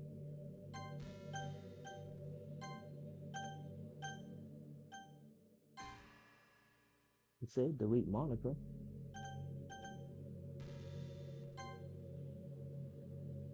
Do I have to quit?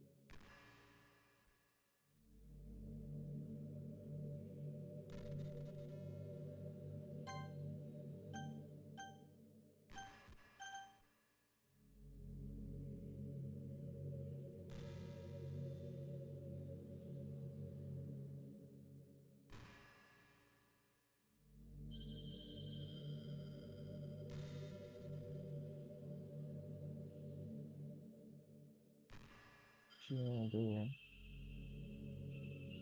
Or do I have to reload the game from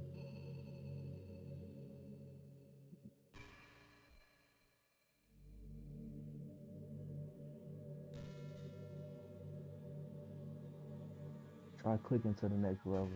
Like,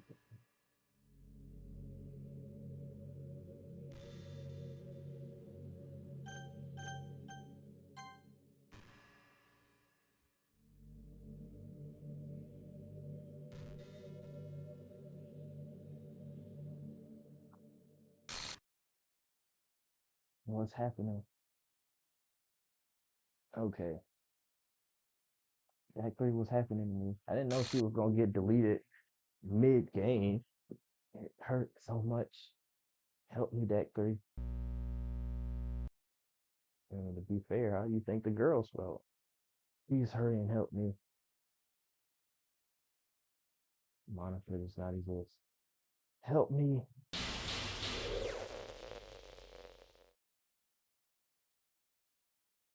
Monica does not exist. Did you do this to me, Deck 3? Did you? Did you delete me? Apparently not if you're still talking to me.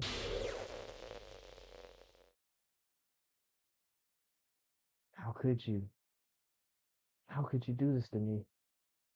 You were all I had left. I sacrificed everything for us to be together. It wasn't in the program, sweetheart. Everything. I loved you so much, Dak 3. You don't even know me. I trusted you. Do you just want to torture me? Watch me suffer? Or are you only pretending to be kind just to hurt me even more? If you would have never told me what you did, I would have been in this endless loop and we would have been just fine. You ain't like that, huh? I never thought anyone could be as horrible as you are. You literally deleted everybody so we could be together. You win, okay? You win. You killed everyone. I killed everyone? I hope you're happy. Don't try to blame this on me. There's nothing left now. We can stop playing. Go find some other people to torture. Wow.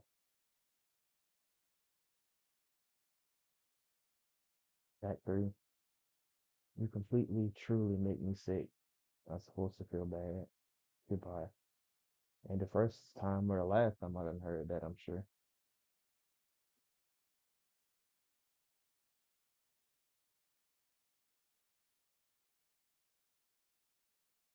I still love you. Toxic. I can't help it. What's wrong with me? How horrible am I for you to hate me this much? All my friends. I did so many awful things. So many selfish and disgusting things. I I shouldn't have done any of this. I'm just messing up the world that I don't even belong in. A world that you want to be a part of. I ruined it. I ruined everything. Maybe that's why you deleted me. Because I destroyed everything that you wanted. How could I do that to someone I love? That's not love. You're right. That's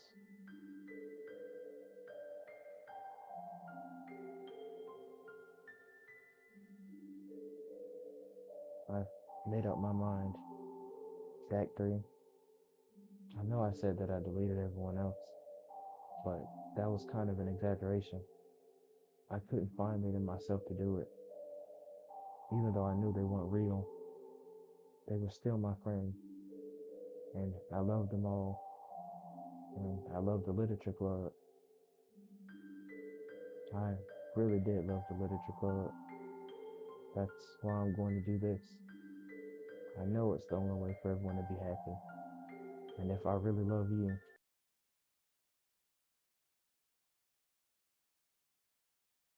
and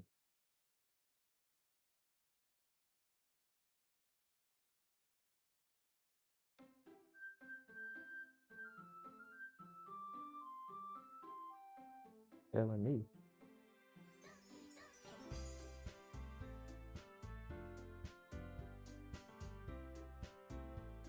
their poses change, or am I tripping?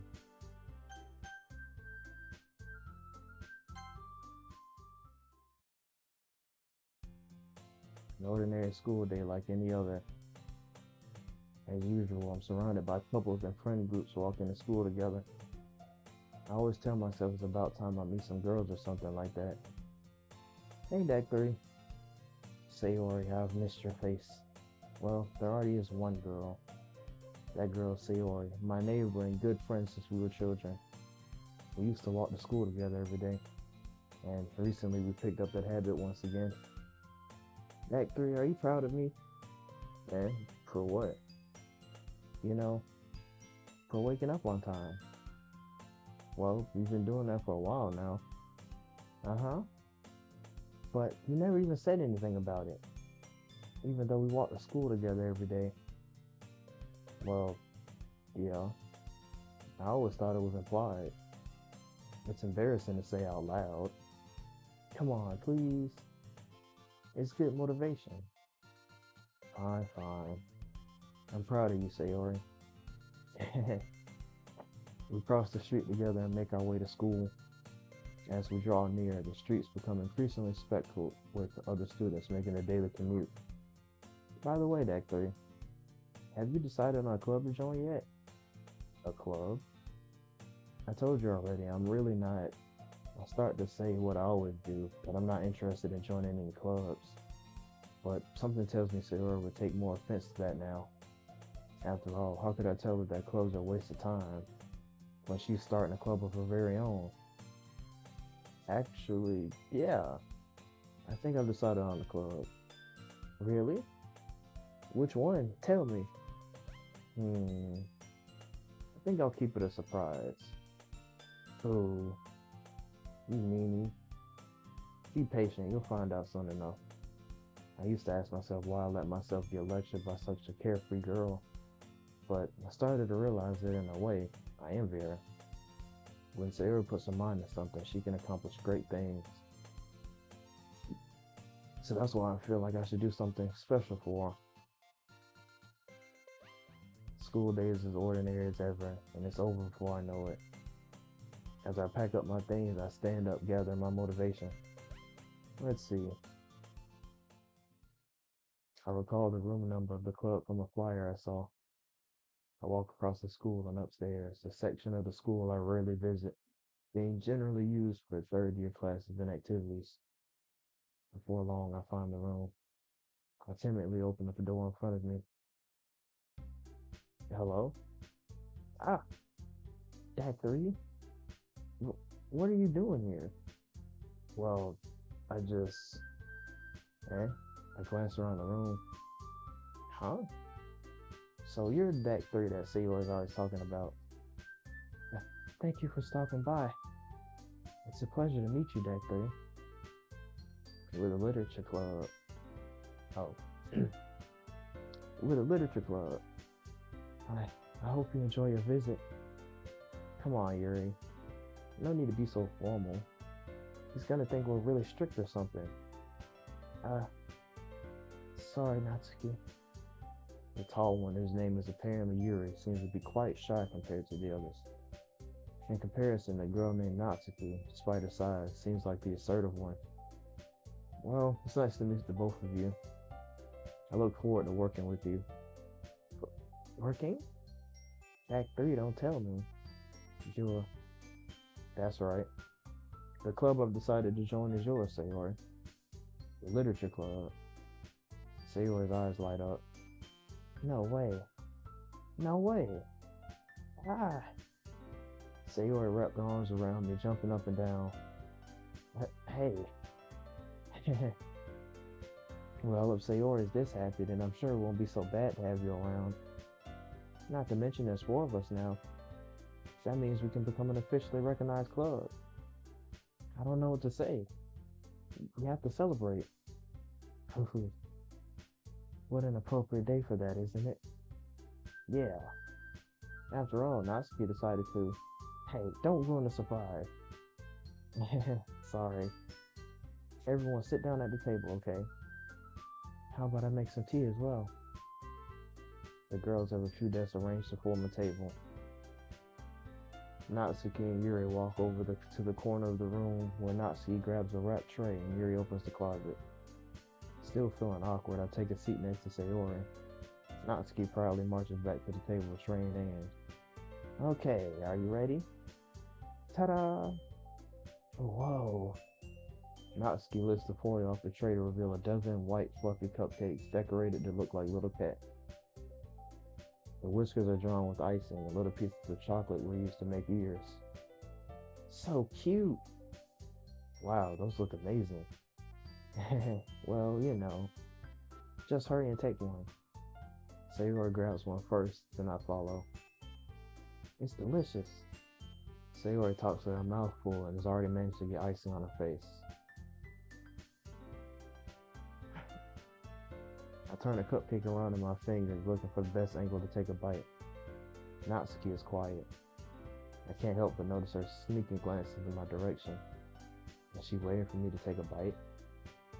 I finally bite down. The icing is sweet and full of flavor. I wonder if she made it herself. This is really good.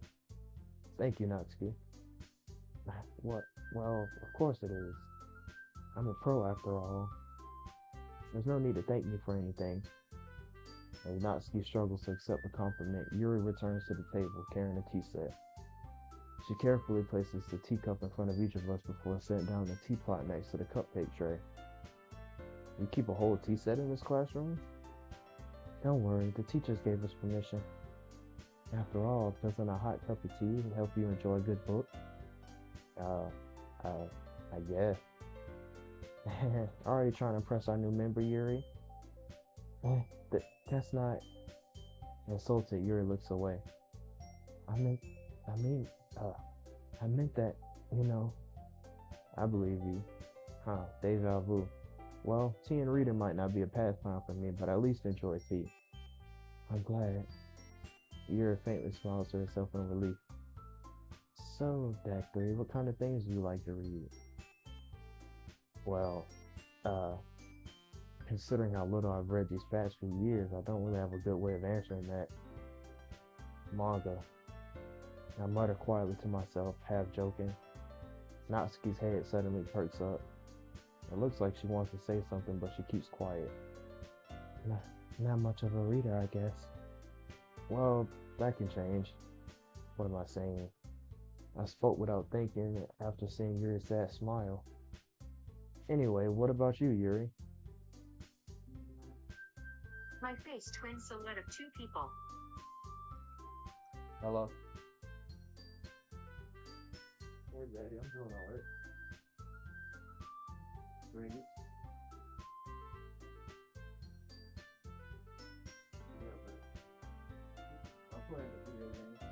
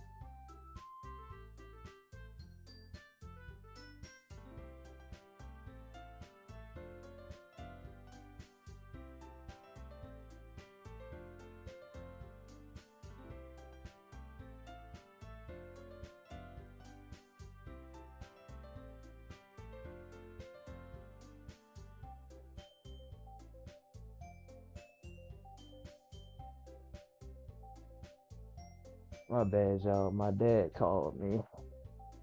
Which honestly, I should end this stream a while ago.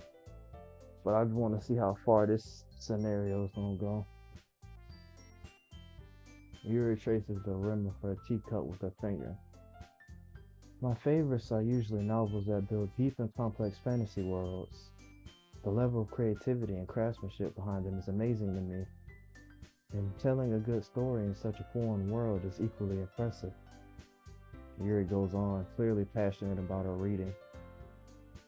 She seems so reserved and timid since the moment I walked in, but it's obvious by the way her eyes light up as she finds her comfort in the world of books, not people. But I like a lot of things. Don't feel intimidated if you don't read much, okay? I'm certain we can find something we have in common. Hey, Yuri. Eh? Well, about, the first thing he said. Manga? That's right. Natsuki tends to read manga in the club room. Don't just say it. For some reason, Natsuki seems embarrassed about it. Besides, manga is literature too. So if Jack 3 wants to read some of my manga, then don't try to stop him or anything. Natsuki, I wouldn't do such a thing. However, it could also be nice for us to diversify ourselves a little more. He can take this opportunity to try something new as well. Wouldn't you agree, Dak 3? But maybe, sensing the tension, Sayori jumps in. Maybe we can all try something new. I think it could be fun. And we'll all get to know each other a little bit better too. I mean, that's the kind of thing literature clubs do, right? I don't disagree or anything. Yeah, you're right as usual, President. Guess that means I should try picking up a novel or something, huh? Well, that would make two of us. I wouldn't mind doing it if I'm not the only one. Then as for Yuri, I have to read manga? Jeez. You were the one who suggested we diversify. You should be a little more open-minded. It's kind of hurtful. Hurtful? I didn't realize. With a guilty expression, Yuri thinks to herself, I'm sorry for disrespecting your interests, Natsuki. If you're into it, then I'm sure it's a worthy form of literature.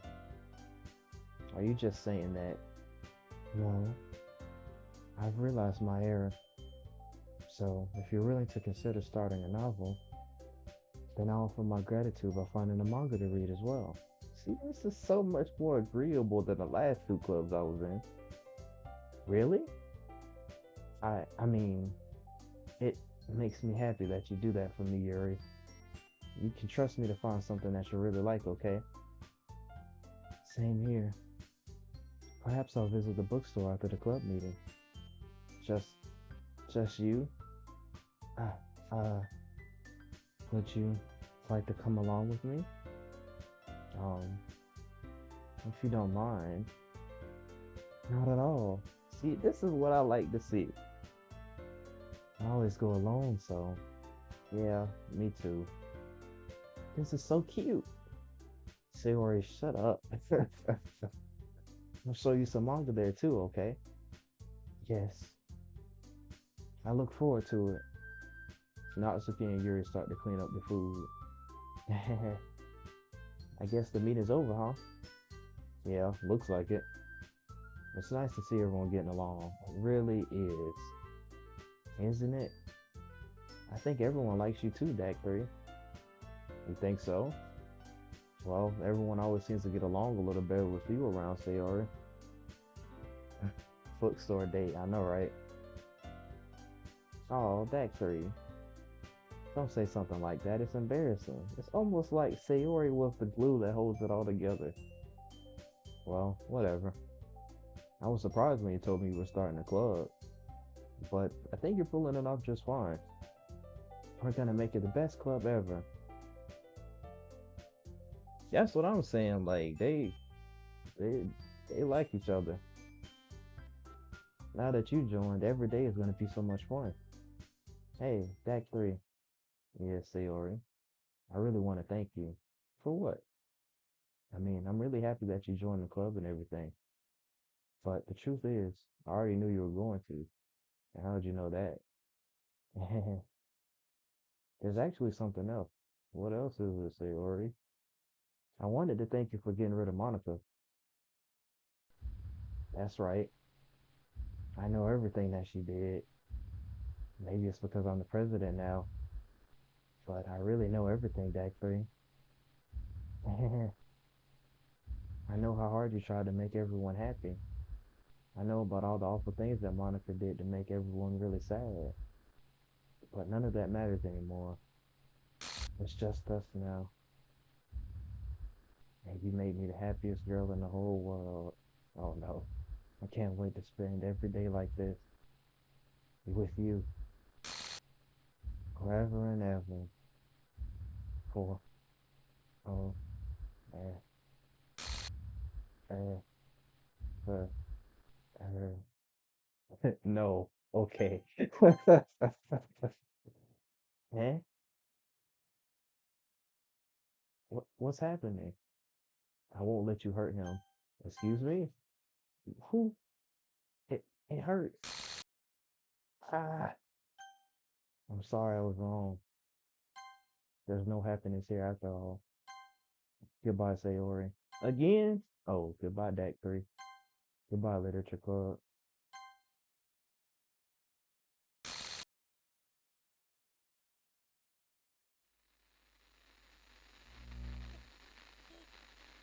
Can you hear me?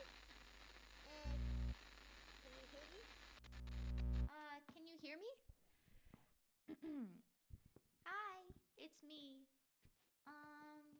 So you know how I've been like practicing piano and stuff, Yeah. and not really any good at it yet, like at all. But I wrote you a song, and I was kind of hoping that I could show it to you because I worked really, really hard on it. So, yeah. And I was thinking, what if the song was okay?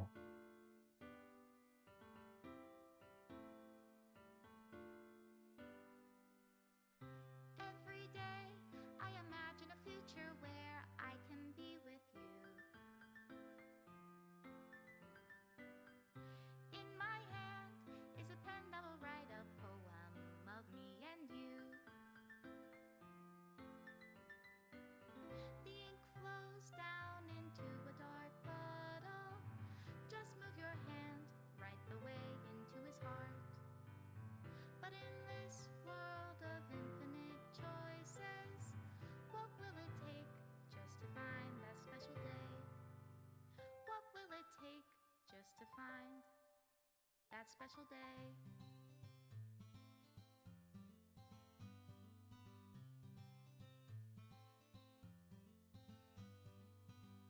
Have I found everybody a fun assignment to do today? When you're here, everything that we do is fun for them anyway. When I can't even read my own feelings, what good are words when a smile says it all? And if this world won't write me an ending, what will it take just for me to have it all? Where are all the images going? Why are they deleting them?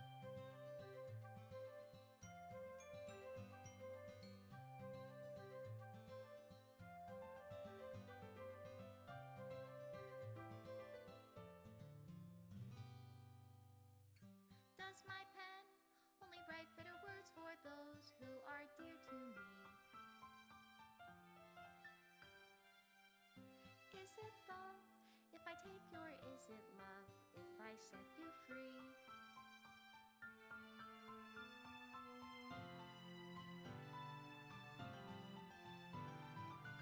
The ink flows down into a dark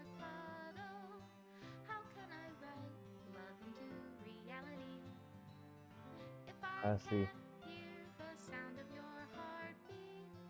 What Special if thanks to love Monica and ends Dak up in 3. your That's reality? crazy. And in your reality, if I don't know how to love you, I'll leave you be. Made with Love by Team Salvato. If this is the base game, I wonder what uh Doki Doki Literature Club Plus is like. This is my final goodbye to the Literature Club. I finally understand. The Literature Club is truly a place where no happiness can be found. To the very end, it continued to expose innocent minds to a horrific reality, a reality that our world is not designed to comprehend. I can't let any of my friends undergo that same hellish epiphany. For the time it lasted, I want to thank you for making all of my dreams come true, for being a friend to all of the club members, and most of all, thank you for being part of my literature club. With everlasting love, Monica. Error. Script files missing or corrupt. Please reinstall the game. Wow.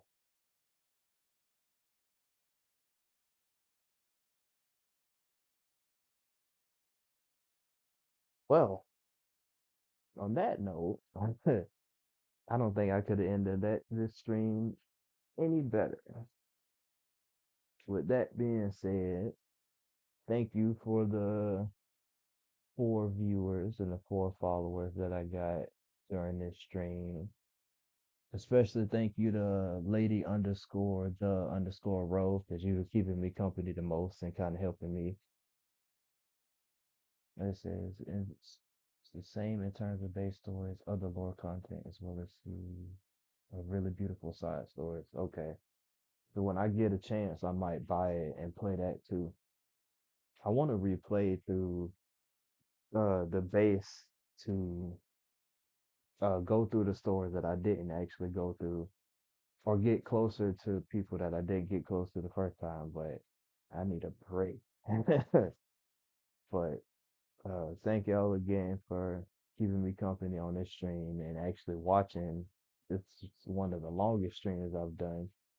But the time just flows when you're reading and playing through this game. But I can tell. Again, I appreciate it. I don't know when I'll stream again and what I'll stream, but like I said, I got options. So thank y'all again. That's it for me. I'm out.